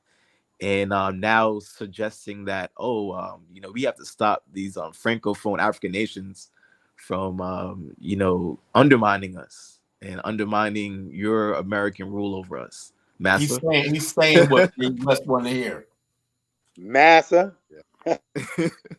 I mean, he trying to live. He trying to survive. So I can certainly understand it. Navigate. D Mayor said he's a clown. He's referring to you. Well, you know, I don't respond to such things. You know, that's just silly and immature. So D Mayor, text example. What type of clown? You know, Navigate is. Why you want to instigate? Now yeah, well, there's a few different types of you clowns. instigating nonsense. One Are of the you a clowns, deadly clown? one of the clowns we talk about is deadly clown. So D Mayor, I want to know, is Navigate a deadly clown? You instigating nonsense. And not only that, check this out. There's a difference between freedom, and there's no such thing as true freedom. But you look at America, you look at Liberia, it's called liberty. You know what liberty is? Liberty means we can arrest freedom, right? Yeah. And liberty means all the things that you should have. Freedom, mobility. Liberty means you got a choice. You know, but you live in Navigate. You gotta let the brother talk. Cause you're the one that say working a 9 to 5 hourly job is slave labor and slave wages. So let Kala talk and explain. You already made a point. Liberty means that I have enshrined in a constitution or organized society. You understand something? What we mean by an organized society, right? Society side, I'm doing my continuous training on ethics and everything like that, insurance I'm doing right now, right? And I learned a lot of stuff. You learn something when you keep doing these education things. They said ethics is morals are two different things, right? Ethics are an agreed set of principles about what is right and everything, right? Decided by a collective society, you know? And so therefore, what I'm saying is it's ethical that if you go, you decide your future. You decide where you want to live. You decide what you want to do with your life. You decide where you want to go and everything like that, you know? Now, at the same time, when you live in a society, you have what we call a social contract, a social responsibility, a conscription, right? You have to pay taxes. You have to obey the speed limit, obey the law, and everything like that. So you don't have absolute freedom. Now, who has freedom? No one has freedom. When you live in an organized society, right? There's limit. Your freedom, you have liberty, right? That means whatever freedoms you think you have ends when somebody else's rights and things begin. No one ever said everyone's completely free in this world. Yes, you have. If you don't work, you don't eat. You know, or you don't work, you may be put out of your house, or you may lose your car, may be repossessed, and everything like that. But that does not mean you're a slave. Or like, so when people use these terms, oh, I gotta get out here and work 9 to 5 because I'm a slave or anything. No, that's not the same thing. Your ultimate responsibility is on you. You know, how you choose to do that is on you. You have the liberty to get an education, right? To basically better yourself, to earn more money, you know, to do what you want to do. You know, so therefore, yes, you have to get up every day and do something and everything. That's what's living in a society that grants you liberty. Freedom means people think that I'm free. That means I have to pay taxes. I don't have to pay fines. I could do whatever I want to do. It doesn't work like that in the real world. I could. Some people think freedom means that they can see an abandoned house and they can go squat on that house and whatnot because I'm free and this belongs to Earth. You got these people with these sovereign citizens believe they could drive on the highway with fake license plates and everything like this. That's this mentality that people aren't really want to be part of what we call a society and civilization. Liberia laid the foundation, said we love liberty, right? That means there's going to be a bunch of laws and everything. The reason why Liberia worked so well is because people built their own townships and everything. Everything was localized and everything. People had their own farms, their own townships, and everything. So the government in Monrovia operated pretty much, people were pretty much independent of the government in Monrovia. They had everything. Most of the stuff that controlled their day-to-day life was handled in their town halls and everything like that throughout Liberia, you know?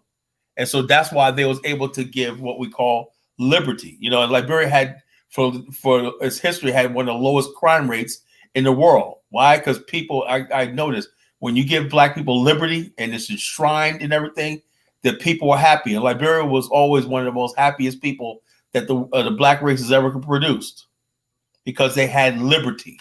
You know, nobody could come and tell, even to this day, you ask like foreigners from other parts of Africa why they like Liberia, they said there's a freedom here. You know, Nigerians tell you there's just a freedom here, even with all the problems and turmoil and everything. The culture of Liberia that our ancestors founded there, right, was this idea that you could say what you want, you could be what you want, and everything.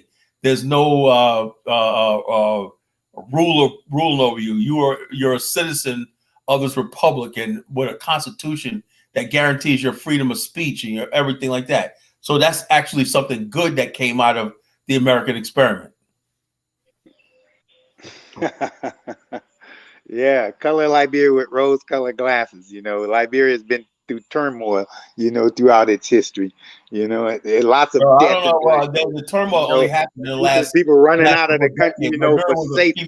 You know, they running away from wars. You know, going to other African countries. And that,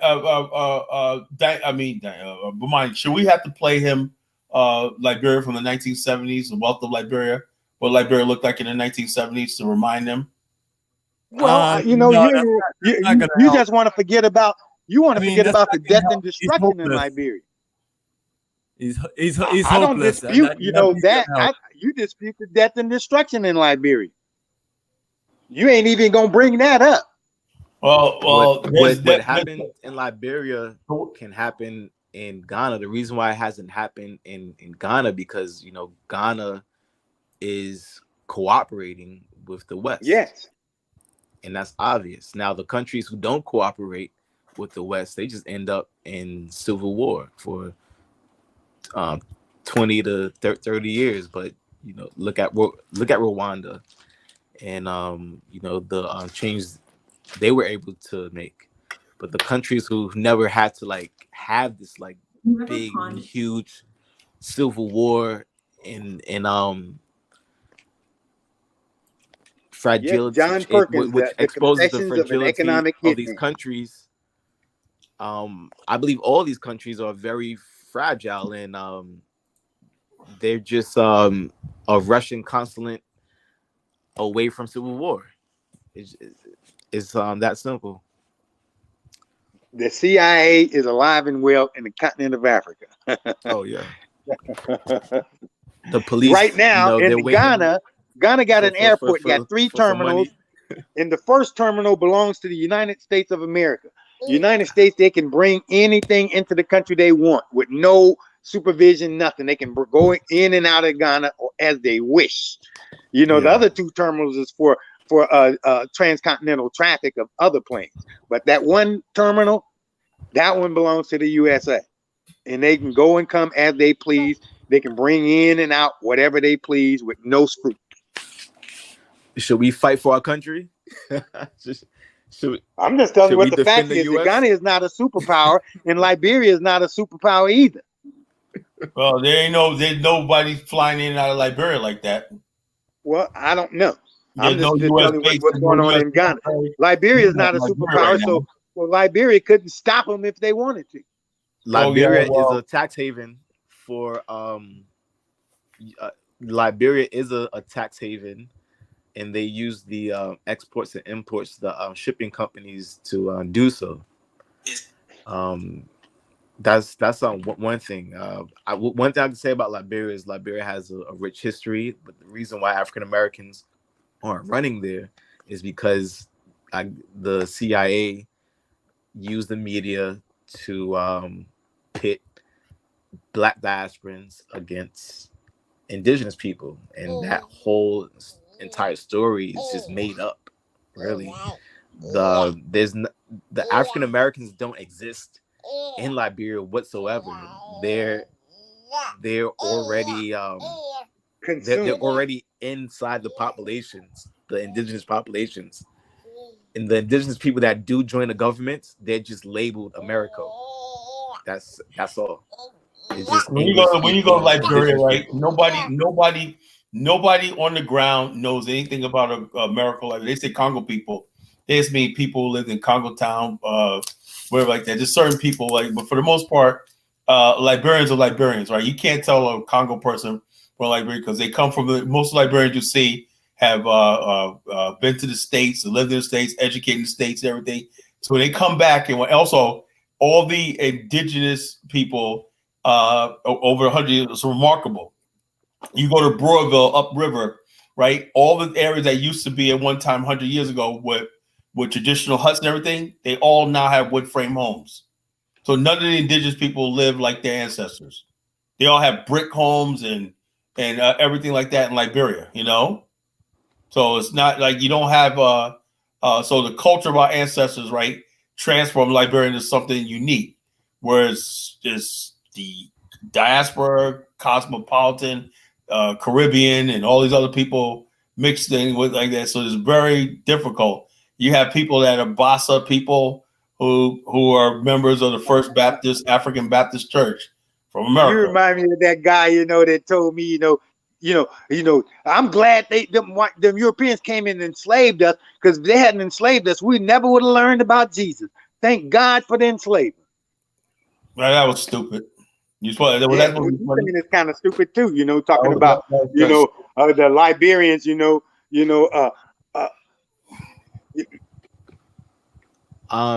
Navigate, you definitely had to look up E.J. Roy. He was the 5th president of Liberia. This man was a rock star, probably one of the wealthiest men in Liberia, probably in Liberian his history. He owned his own ships. He came out of Ohio, I believe. Ohio. He was the first Black graduate from Ohio State University. Yeah. Mm-hmm. Oh yeah. Well, it's lots of that going on. Brain drain. Plenty of Africans go to the United States and become educated, then come over to back to the continent. You understand what year we're talking about? Become tools. We're talking about Navigate. Nana Akufo-Addo, he was educated in the West too. He wasn't educated in the 1860s. Yeah, Navigate. You got to stop rambling on and just like stay focused, man. I mean, I don't know what's. I am focused. I respond to what people say. That's focused. Over there sniffing in the woods, man. I respond to what they said. It's focused. You could don't nobody respond to what I say. You just characterize what I say. Like you have a baby in the background. Is that you? That's Kofi. No, that ain't me. Yeah, that's me. That's I took my dogs outside. That's my half fancy, half Black American. We just gotta keep an eye on Navigating. I mean, he may be one of those, weird old man. Yeah, see, there you go again, denigrating me. You just gotta be nasty, just like Collar. You can't be civil. Me and Navigate we're in the same community in Ghana. You ain't have to tell them that. Well, perfect. Tell us about this community, because Navigate said this is the greatest Black Pan-African community that the world has ever seen. I didn't say that. Why you lying? I did not say that. You did say that, you did say that. Are building. And Navigate, explain to us. Tell us about infrastructure. How great is the infrastructure there? Educate us. Say this: people are building their homes. I like being on my property and running into people with London accents, Black people with UK accents, and also seeing the similarities and like looks. And I love running into Jamaican people. I love running into other Black Americans and other people from the Caribbean. Like that's what you get in a Sable. Now, what you will notice in Africa, there's like the main road, and then once you're off the main road, there's like residential areas where the roads are like subpar, or like half done, or just so basically there's no infrastructure in the community. So there's no roads yet. Overnight. There's power lines, there's farmland, and there's people building their homes, but the roads, the main there's no strategy is road and drainage for the roads yet. And I feel like we just gotta pay. We gotta pay taxes, or all come together and fund the roads. That's it. I appreciate it. Group economics is what we have to learn. But the Paramount Chief runs the whole shit, and he created the Pan-African Village, and he feels like he has the final say. So you have to go through a paramount chief to get things done, and that's the only way. And if you're not doing that, then you're just gonna be focused on your one plot, and that's how it is. While there's you gotta have a group of people, you know, with like minds that put their money where their mouth is, you know, to build the infrastructure here, you know, the way that they do in the West, you know. But most Africans navigate. So, Khaled, tell me, would we have this issue in Liberia? No. I mean, you would have to Liberia go to got dirt roads too. Liberia got dirt roads. If you look at Khaled, I had to meet him because it's like he just talks and talks on. Right. Give me navigate. You gotta give us a minute. We're not talking about Liberia having dirt roads. I'm basically saying what I was talking about was Kofi said it clearly. He said you have to go to the paramount chief or nothing gets done. So I was asking Kala, would you guys have the same problem in Liberia? Built Go ahead. Where if you want roads to be built, you go to the county administrator, right? And if there's funding available, whatever like that, that's what it is. It's all legal. There's no paramount chief or whatever like that. These are people that are in the government. You go to the government and say, we want to build this, whatever like that. And if you got the funding, a lot of what people do in Liberia right now is they're building the roads themselves, right? You know, they're the biggest thing in Liberia is construction. If you have a bulldozer, excavator, whatnot, you got people who are building private homes and development and whatnot. Next thing you know, roads are being built, pipes are being laid and everything. There ain't nobody sitting there saying, no, you can't do that because I'm the paramount chief, you know? That's what our ancestors fought for. That we didn't have to listen to people. No disrespect to the paramount chiefs or the, whatever like that, and the chiefs in Ghana or whatever like that. If that's what works for them, and our ancestors knew that you cannot basically leave that in the hands of people like that because they knew this situation would happen. In Liberia, if you have property, you could develop it, you could sell it, you could resell it and everything. But as long as you pay your taxes on it, it's yours. And you don't have to be a citizen of the country or anything, you know? Being controlled by a land noble or families that came first to the land is outdated. And China did away with them. I'm sure Russia did away with them. The United States did away with them. I know Britain had its monarchs, but then the British had the Magna Carta. Doesn't work. It doesn't work. Liberia, let me say this, Kofi. Well, the British in 1040, it was a document called the Magna Carta, right, which ended feudalism, right? That means that instead of what they call land barons and everything controlling the lands and vassals in a feudal state and everything, the idea of the estate took rule. That means if you own property, it's yours and everything. And then America was the epitome of that, right? Where it was enshrined in the Constitution of the right to property, you know? And even in the original Declaration of Independence, it said life's liberty, the pursuit of happiness, and the pursuit of a state. That means the idea that you could own land yourself and everything. What Liberia did was basically took those things that were completely alien to Africa and said that, yes, you could own land. That's why right now, a lot of indigenous Liberians in the interior are getting rich because they realize now that instead of a land, Liberia has three types of land. You have private property, you have traditional land, and you have government property, right? So in other words, if you drive up to Lake Pizzo and everything, and I ask my driver, who's that? Oh, the government owns this. There's no chief that owns all this vast land. You got the government owns it, right? Now, somewhere in the hinterland, you got tribes that have land and everything, but now they're turning that land into private property. And what they've turned private property, they can actually get bank loans, they get collateral, they can do all the stuff like that. They say, oh, this is how the people, the Congo people did it. This is how they were able to build houses and factories and everything because they turned their land into private property, deeded private property, you know? And so the country is changing. Just from the exception, now the indigenous people are embracing, starting to appreciate what they have, you know? And a lot of people you see in Liberia, people coming from Guinea, people coming from Ivory Coast, Sierra Leone, they're like, well, we like what we see in Liberia. I could actually own a business and you got the Fuller tribe that's in Liberia right now doing really well, you know, because they're black and they fit in with the country. So no other country in Africa offers that. You know, if you're black, you could legally become a citizen and own property, own land, open a business and everything like that. You don't have to worry about this tribal people own this tribal. Even in the areas where different tribes dominate, like in Nimba and everything, you can still go up there and find private property and everything like that, you know, because it's so Liberia is so modernized in its inception, you know. And so I just think it's a good situation.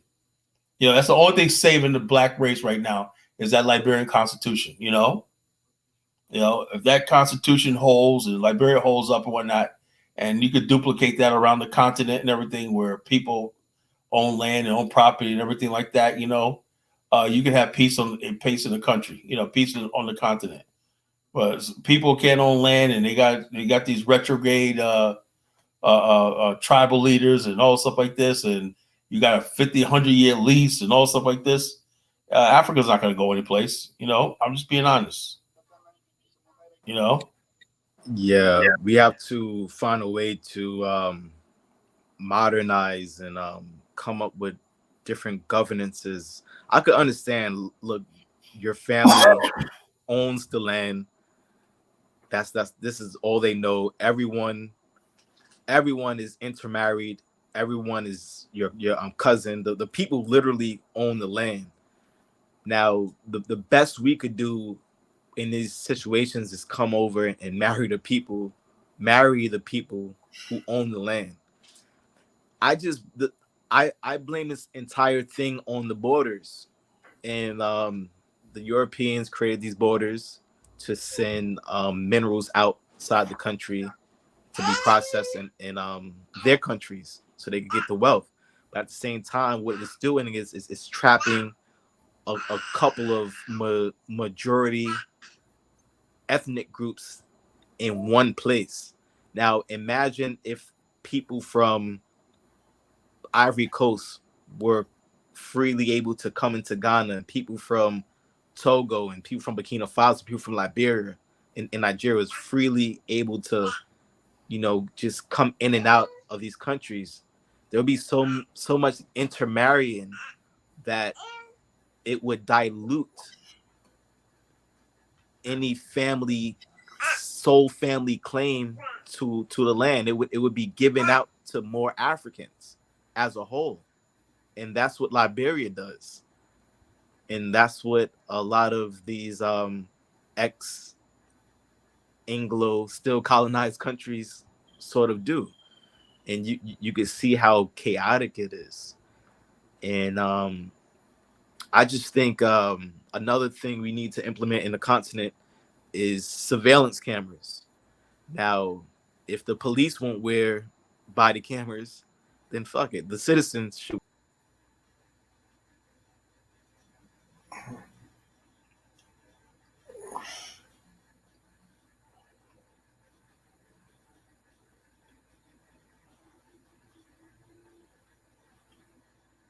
Yeah, you're muted, Kofi. You're muted. Yeah, Kofi, what you doing, brother? Is you're unmuted, but we can't hear you. All right, Kofi, get your stuff organized in this connect back. Yes, brother Kala, you ran navigate running scarily. Navigate negatively, you know, called navigate negatively, you know. Bottom line is like knows nothing about the country, just babbles. He said that let's summarize. Navigate said we're all slaves. Remember, I tried to get him to say, "Oh, so you think 9 to 5?" Then he couldn't help himself. He's working 9 to 5. You know, I knew he was going to come out with it. I already know from debating people, you know where they're going with their premise even before they even talk. And he couldn't even help himself. Yeah, you working 9 to 5. You're basically a slave. Then he actually said a billionaire was a slave. You know, I mean, this is sort of goofy stuff. People that call themselves in the movement or conscious movement. I mean, brother, he's an elderly man. He's not like he's a little 20-year-old young boy. Yeah, I mean, you know that I mean, he's that ignorant at his age. Man, it's just sad, man. It's sad. I remember when they talk about one time. There's two different type of old people. There's old people, elders and olders. yeah. Or in some other cases, you know what I mean? They say other things which I can't say. You know, 'cause I'm trying to keep my language clean. You know? Yeah, and old. You know what? Elders and old, you know, ends. Yeah, you're old. Yeah. So the bottom line is, it is what it is. You know, we make our case. But tonight's show, we proved our case that we talked about the mission. And Liberia is definitely something in Black America should be proud of, you know, and to diminish Black America's contributions to Liberia and Africa, we have to like that. Why? Because when you don't want to go to the continent and be like, okay, I'm Black America, and people don't know our history. People know your history, like, wow, man. If you guys did that, Black Wall Street, you did that, Black Wall Street, you did all the stuff like this. Man, imagine what you guys could do if you were organized over here. But people don't know our history. They're not going to take us seriously or respect us. You know, you have to always earn that respect, keep that respect, you know? Well, I mean, if folks that navigate don't represent, I mean, they just make it seem like we're just, you know, that we just desperate over here. A bunch of hate. I mean, it make it seem like it's just dangerous over here, and then that Black people are desperate. Yeah, it's sad. Before you plan a repatriation back to Africa, you have to learn about Sierra Leone, the Book of Negroes. You have to learn about Liberia, most definitely. You have to learn about the Chicago Israelites coming to Liberia, you know, for their first, I believe their first, they stayed for 10 to 20 years before the coup, and then they went to Israel. About 8 years. They came there in 1967, and they were asked to leave, and they went to Israel. Yeah, you have to learn from these things. And to me, the best case study is Liberia, hands down. That's the best case study. And like I said, Liberia is not too late because, you know, Liberia is tethered to Black institutions in America still. People don't understand something, right? People say, well, how was it Liberia? Tolbert and the Tubman had built a global diplomatic channel, you know? Everything from, so even back in the 1930s, right? When they had different science expositions, right? And the only Black people, from people from all different type of countries, were studying things like the Hoover Dam and stuff like that, right? Guess who was there, right? Liberian representatives. You know, and so Liberia is always like, who are these Black people for representing the so-called Republic of Liberia?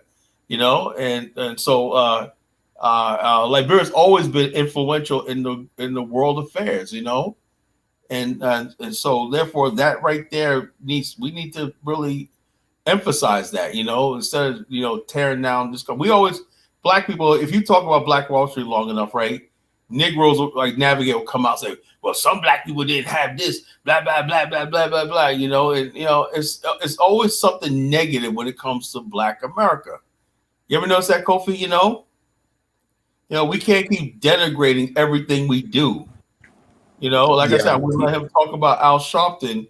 Bomani and I could criticize Al Sharpton, Jesse Jackson, because we have a genuine love and respect for our people. You know, so we could talk about that. When somebody Navigate, Jesse Jackson did part of the boule. I never use those terminologies, you know, because I don't know if Jesse Jackson sitting down some altar saying, Jesse Jackson, part of boule, is dedicated to enslaving and deceiving Black people. And that's what you have to believe. You know, sometimes in the group chats, people yell out, "Oh, stop bringing that American culture over here! Stop bringing that American attitude over here!" Like when we're in the WhatsApp chat groups, and I'm like, you know, we have to bring some type of standard here, because I believe Ghana is partnered with the West, right? We're heavily partnered with the United States. They just don't want us to. The standards of the United States isn't being transferred over, and how many decades and centuries do that take? And I'm like, something's wrong here. something's Kofi, wrong let here. me ask you a question. What about the fact that, and I talked to Bomani about this, and I want your opinion as a younger guy, you know? I said that an Asian person living in America, I've seen this right there. You know how many Chinese people who have been in America, New York, or where did he go? Been in New York for 200 years somewhere, you know? And they go into they were speaking, they can't speak a lick of China, but they go into Beijing, China to basically work and build and everything like that. They got jobs and they go into an apartment and everything and say, oh, it's a nice life over here. And I'm saying like this, they can go to places like Singapore. They got cities now, fusion cities where you got Asians are congregating in Korea, and Korea is building a $50 billion smart city and everything like that. And I'm saying it does not have to be that way with us. Where can we go on the African continent where we could go? We don't have to go through the thing we're going through in Sable. We can just, oh, yeah, I'm just going to get an apartment and I got a job waiting for me and everything like that. Why can't we make that transition like other people, like Asians do, you know? They can go to this country, that country, and everything, and they got opportunity waiting for them no matter where they go because they built these mega cities. My boy Vaughn said the other day, can we at least have, he told Dynas, can we at least have one black Dubai somewhere? You know, where all the black businessmen, millionaires and billionaires are networking together in one geographical location. You know, you mean tell me we can't produce one city state somewhere where it's popping off and everything like that? Why is everything got to be, oh, I'm going to Ghana, I got to start a business, I'm going to start a farm, I'm going to do this, and people going over there struggling, is, you know, living like Navigate, you know?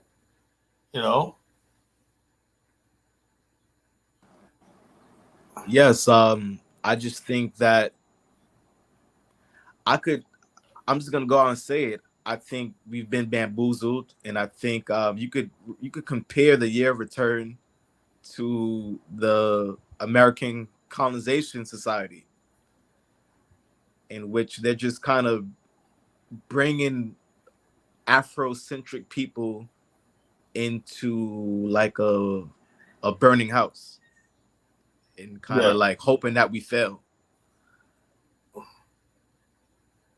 That's profound. I want to hear more about that. And you're muted, Kofi. You're muted. Kofi, you're muted.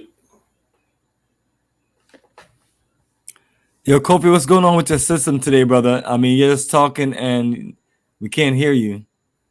Yeah.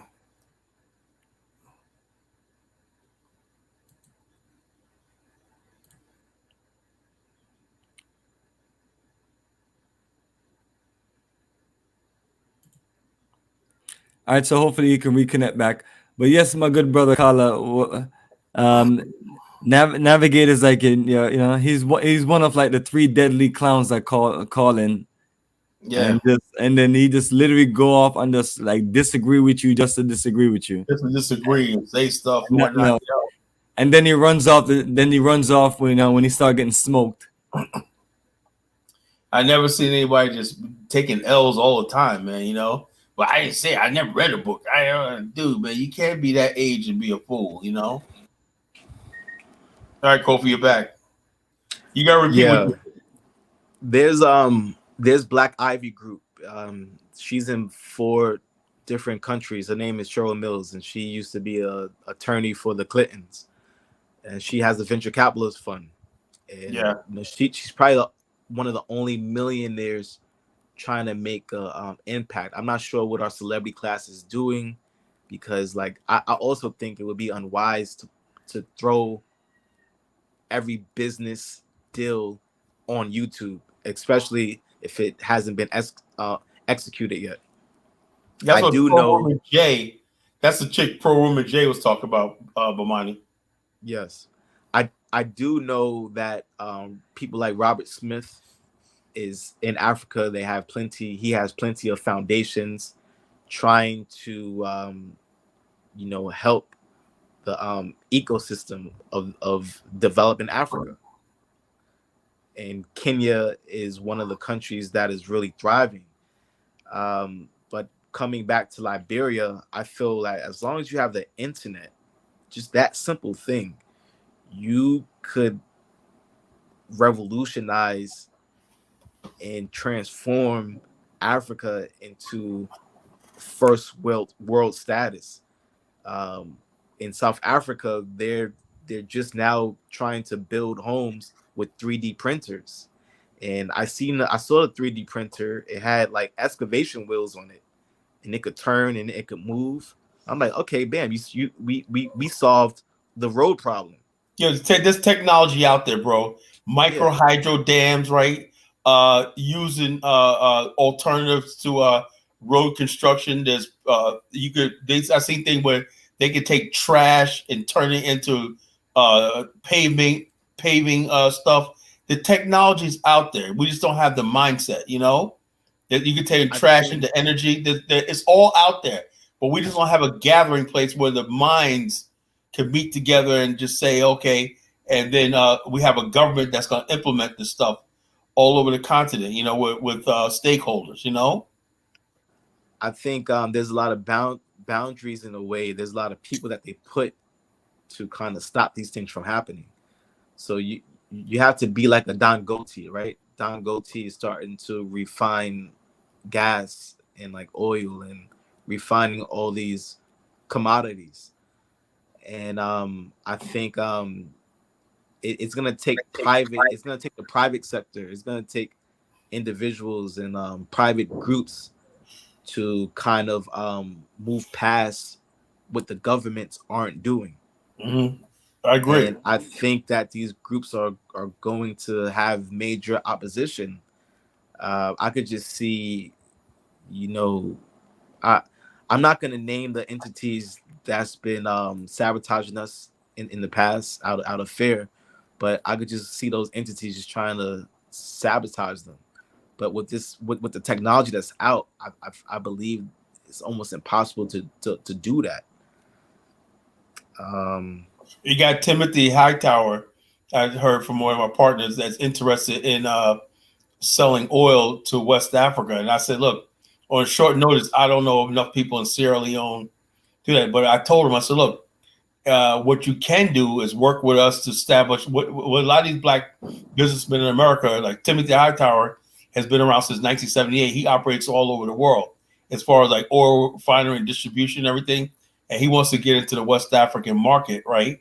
But he doesn't have any connections in West Africa. And I was like, that's a shame. He should have an office in Monrovia, Freetown. You know what I'm saying? This how it's gonna work. You just have to pay people off and give them loan money. Don't give them any real money. Give them loan money. Give them grant money. Pay people, control them, and you know, dominate whatever sector you need to. If you're trying to go the square route, if you're trying to go through like the route that you think that these countries need to go through, that we have in the US, you're going to fail every time. You just have that's what Bob Johnson made his mistake. He got there with Sirleaf and everything like that. He wasted all the money, and he didn't understand the mindset. He thought that, Liberia, he looked at the Liberian Constitution and everything. Oh, I could work here, but he didn't understand he wasn't dealing with the right people. That's why he pulled out, you know? We have to be the people who in the past exploited us. We have to do what they did. The only thing is we're not exploiting our own people because we're black and we're marrying into black society, into African societies, and the money is going to circulate within our societies that our race group falls into. But we have to be just as ruthless as the colonizers when it comes to doing these things, and we can't say we can't do what the West tricks us into doing. Oh, do it democratic, do it the democratic way, do it through democracy. Like, no, we have to do it how you did it. It's just that we have to do it for ourselves, and we have to do it to ourselves. You know, I think that's exactly how it needs to happen. But we're also being shamed. We're the instances where we're shamed into not going for the goal, not going that route and to kind of assimilate into the society and just disappear. But when you assimilate into society, you see how the society moves. You're going to start to move just like the society. I believe the way to get things done and to have leverage as Americans, as blacks from the UK, is to use your money as if you're a mob boss, part of like a family. That's how it has to be. Now, I'm not saying be a Tanubu, and like have all your business out there at the same time, and everyone's trying to come at him because he didn't get a college diploma. Like, damn right, he paid for that shit. He didn't have time. He was working with cartels and all types of people. He didn't have time to graduate college. Now he's running Nigeria. The diasporans have to be ruthless when it comes to taking what's yours. That's what I feel. I'm not saying go kill people, but you have to use your money, and use some street smarts. Yeah, don't be a fool. Don't be taken advantage of. No, don't be taken advantage of between what's going on. We just can't be suckers anymore. We have to say what we want on the continent, right? It's just you have we're of West African descent, right? We should insist that the resources, we can start on a local level. It don't have to be a national level in America. The local level, we got states and everything like that, cities that we control that have sovereign wealth and everything that invests all over the world. And so just like cities like Atlanta, New York used to put their money in South Africa before during the apartheid era, right? Because it was making so much money. We could do the same thing in West Africa, invest in municipal bonds and stuff like that, but that's going to take political will. But when you look at Black America, right, are we thinking on that level? No. You ask yourself, Kofi, when you look at Black America, what's the political agenda of Black America? We don't even know. We don't even know. It's reparations, police brutality, whatever, all this stupid stuff, and we're sitting it's like we're trying to be we're fake trying to be Israel, and we're fake trying to be the Anti-Defamation League, and we're fake trying to be Jewish. But the difference is Jews are systematically empowered to do so financially, and we're not. And we do have money, but our elites are either controlled or they're just not. They're doing everything covertly. I believe that I believe that every Black person is low key trying to do something in Africa. Hence people like Terrence Howard. I don't know if that's a good example, but I do believe that low key, no matter how distant you are from the Black community, no matter how wealthy you are as a single Black person, you are somehow trying to reach out back to Africa. It's just not it's just not in the media. Tariq definitely was a proponent of Africa. He was traveling through Africa, but I feel like he realized, like, look, my wife, my kids is in the United States, and I'm not going to be able to be as successful as I am pushing Africa versus pushing reparations in the US. Now, I feel like we have to go from that, place ourselves in Africa, and just move from there. And whoever made the best man win. That's how it's going to be at the end of the day. But I don't think we should go to Africa and just disappear. and I think that's low key happening in Ghana. So, give us a thing on a Sabo, right? Do you see any? There's a Sabo, right? And then there's another community called Asarsi in Pram Pram. Now, Asarsi is ran by a guy, a British Ghanaian, who's him and a group of other people bought land from some family, and they control it 100%. Versus and he's like in his 30s. Versus the Paramountcy, they've been in Ghana all their lives, and if you don't own land, to them you're nobody. You have no say. Are you in a Sabo right now? Are you in a Sabo right now? I'm 40 minutes away from. I'm in Amina. I'm 40 minutes away from. Are you going back to? You have any plans to go back to a Sabo? We already built a foundation, and we're gonna do a container home. We're gonna do a container build, and but do I see that as the future? I don't. It's hard. It's hard to choose a Sabo as the future, opposed to thriving cities and thriving populations such as Takoradi and Yeah, because you're trying to get your film thing off, right? You need film studios and stuff like that.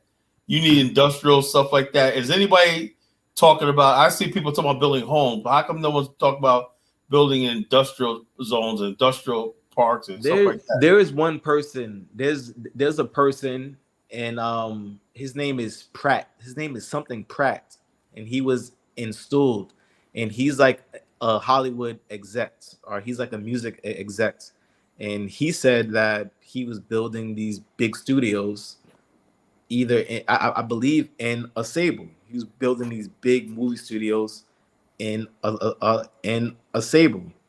We had another actor named Damian Smith. He was in Snowfall, and he's also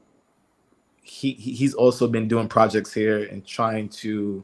I'm not sure if he's gonna bring the film industry here, but that's his lane. There's professors from Ohio, Nanakwa. He has a university that he's building, but there's no follow-up. There's no like if they started the foundations and they started the walls and the fencings for the studio, there's no videos on it. So who knows if whether it fell through or not. You know. You sound a little disheartening, Kofi. In Kumasi. You sound a little disheartening, man. You're usually upbeat and whatnot, you know. What's happened over the last while since I talked to you? Well, since I walked out my room? No. Since last time I talked to you was when I was in Liberia. It was all upbeat and whatnot, you know. Maybe I had more money. I don't know. Yeah, that's probably what it is. The money will do it, right? Maybe I had more money. I don't know. It's early in the morning right now. I do feel a sense that success will come. I just finished my cybersecurity courses, and I'm gonna take a CompTIA security to get licensed in cybersecurity, and my whole thing is to kind of transform and like modernize governments on the African continent. But how's the internet? You need good internet. How is that? The internet is good. There's people, there's IT people out here who've been to the West, who's been to the US, who are very talented. It's just that these people aren't being funded. Right. You know, the internet is good. My internet specifically is good. I paid $30 a month. And but the roads, the roads, there's no like ordinances for the roads out here. There's no highlighters in the middle. Are you in the high? Are you in the high? What's it called? Are you in the flood zone, or are you in the high country? This place flooded. Like Elmina did have a flood because like a dam burst, but usually there's no floods. Can it flood? Yes, but this place haven't really experienced floods like Accra experienced like major floods. Now I'm in Elmina, so I'm near the I'm near the dungeons. I'm near the Elmina Castle in the Cape Coast dungeon. So that's where I'm at in the Central region. It's cheap out here, and if you don't want to spend all your money, you should probably start in the Central region. You can always go to Accra. You can always go to Takoradi. You know. But I think Ghanaians have been in the United States. They've been in the UK for 40, 50 years, and they're sending images and messages and visuals from the United States, and it's clear that Ghana and a lot of African countries aren't living on the same standards as the US, but they're doing their dirty work at the same time. And that has to end. That has to end, man. The roads, people shouldn't be out there selling chips and selling all these random products. They should be working on the roads. Put the money, centralize the roads, have the roads be state and government owned, and they have the people working on the roads, and that's it. Your life for the next 30 to 40 years should be the roads, and you're gonna get your house, you're gonna get your car, and you're gonna get your monthly income because the way the roads that you build are functioning, but the roads are not being maintained, and that's a reflection of the government. That's a big reflection, and I'm the type of person to say, okay, let's go into the road sector, Dad. Let's take the money that we do have and try to create a prototype that maybe some people that's interested in African development might want to fund. Let's just put that idea out there because no one else has that idea yet. When I ask Ghanaians like, oh, have you heard of cars flying? They say no. I'll show them a flying car. Oh, have you heard of a house being printed with the robot? They said no. I'm showing them that. So we're like ahead.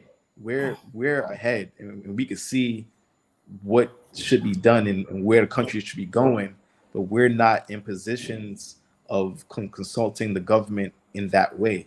And I'm not sure if we've been asked that.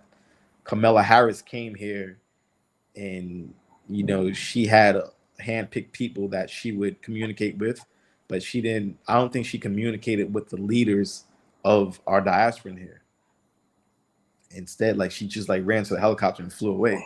And people chasing her like, look, where are we gonna get a photo op? Where are we gonna get a picture? Yeah, it's funny how the United States don't really connect or utilize Black people from the United States as living there to do it. Like I said, I don't think the United States is serious about doing anything in Africa. I don't think they're serious about true like combating what communism. That's an old ass word to even use. If they want to fight Russia, if they want to compete with China, if they want to compete with Russia, they have to use us to do so, and may the best man win. I'm the type of person that's pro China. I'm the type of person that's pro Russia. But I realize that my country is the U.S. And if the U.S. gave me money to develop Africa and saying like, look, you can work with the U.S. and you could work with the Blacks from the U.S. You don't have to work with these Chinese and you don't have to work with the Russians. Choose us then I think we should take that. But at the same time, it's controversial because it's gonna look like we're colonizing Africa by way of the U.S. and that's exactly how it would look. I think we could personally privatize everything, and we could. Yeah, but what about the Ghanaians who basically work for the United States and all these other people? Why is it only black people from America that they got a problem with? You know, because I feel like I don't really know that answer, but I know that they just got a Ghanaian woman into like a powerful position by the Biden administration to start to lead things for the diasporans in the U.S. to try to do some type of reforms and infrastructural things in Ghana. like But what? Like what? How much money are they talking about? I'm not sure. Like, okay, there's a cyber security company called Sebastian, and they're based in DC, but it was started by how you say, people from Ghana. Oh no, it was started by people from the African continent. I'm not sure specifically where the CEO is from. I think it's from Kenya or like one of the countries. But he's trying to place cybersecurity firms throughout West Africa, based in DC. And I know a person over here who's getting grants. He personally knows grant writers in the DMV area, and they're like funding his exchange programs out here in Ghana. And I'll be like working with them, and I'll be doing like the videography parts. You know, I just think we shouldn't be, whoever pays you, right, controls you. But we also have to take ownership of those tax dollars and say, look, this is our money. Our people build the United States. We're taking this money. What do you, Kobe? What do you think of the fact that the Jews are only like 2% of the American population, but it's political influence because they use the black vote and everything on every different level and everything. They're able to use their political power to get billions of dollars for the state of Israel for development, you know, U.S. tax money, you know. Ukraine, the United States gave $80 billion to Ukraine, trying to get $100 billion to Ukraine and everything. But black people with all our talk have never been able to, because that would make the difference if someone ever put like the billions of dollars behind African development and the diaspora, Black America, whoever wants to do business in Africa, can tap into that. The number of black people going to the continent and doing things and making a difference would just go up dramatically, you know? I think the last person they gave the bag was to Du Bois, W.E.B. Du Bois. That's the last person the United States gave the bag to. And we see what happened with Firestone in Harvard, and how Garvey was kind of just cut off and like sabotaged. And I think W.E.B. Du Bois could just look back at that and be like, damn, I kind of made a mistake. And then whatever happened in Ghana towards the future, you know, happened. There was another U.S. ambassador that went to school with Kwame Nkrumah. And Kwame Nkrumah straight said that, look, they kind of sent this guy to kind of like monitor me and like follow me and like kind of spy on me. And it's like, if you're not doing America's dirty work, then if you're not doing their dirty work, then they're not going to give you any bag. And that's when Kamala Harris came over here, you could tell that's how they view us. That's how they view go back to African people. Like, look, these people are useless. We can't use them. They're too pro-black. They got their dashikis. They got their the Israelites got their clothing on. Like, no, we're not going to give them the bag. We're not going to give the Israelites the bag. We're not going to give these pro-black people the bag for whatever reason. But I think we could get that bag ourselves. If you know some well, like I said, I do believe on the local level, states, cities like Chicago and stuff like that, can make a difference. Bob Johnson used to use pension funds from cities like Baltimore and DC to fund his real estate empire in the Caribbean. So it can be done.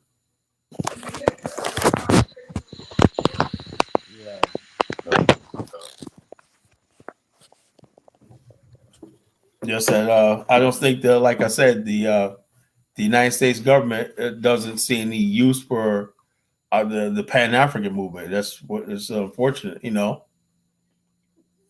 see anybody unless you're doing their bidding. Yes.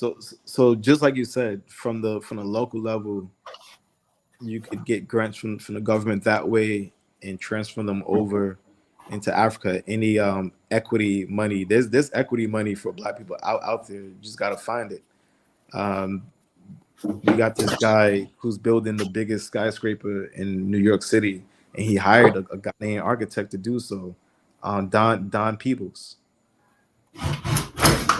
Don Peebles. They're getting a lot of equity in real estate. It's the same type of equity we need in Africa. And if we're representing the U.S., so be it. If we have to play that part, so be it. But I think it would be an ugly thing to use Black people over here to do the dirty work of the war complex, the military complex in the United States. And we could easily be set up to do that. Okay, Nakmeezy's in the house. Greetings, Nakmeezy. Welcome to Pan-Africanism Towards Nationhood. I got a beautiful topic for you. Let me read it off for you. Legacy stealing by African immigrants and non-Blacks. This is the Afrikstan analysis.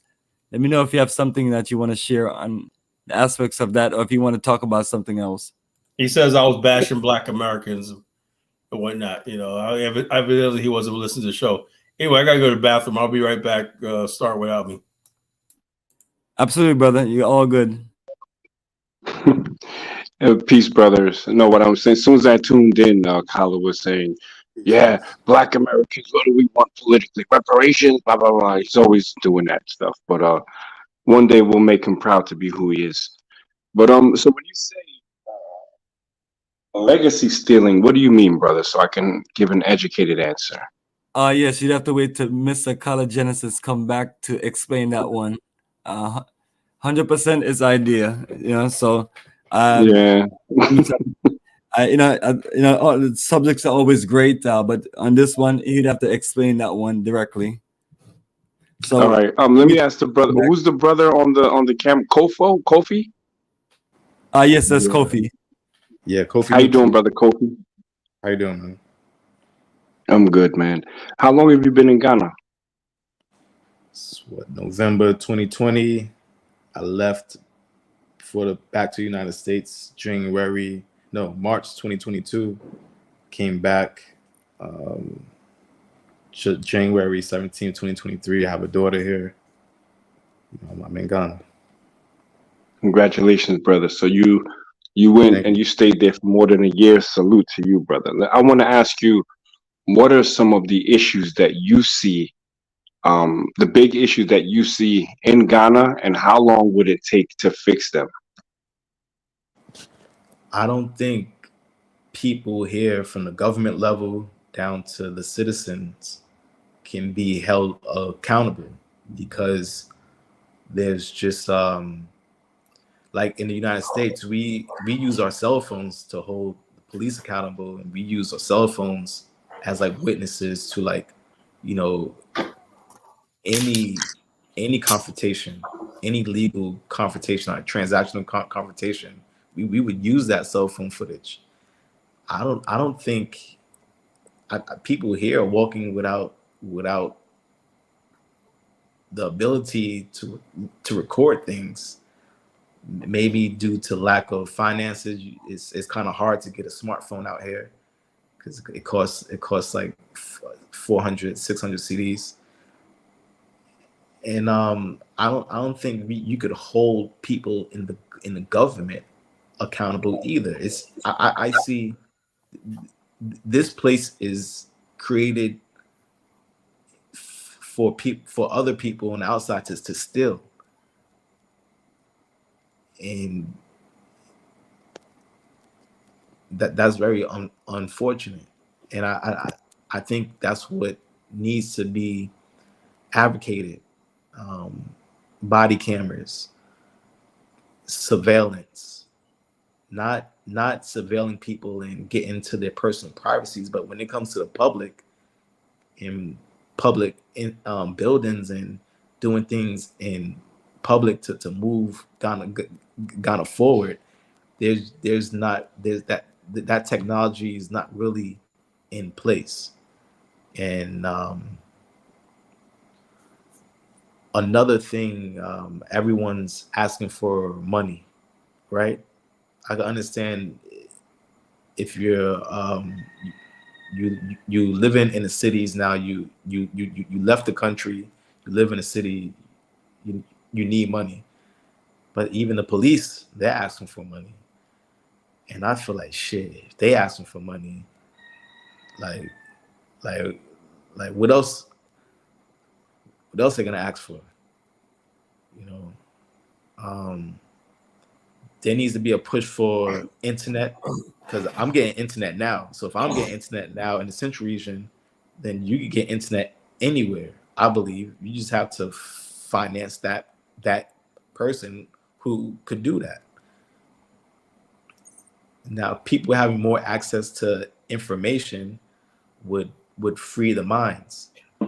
This old school way of following everything the West has said is the best way, like going to college, trying to get your 4-year degree, and then hopefully you could go to the UK or to the United States. I think we need to cut all that shit out.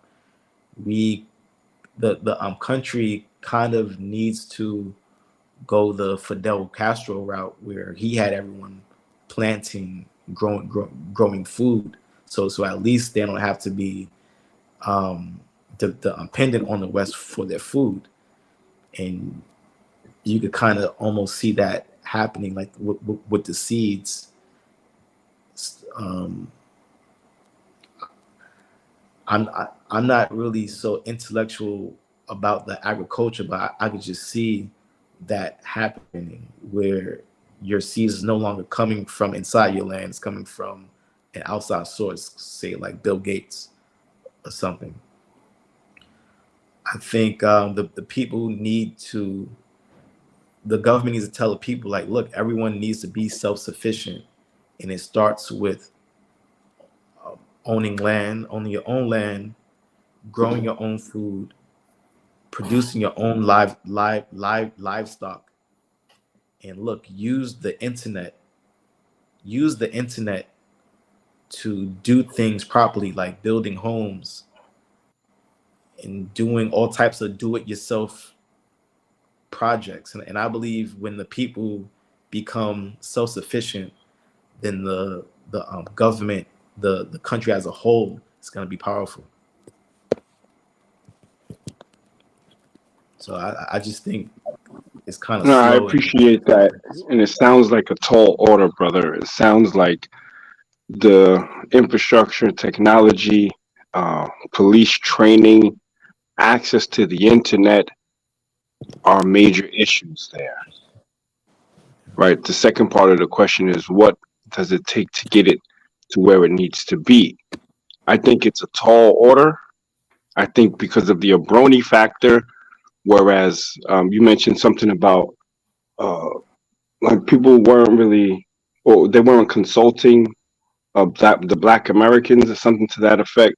I'm like, they're not going to consult you because you're too white to be Black and you're too Black to be important. They'll take your money. Excuse me?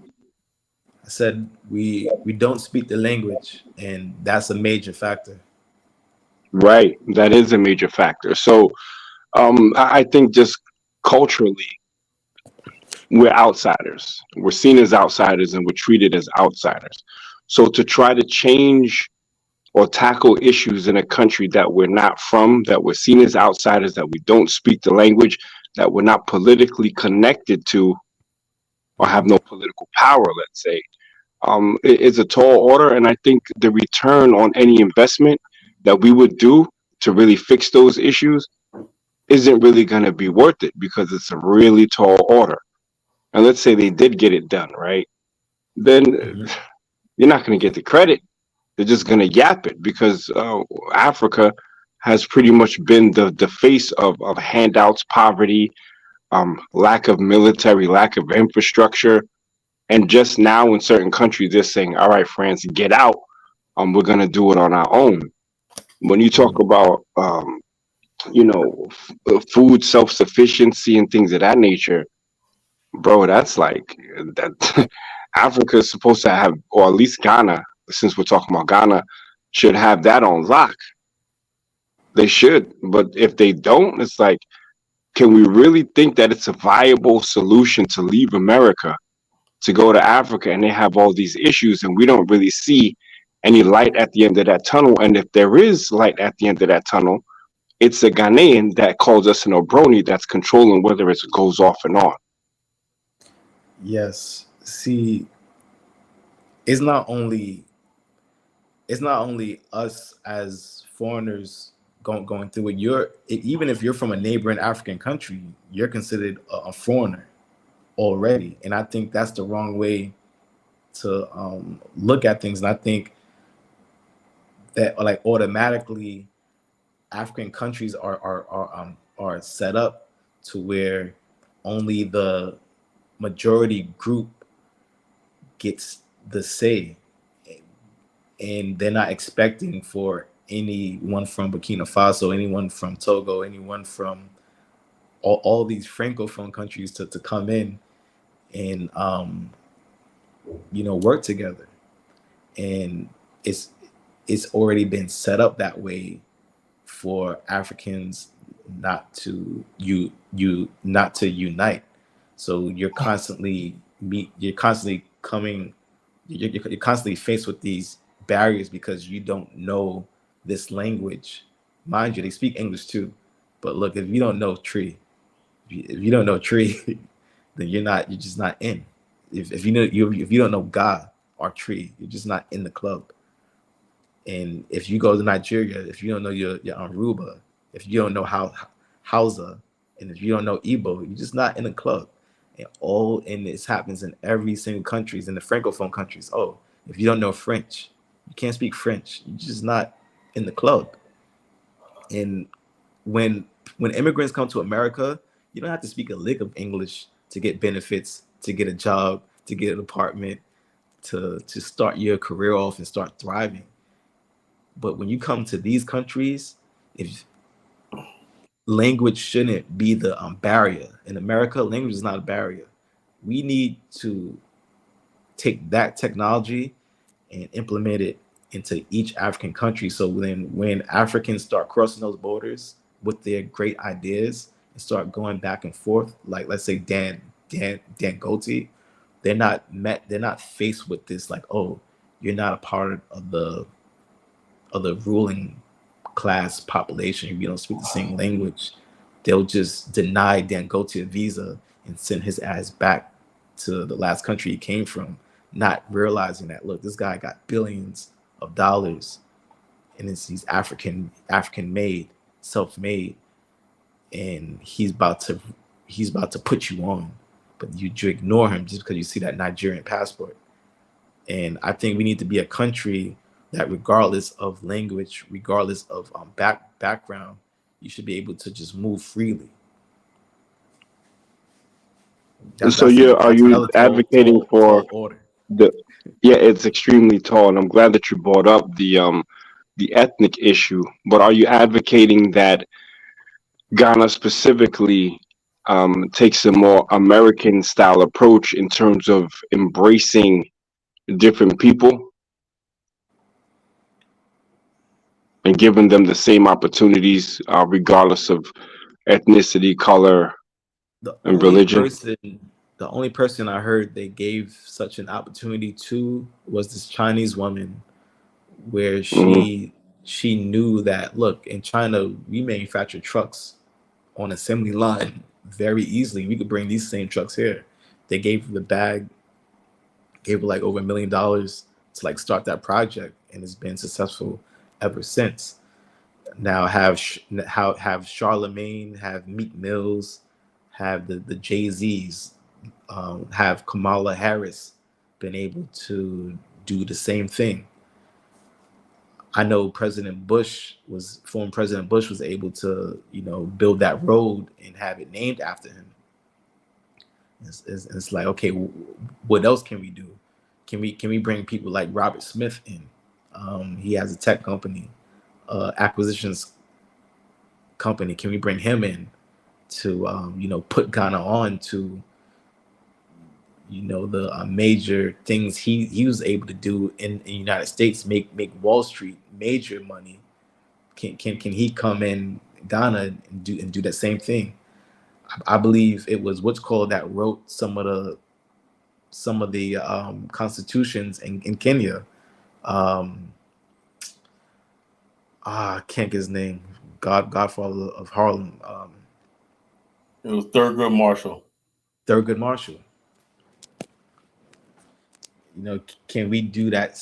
Can we have that same type of exchange? I don't really want to see Meek Mills in the Jubilee House talking to the president. I think that's like, come on, man. You're doing the same thing that we do in the United States. You invite our elite entertainers to represent the whole people, but you don't bring in people like Claude Anderson to like speak for the nation. You bring our rappers in. I just think that's a setup. I mean, I don't think we owe Ghana anything, honestly. And even if we had, and there's a lot of brothers that have that energy to try to, I guess, put in work on the continent, they're met with obstacles that are really counterproductive. You know, the brother asked you, well, why do you sound less happy than the last time he spoke to you? He was like, well, maybe it's money. But when I tuned in and I heard you, I'm like, your voice, it almost sounds like you not depressed, but like maybe it was getting to you. You know, if I was living in a country where the police wanted to dash, and I've heard the horror stories about not dashing the police. So if they ask for a dash, you better give a dash. Um, where you're always constantly seen as a white man. Like, do you think that the Back to Africa movement is what Black Americans need? Would they go there and have if you were to say a generally positive or challenging experience, what would it be? Have your last 3 years, besides the birth of your beautiful daughter, and I hope you're married. You married, brother?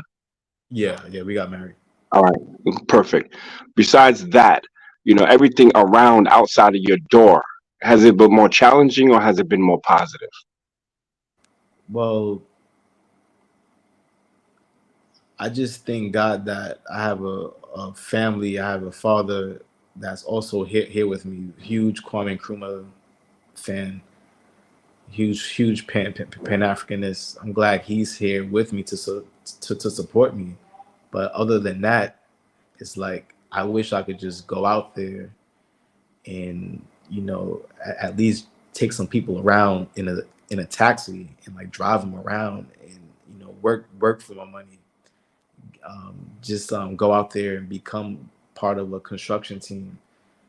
Instantly get hired on to a cybersecurity firm. To me, that's still like maybe I really don't see that happening unless I learn the language completely. That to me that may take what Meka Fanti Kra. I know I can speak small Fanti, but then I have to speak big tree as well. It's like the barriers that's in your way is like culture and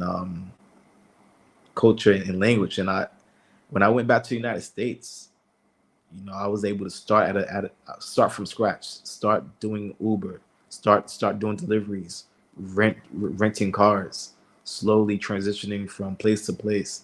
Okay, working within Hollywood as a production assistant, doing some videography, corporate gigs. I started to level up. My credit started to get better because I was in Africa, not really doing as much. But when I came back, I had that like power.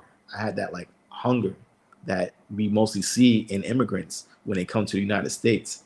But then me coming back to the African continent, solely depending on, you know, small benefits from the U.S. depending on my dad, and kind of like falling in line with my family, to where in the United States you could have a family, but you could be an individual making money. Here you kind of just like fall in line with whoever got the money, and I don't think that's not the best way to live. But you know, you could go out, go out, build your own, infrastructure, build your own home. You have to then do the work for yourself. You can't give away your work to the native population. You got to do the work yourself, because the more someone's doing for you, the less healthy you're gonna be in the long run. So these things I'm like learning, and these things I'm transitioning into as I live on the African continent. And I also do realize I come from a privileged background as well. People do call me white opposed to black. And I have to tell people, well, in America, we're literally Black Americans. You calling me black, you're just looking at my skin. You calling me white, you're just looking at my skin color. You don't even acknowledge the fact that there's race, there's different races on this earth, and that part is kind of upsetting. They recognize color, they don't recognize race, or the intellectual properties that go into being racialized, being European, being a descendant of Africans. They don't. That whole thing is thrown out. You're just a white man. You got money. You don't know what we're going through. Mami Sika. You know, it sounds like, and I'm glad that you're keeping it 100. That's hard to get people to keep it 100 on their return to Africa. You know, you mentioned how people from other African countries are also treated in other African countries. They're not treated like fam, they're treated like foreigners. So if they are African, you know, phenotypically look like an African, different than you and I look, right? And they're getting a side eye, they're getting a stiff arm. I think we do our people a disservice to be telling them to go to Africa and try to live out this Pan-African fantasy that does not exist on the continent. It only exists in certain pockets, but where it exists, it's pretty much been a failure. So a lot of people are saying, well, come home.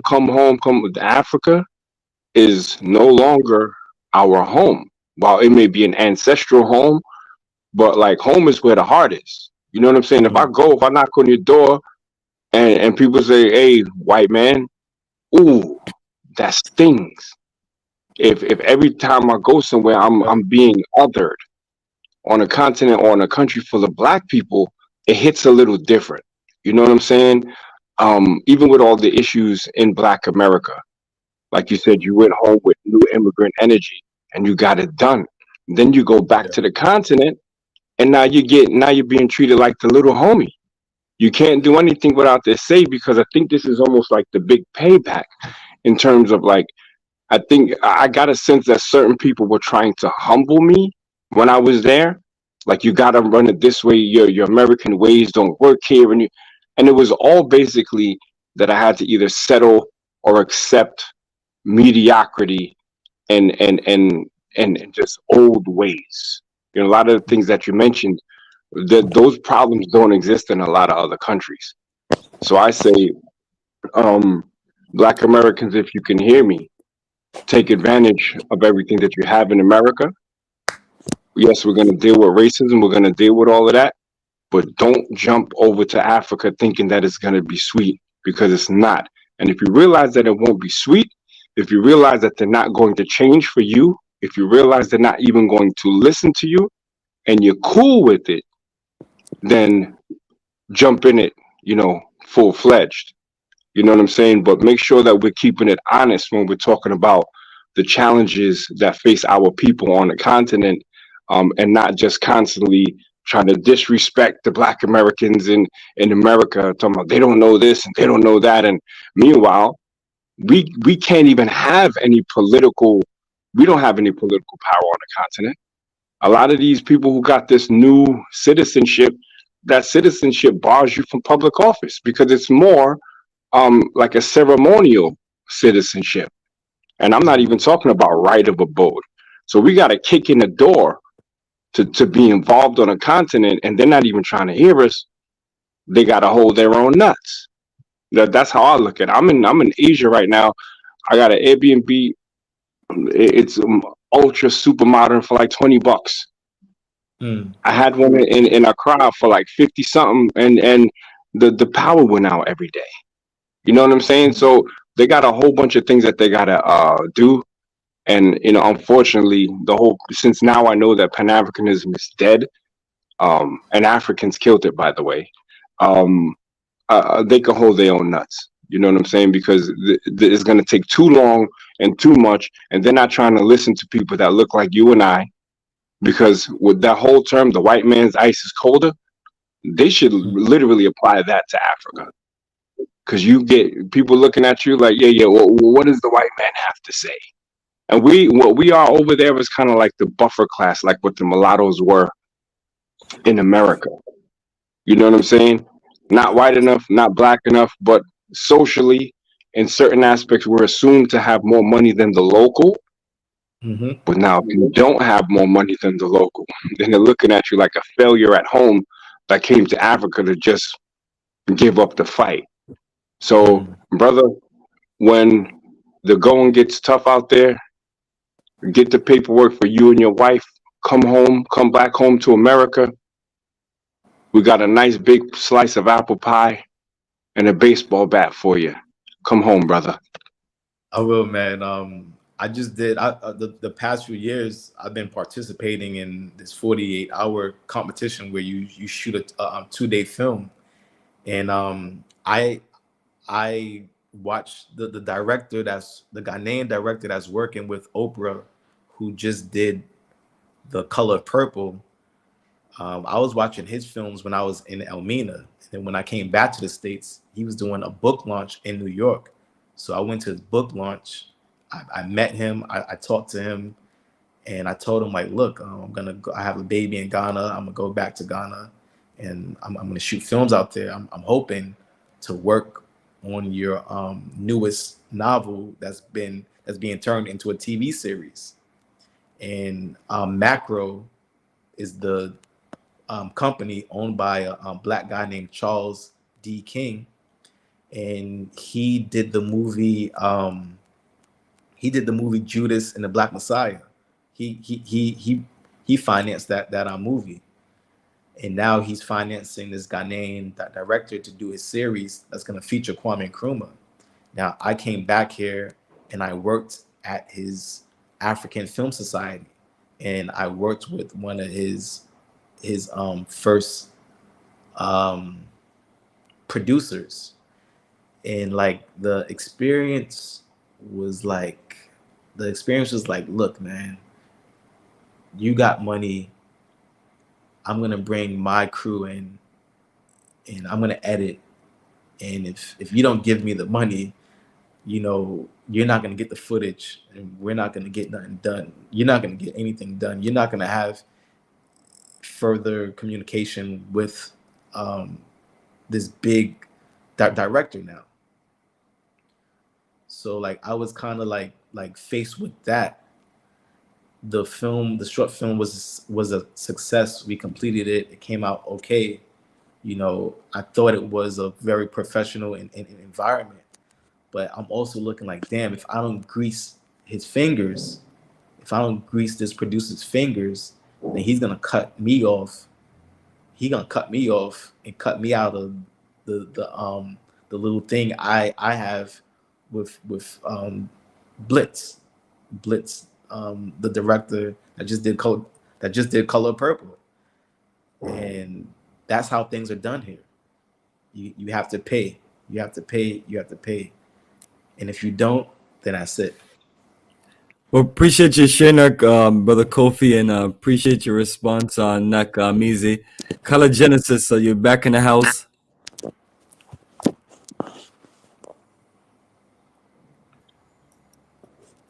Yeah, I was back. I wanted to know Nakmizi's on the topic because he says I was bashing Black America. You say one thing about Black America, you know, we're not giving the benefit of the doubt that, you know, that when I talk about my people, I'm talking about my own people. And I spent the last 3 hours here defending Black America to all types of people and everything like that, to be like labeled like, oh, here he goes, Black America, and we're gonna teach. I don't need nobody teaching me how to love Black America, brother. You know, Black America is who I am and what I am, you know, and that's what I stand on. You know, I don't. This is not something I do. It's what I am, you know. And charity begins at home. The first home is my people here, and everything I do, whether it's Pan-African or Black national, it's always how my people are going to benefit from it. It's like that. And like I said, this is interesting that Kofi talked about this because him and I had these conversations for a decade now, you know, and he sees what I'm talking about.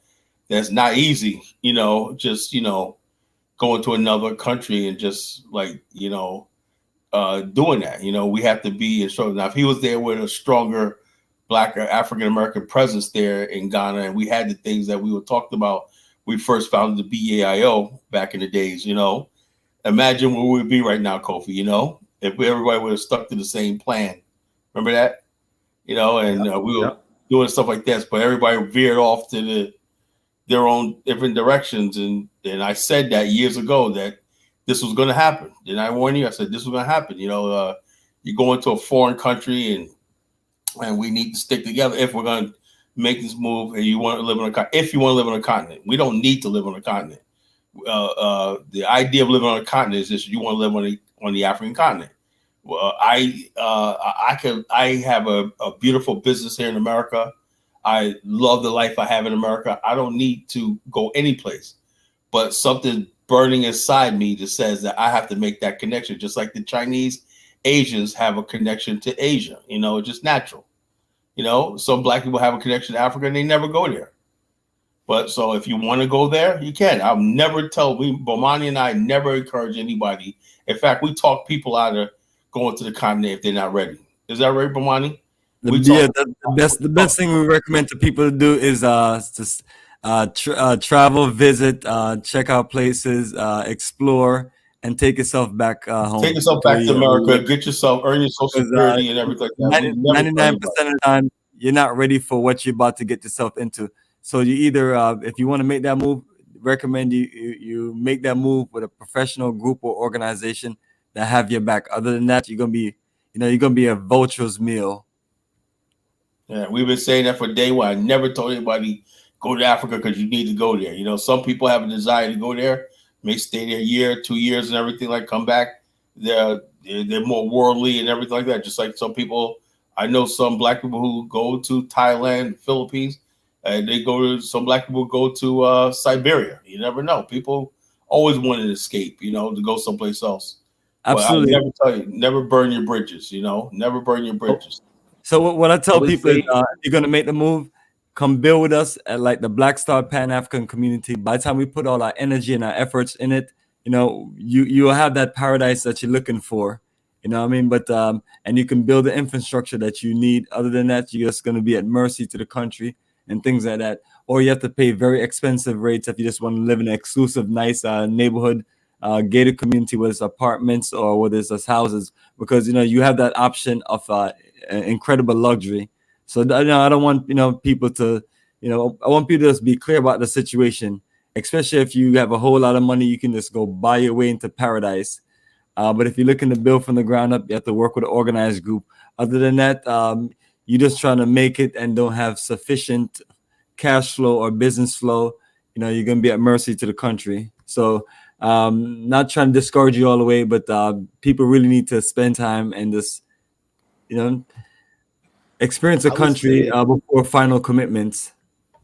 you could come here, like if you're from like me, I'm from New York City, and rents are skyrocketing. All the sisters are LGBTQ.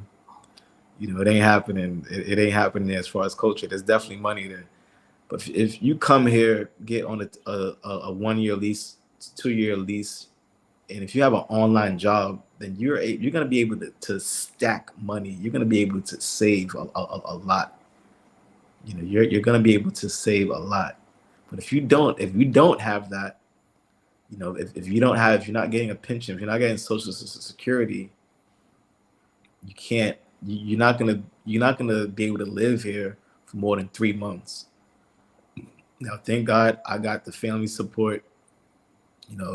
Thank God I have a priority out here. But I would say that unless you're coming to stack up and just work remotely, I would say that you really have no reason of being out here, especially if you're not being sent by any entities that's like funding you. Now, I could see me like leaving, and Kanye West was like, "Look, I'm gonna fund everything you do out there. I know you out there. You have family out there. I'm gonna fund you." Or like say someone like Robert Smith. Look, I'm gonna fund you.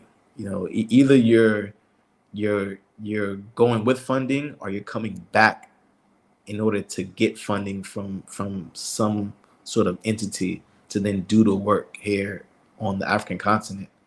Because yes, you are going to be solo dolo, and you think that the rest of the diasporan people are gonna have your back, but they're just living their lives and minding their business just like you. And we always used to say, like, damn, why aren't these billionaires? Why isn't Michael Jordan coming out to Africa? Why aren't they investing? It's because they're not surrounded by people who speak their language.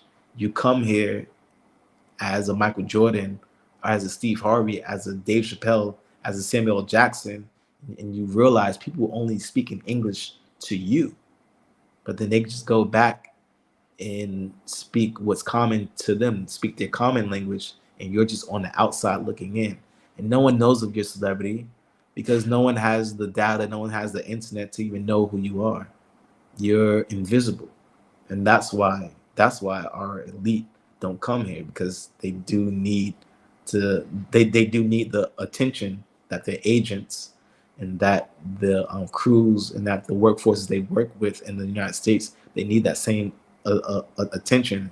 And it's just a step backwards if you're coming to Africa, and you're not gonna get the same communication I'm getting where you came from. And communication is very high when it comes to like human capability and just human the aspects of being human and being happy. Communication has to be there.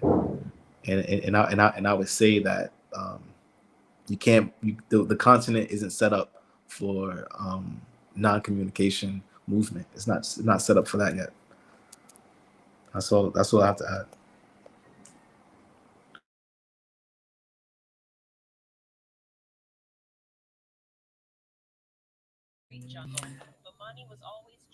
Yeah, so like what I was saying earlier, that about the legacy theft, right? I'm basically came to this, so I did want to do the show because I see a lot of success in Black America being erased, right? We see people have hijacked the LGBTQ have hijacked the civil rights movement. You would think the transgender activists or the new Rosa Parks. You have people who are using Martin Luther King's "I Have a Dream" to basically bum rush the border and come across here and flood into America.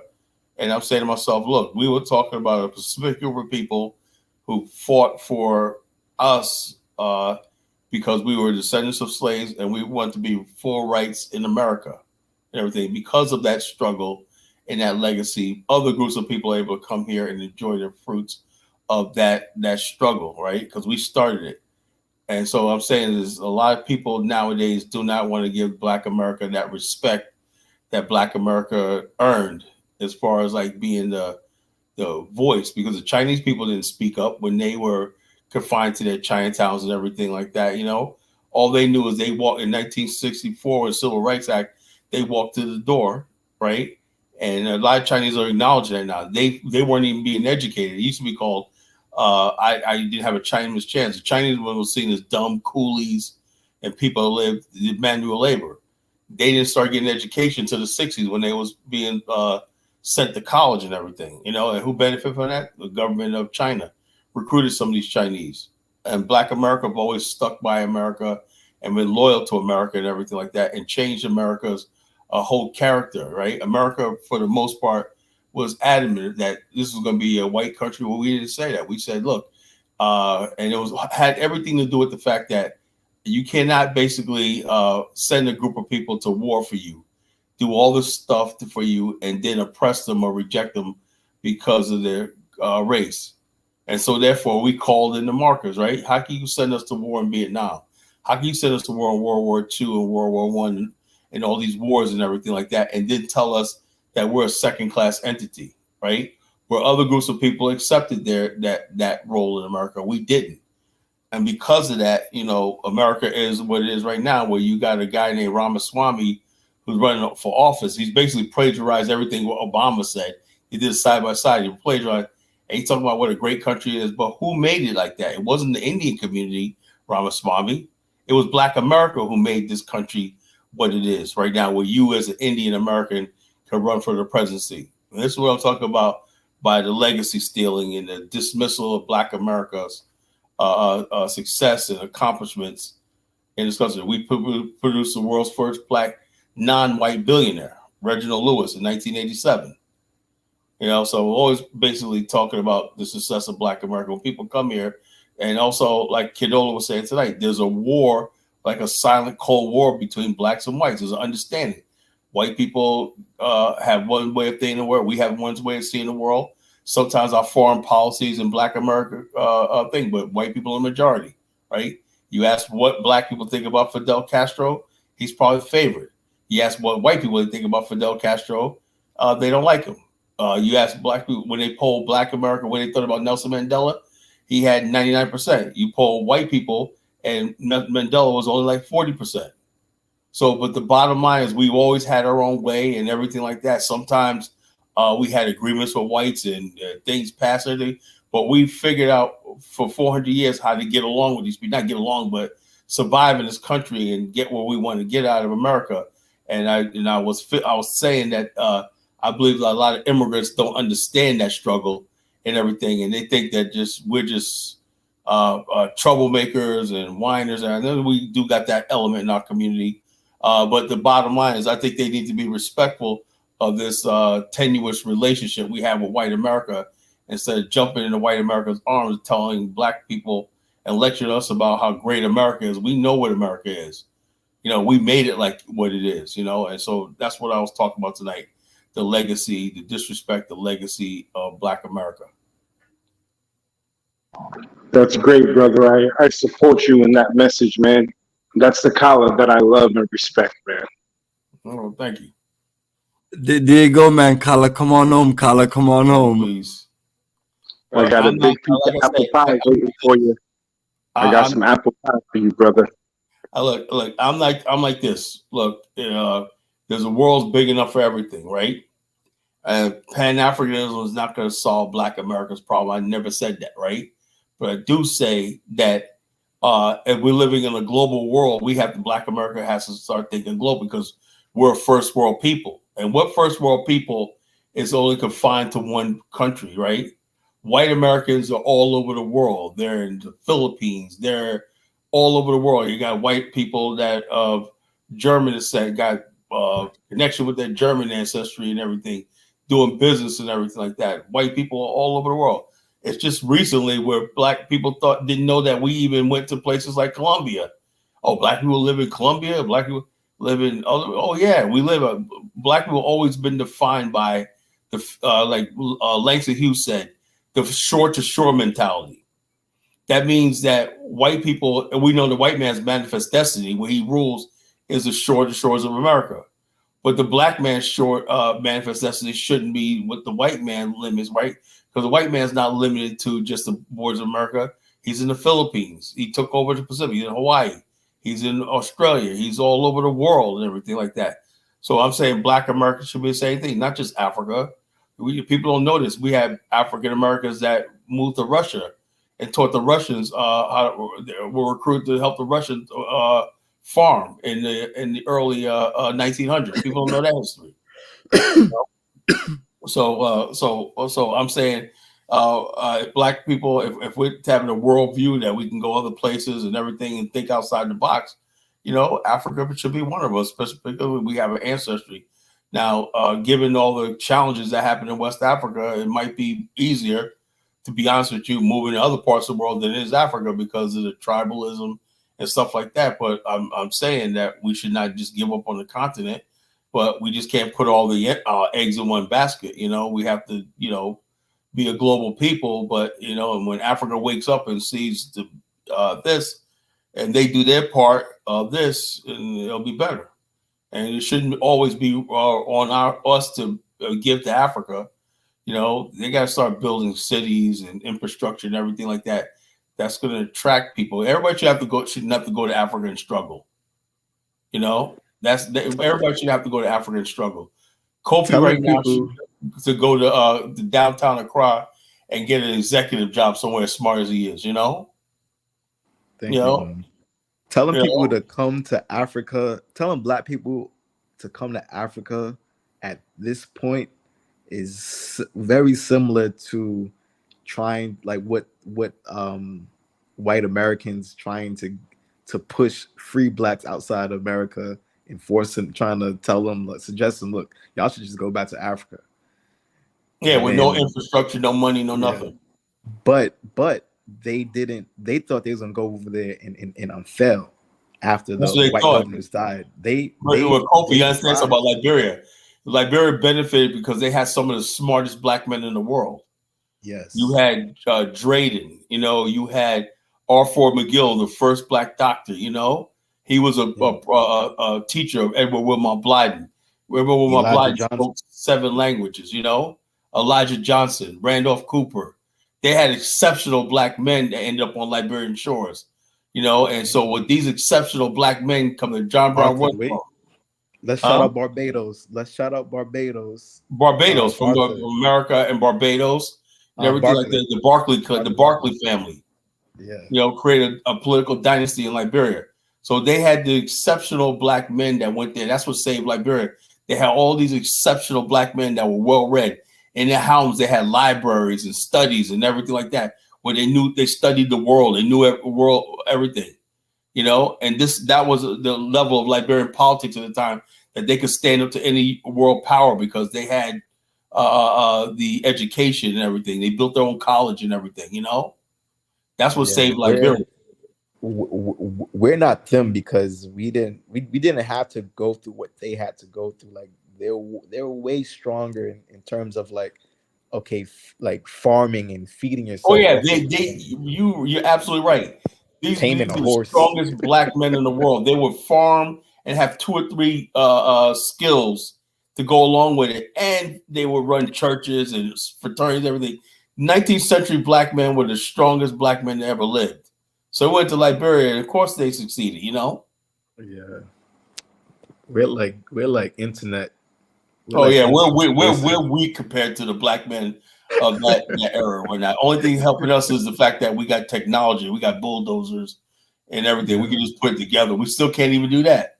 Look how easy it was for our ancestors to build cities like Clay Ashland and Robertsport and Monrovia. When you look at the architecture in the streets of Monrovia, I was like, how did our ancestors Snapper Hill? You go to Liberia and you go up Snapper Hill. I was like, how the hell did they do that in the 19th century? You know? Yeah. Even there's Africans out here that are very industrial, and there's white Americans, there's black Americans throughout the rural parts of let's take Moses West. He created military black guy. He created this water machine. You know, these are the types of things that could push Africa forward if it's allowed to be done. But check this out, Kofi. There's a new terminology that came out, Peel Lumumba. But I don't know if we have enough time. We're late, but I don't know if we have time to play this one video. It's called go ahead and send it to me. I'll put it up real quick. Okay, let me send this video. Right, it's basically a new terminology, and the reason I'm saying this is because I want Kofi's opinion about this. It brings it home a little bit, about what type of governments that we have in running Africa. Let me see. Oh yeah, here it is, right here. Let's see. We don't have democracy. We have it's kakatocracy. I don't really know what it means, but Peel Lumumba coined the term. I don't know if it's a real term or something here. So I just sent it to you, Bomani.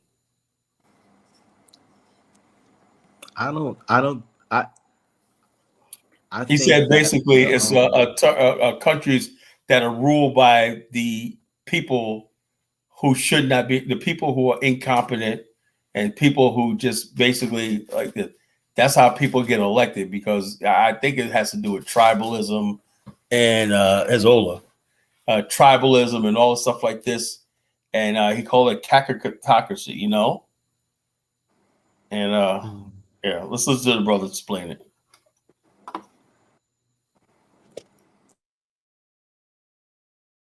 Always maintained on this platform that the problem of Africa lies in its leadership.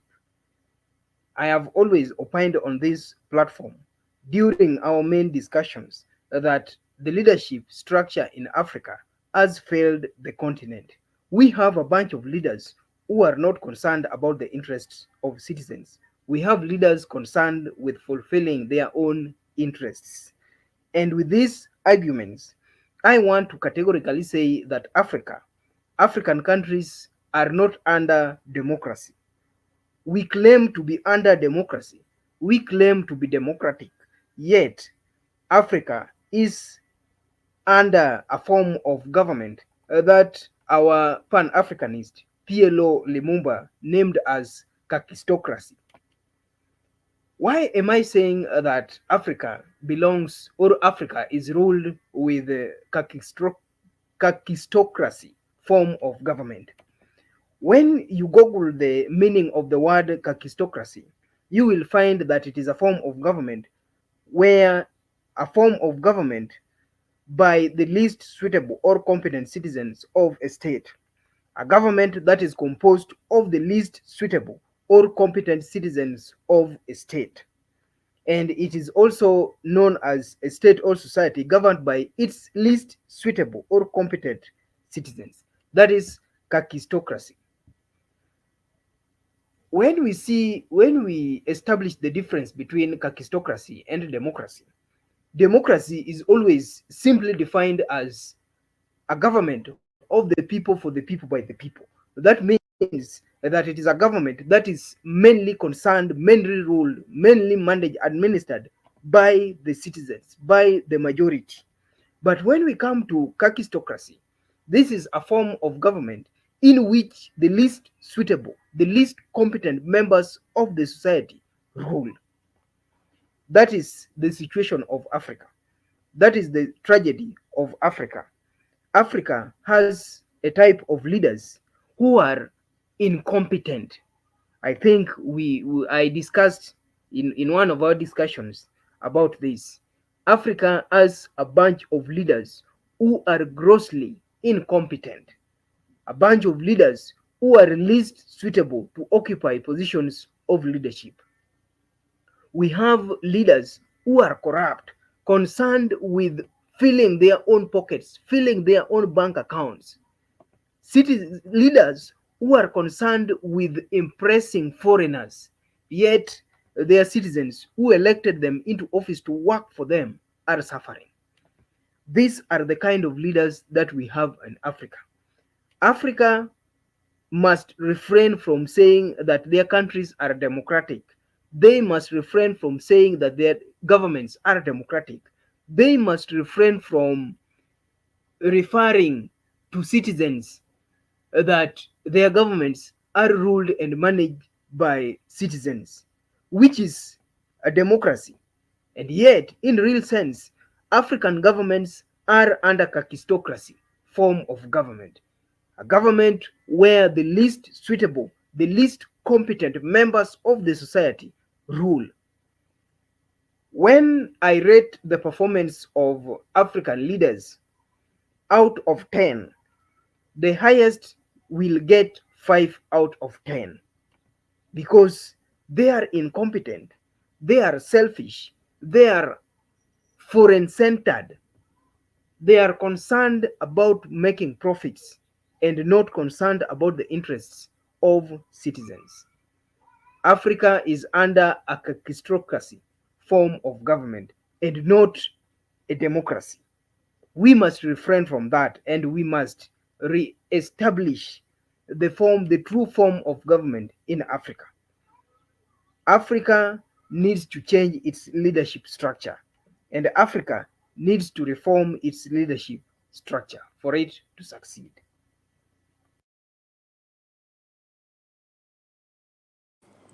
Well said. Well spoken. I agree.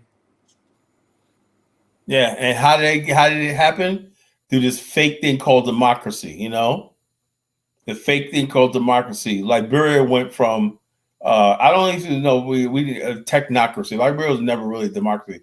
A technocracy, at least the technical people ran the country. People most competent in everything ran the country and everything. But somebody had the bright idea that we need the indigenous people. It doesn't matter whether they're qualified or not, you know, to be in power, you know? And that's a kakistocracy, you know, where the worst of the people run. Just because somebody gets elected don't mean it should be seen as legitimate, you know. And how do you do that? You got to have institutions. You know, you have to have institutions and everything like that. Institutions vet people. Like I said, when people like Navigate, right, who are dismissive of books, can't cite what institute where he got his information from and everything. And imagine a bunch of people like Navigate running things. That's what you have. You know, that's what I said a long time ago. You know, I know in this show, I said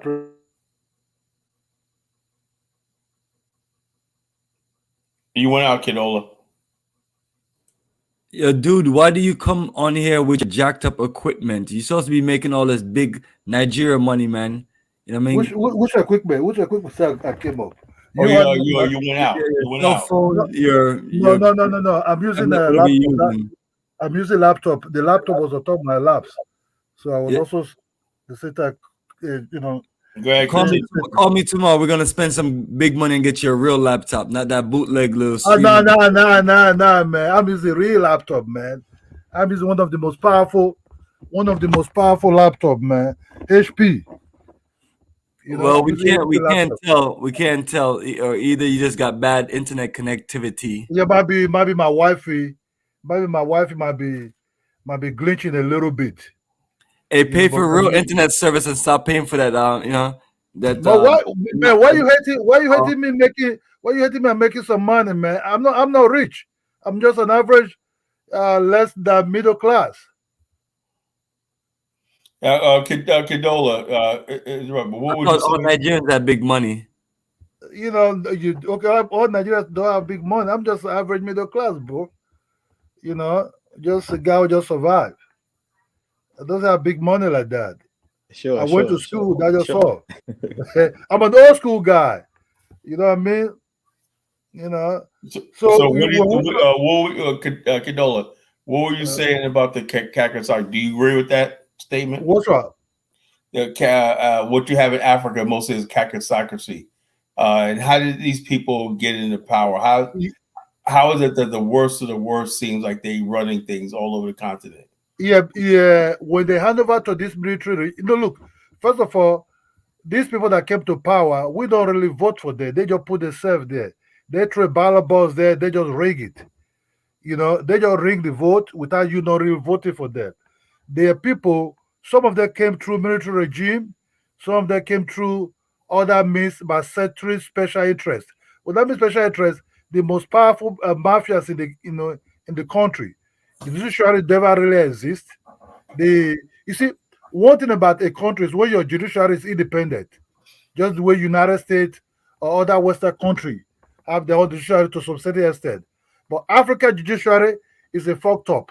You understand me? So these men you seen who wear these big wigs, who say they are justice or they are judges and everything, in their mind, they know they're not really what they are.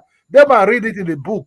They might sit on these benches, under these high tables, speak big English to a very poor guy who just stole maybe little thing. But the big fish that is stealing the money, they cannot do that. That's what Africa is. Look, the most West African countries, especially Ghana and Nigeria, are broke, very broke. If you think only Ghana is bankrupt, Nigeria is also getting bankrupt also. They don't produce nothing. Nigeria don't produce anything. We just import. Before we were producing, I think for the past years now, they didn't produce nothing. So when you don't produce nothing, what can you say to earn hard currency? You cannot say nothing. And this bunch of criminals, they continue stealing the money, building big houses everywhere. You understand me? So they don't really have the interest of the country is how to steal more than the other guy that was there before yesterday. So they're not really they use the word I'm a Democrat. They're not really Democrat. The only thing that will throw them out is another power. The man with gun. That's what I like. I like the man with gun. So that we can catch the people and see how they are really. These are not really honorable people. These are street talks that by the time you arrest them, you put them on the short knicker, you see the way they really look like. They start begging at that time, please forgive me. All their billions will be out of their head at that time. Their private jet will be out of their head at that time. So Africans are, it's not like Africans can feed themselves. They have food, they have everything. The problem is the day-to-day running of the country that can circulate this money is not there. When I was growing up, Naira was heavily circulation. We spent a lot of Naira. We don't even need dollars like that even. We spend a lot of Naira because we produce things that's been sold out of Nigeria. But since the handover to 1999, that's where the problem started from. It's not look. It's not Tinubu that started this problem or Ubuari. It started during the time of Obasanjo. When Obasanjo came, he systematically disarmed the military that we maybe checkmate him. He corrupt them. He corrupt all of them. So when Buhari came and when Jonathan was there, he was even one of the most weakest. Military started building shopping malls that take care of the country. The generals were building something else. You understand? So that's why you see what is going on today. They be fighting Boko Haram. The money for Boko Haram to fight Boko Haram, they're still stealing it. Not only Nigeria, the whole of African country, the whole of West African country are notoriously strictly corrupt. That's just the truth. Strictly corrupt. The leaders and the people are scared to die, to throw them off. That's just the real truth. Africa will never have respect. Look at what is going on now in Nigeria. Can they dump this man? Everybody is watching. The whole world is watching. If the judiciary refuses to do the needful, do you think any investors will come to Nigeria? You think they will trust the judiciary system of Nigeria? Hell no, they will not. The problem is Nigeria doesn't have foreign investors to come and invest because most of investors are scared that the people are heavily corrupt, notoriously corrupt. That's the problem Nigeria have. Until we throw them out, and how to throw them out will be very difficult. But still, we just hope one day that some other power will throw them out of this position. What you see now happened in 1979 when they hand over to civilian administration called Shagari administration. What happened in Nigeria is still what happened then. That within 2-3 years, they stole everything. They were even printing their own money. They could not even pay civil servants. They could not pay anything. That what brought Buhari as a soldier to power. What you see in Nigeria now is the same problem. They're just borrowing, but nothing how to pay back. It's a big problem. Everybody will sick in this situation. Nobody's smiling, man. Everybody's suffering. Petrol jack up. The dollar to the naira collapse. So it's not just like Ghana that is suffering this thing. Nigeria also is the bed of the whole bed too. Yeah, I believe you have to be a part of. You have to have served in the military and have to reach the status of general to have any political say. Either that, or you come from an organization that generates wealth, like say Dangote. But a lot of people that you see get their starts, like Kagame, Museveni, even the first president of Ghana, of Liberia, J.J. Roberts, these people have some type of military background. Like that's the type of work you have to put in. It's going to be a lot of blood. There is going to be bloodshed before all this, the democratic reform can take place. And I think the Francophone nations in Africa, they're going to lead. They're going to be the leaders of that for now. Heading into the future, I just think the only chance that any African citizen have is to invent something that could disrupt and that could be used by your average citizen. And the technology like that today is MTN, mobile money. I believe the mobile money sectors, they're going to one day take over the governments. They're going to be the ruling class if you're a part of those entities, these tech entities. But other than that, the other side is the people in the military and the generals.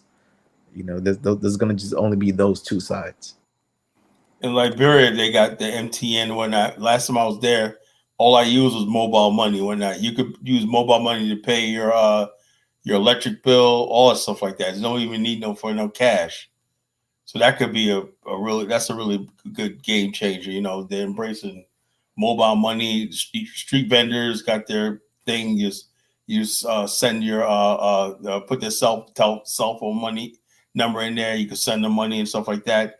They have the biometrics where you can scan at the gas station, and you can pay whatever the gas bill is, gas, whatever it is at the gas station. That's even more advanced than over here, And so I think that's going to be I think technology can really change the situation. Technology definitely is going to change the situation on the continent. But this idea of I'm still bothered by the fact that, and I got to get off, the fact that when we look at the whole continent, basic stuff, right? Because there's a lot of people that go to the continent, right? They have ideas like you won't believe. Like we talked to Blue Face. There's a lot of people that go to the continent and they leave disappointed. They couldn't get audience, right? Like, can't you see? I have an idea, right? Nano Atu is sitting down. The video we played, he's sitting down in the U.S., right? So I'm gonna ask a question: Was that meeting taking place in Ghana or America, right? It probably in America, right? Calculate how much he probably spent on that whole trip. What, $300,000-$400,000, right? What could $300,000, $400,000 do to the improvement of roads in Ghana? You see what I mean? So you could buy some excavation machines, or shit. You could just buy that 3D. See, like I said, it's the mindset.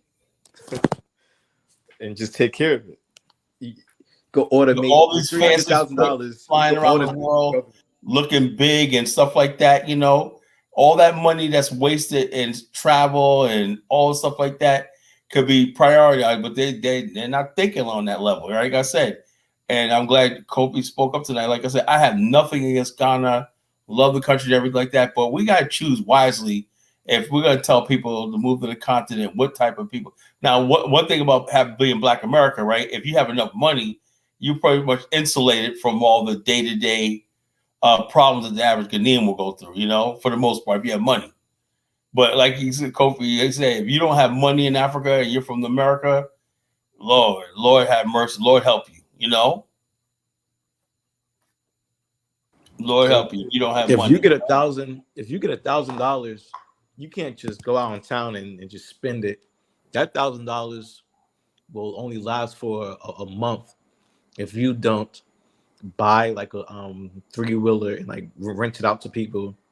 If you don't purchase like a year lease or 2-year lease and then rent the rooms out to people, you have to do things like that to like spread your money out here. Yeah.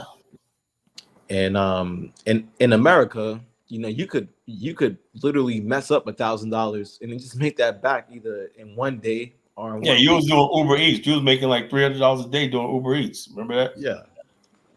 You could do a videography gig, get paid $1,200 in 2 days. But here, if you're not working in the government, you're not eating. You're not you're not being productive enough to even think about these things and like scaling your companies and growing your technology and inventing things. You're more so trying to get diapers for your baby, trying to get food for your family. And that's the only thing that's on your mind, you know.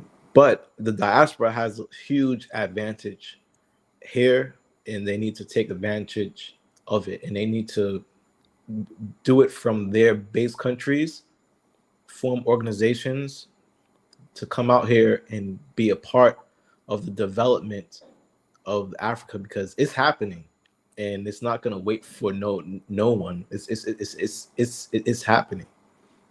I don't suggest people just move to Africa without a plan. Come here with a plan. It's happening. This is the new frontier. That's one thing I can say. This is the new frontier, the youngest population on Earth. You have to be organized. Yes. You have to be organized, have a plan. Like I said, if you don't have a plan, I say stay your ass in America. Yeah.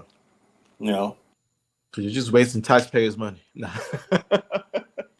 You know? Anyway, fellas, man, it's late. It's like 5, almost 6 o'clock in the morning over here, and I got to get to bed, you know? It's been a good show.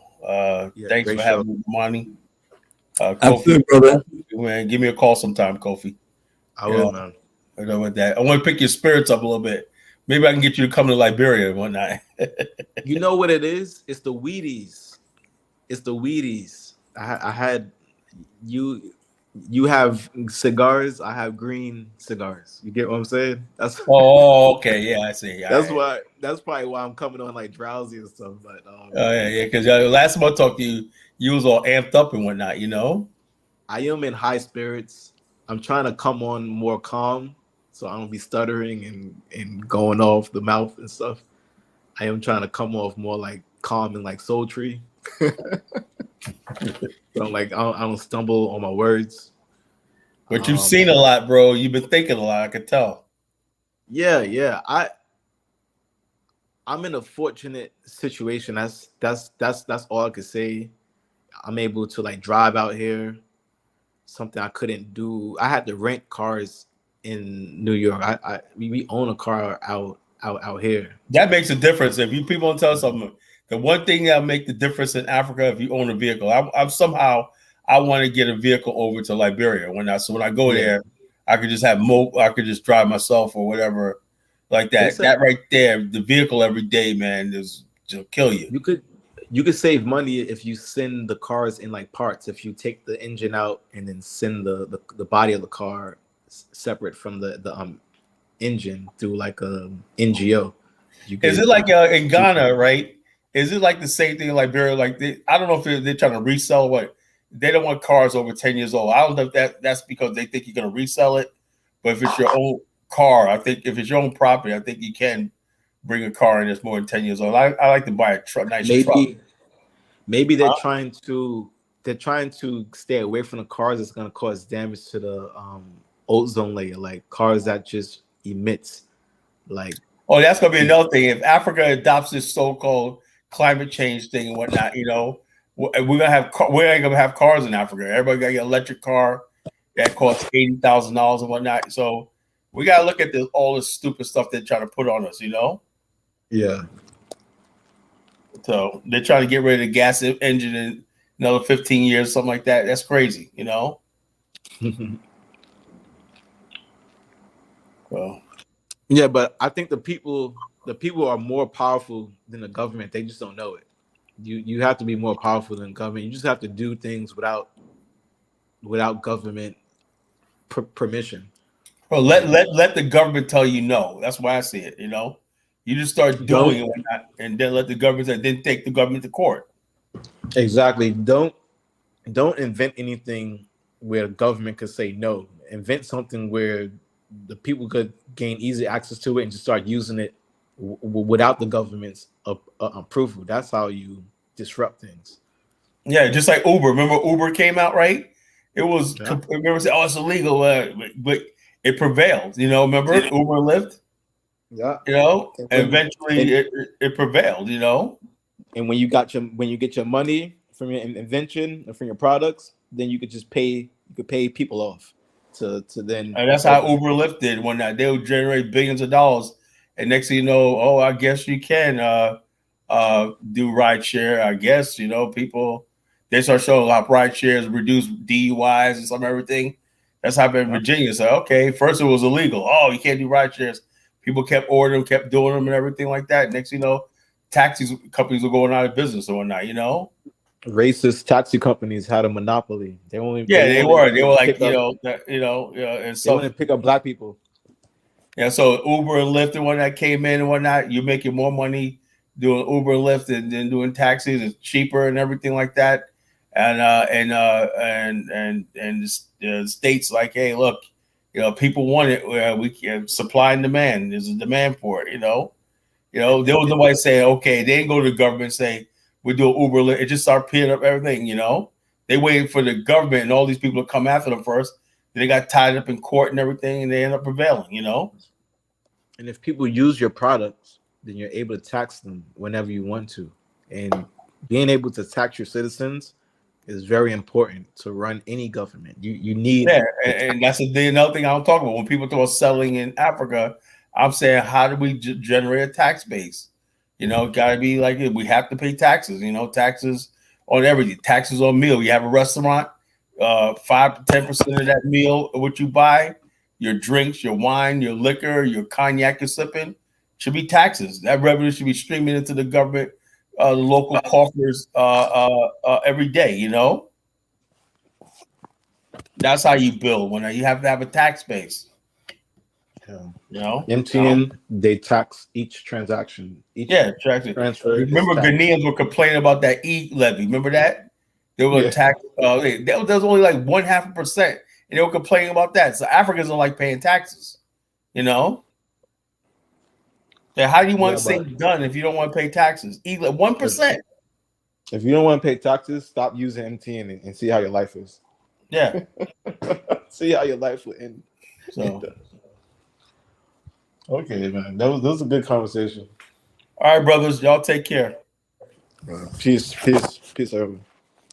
Peace. All right, Carla, you take care, brother. So I guess that's it. So does anyone else want to get on? Get on. Last call before we close out. All right, so family, we're gonna close out with some wonderful music, and enjoy the sounds of Melanie Ganji, Sankofa Bird. Enjoy our beautiful photos on our incredible journey of a lifetime. And then the website details are always below. It was the year 1957. The African Republic of Ghana regained her independence from colonial forces under the careful leadership of the Honorable Dr. Bomani in Cuba. Blessed by His Imperial Majesty, Haile Selassie, Kadamawi, Kadamawi, Kadamawi. Hey, hey.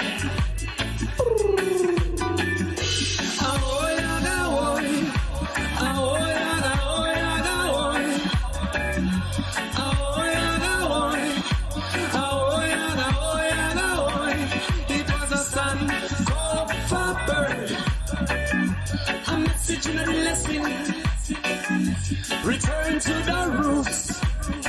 Come get your truths and your blessing, blessing. Son, go forward. A message and a lesson. Return to the roots. Come get your truths and your blessing, blessing. United we stand, and we standing strong. From the examples of Ghana, got to be working together. Black star, black generation. Ice, gold and green. Life, color, life, liberation. There can have been cross. Symbols from creation. It was a sun, covered bird. A message and a lesson, lesson. Return to the roots. Come get your truth and your blessing, blessing. Son, covered bird. A message and a lesson. Return to the roots. Come get your truth and your blessing, blessing. Return to your roots and get your blessing. Return to your roots and get your blessing, blessing. Return to the roots and get your blessing. Return to the roots and get your blessing. The call and response. Rhythms of djembe and kete. Sounding far and distance. Regenerating vibration. From corner to curb. The million voices are heard. Ahoy, ahoy. Ahoy, ahoy, ahoy. It was a sun for bird. A message and a lesson. Return to the roots. Come get your truth and your blessing, blessing. Sun for bird. A message and a lesson. Return to the roots. Come get your truth and your blessing, blessing. Return to your roots and get your blessing. Return to your roots and get your blessing. Return to your roots and get your blessing. You must return to your roots and get your blessing, blessing. Ahoy, ahoy. Ahoy, ahoy, ahoy. Oh, ahoy, ahoy. Ahoy, ahoy, ahoy. Stand for bird. A message and a lesson, lesson. Return to the roots. Come get your truths and your blessing, blessing. Stand for bird. A message and a lesson, lesson. Return to the roots. Come get your truths and your blessing, blessing.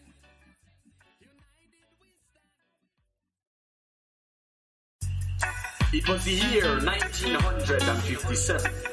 The African Republic of Ghana regained her independence from colonial forces under the careful leadership of the Honorable Dr. Bomani in Cuba. Blessed by His Imperial Majesty, Haile Selassie, Kadamawi, Kadamawi,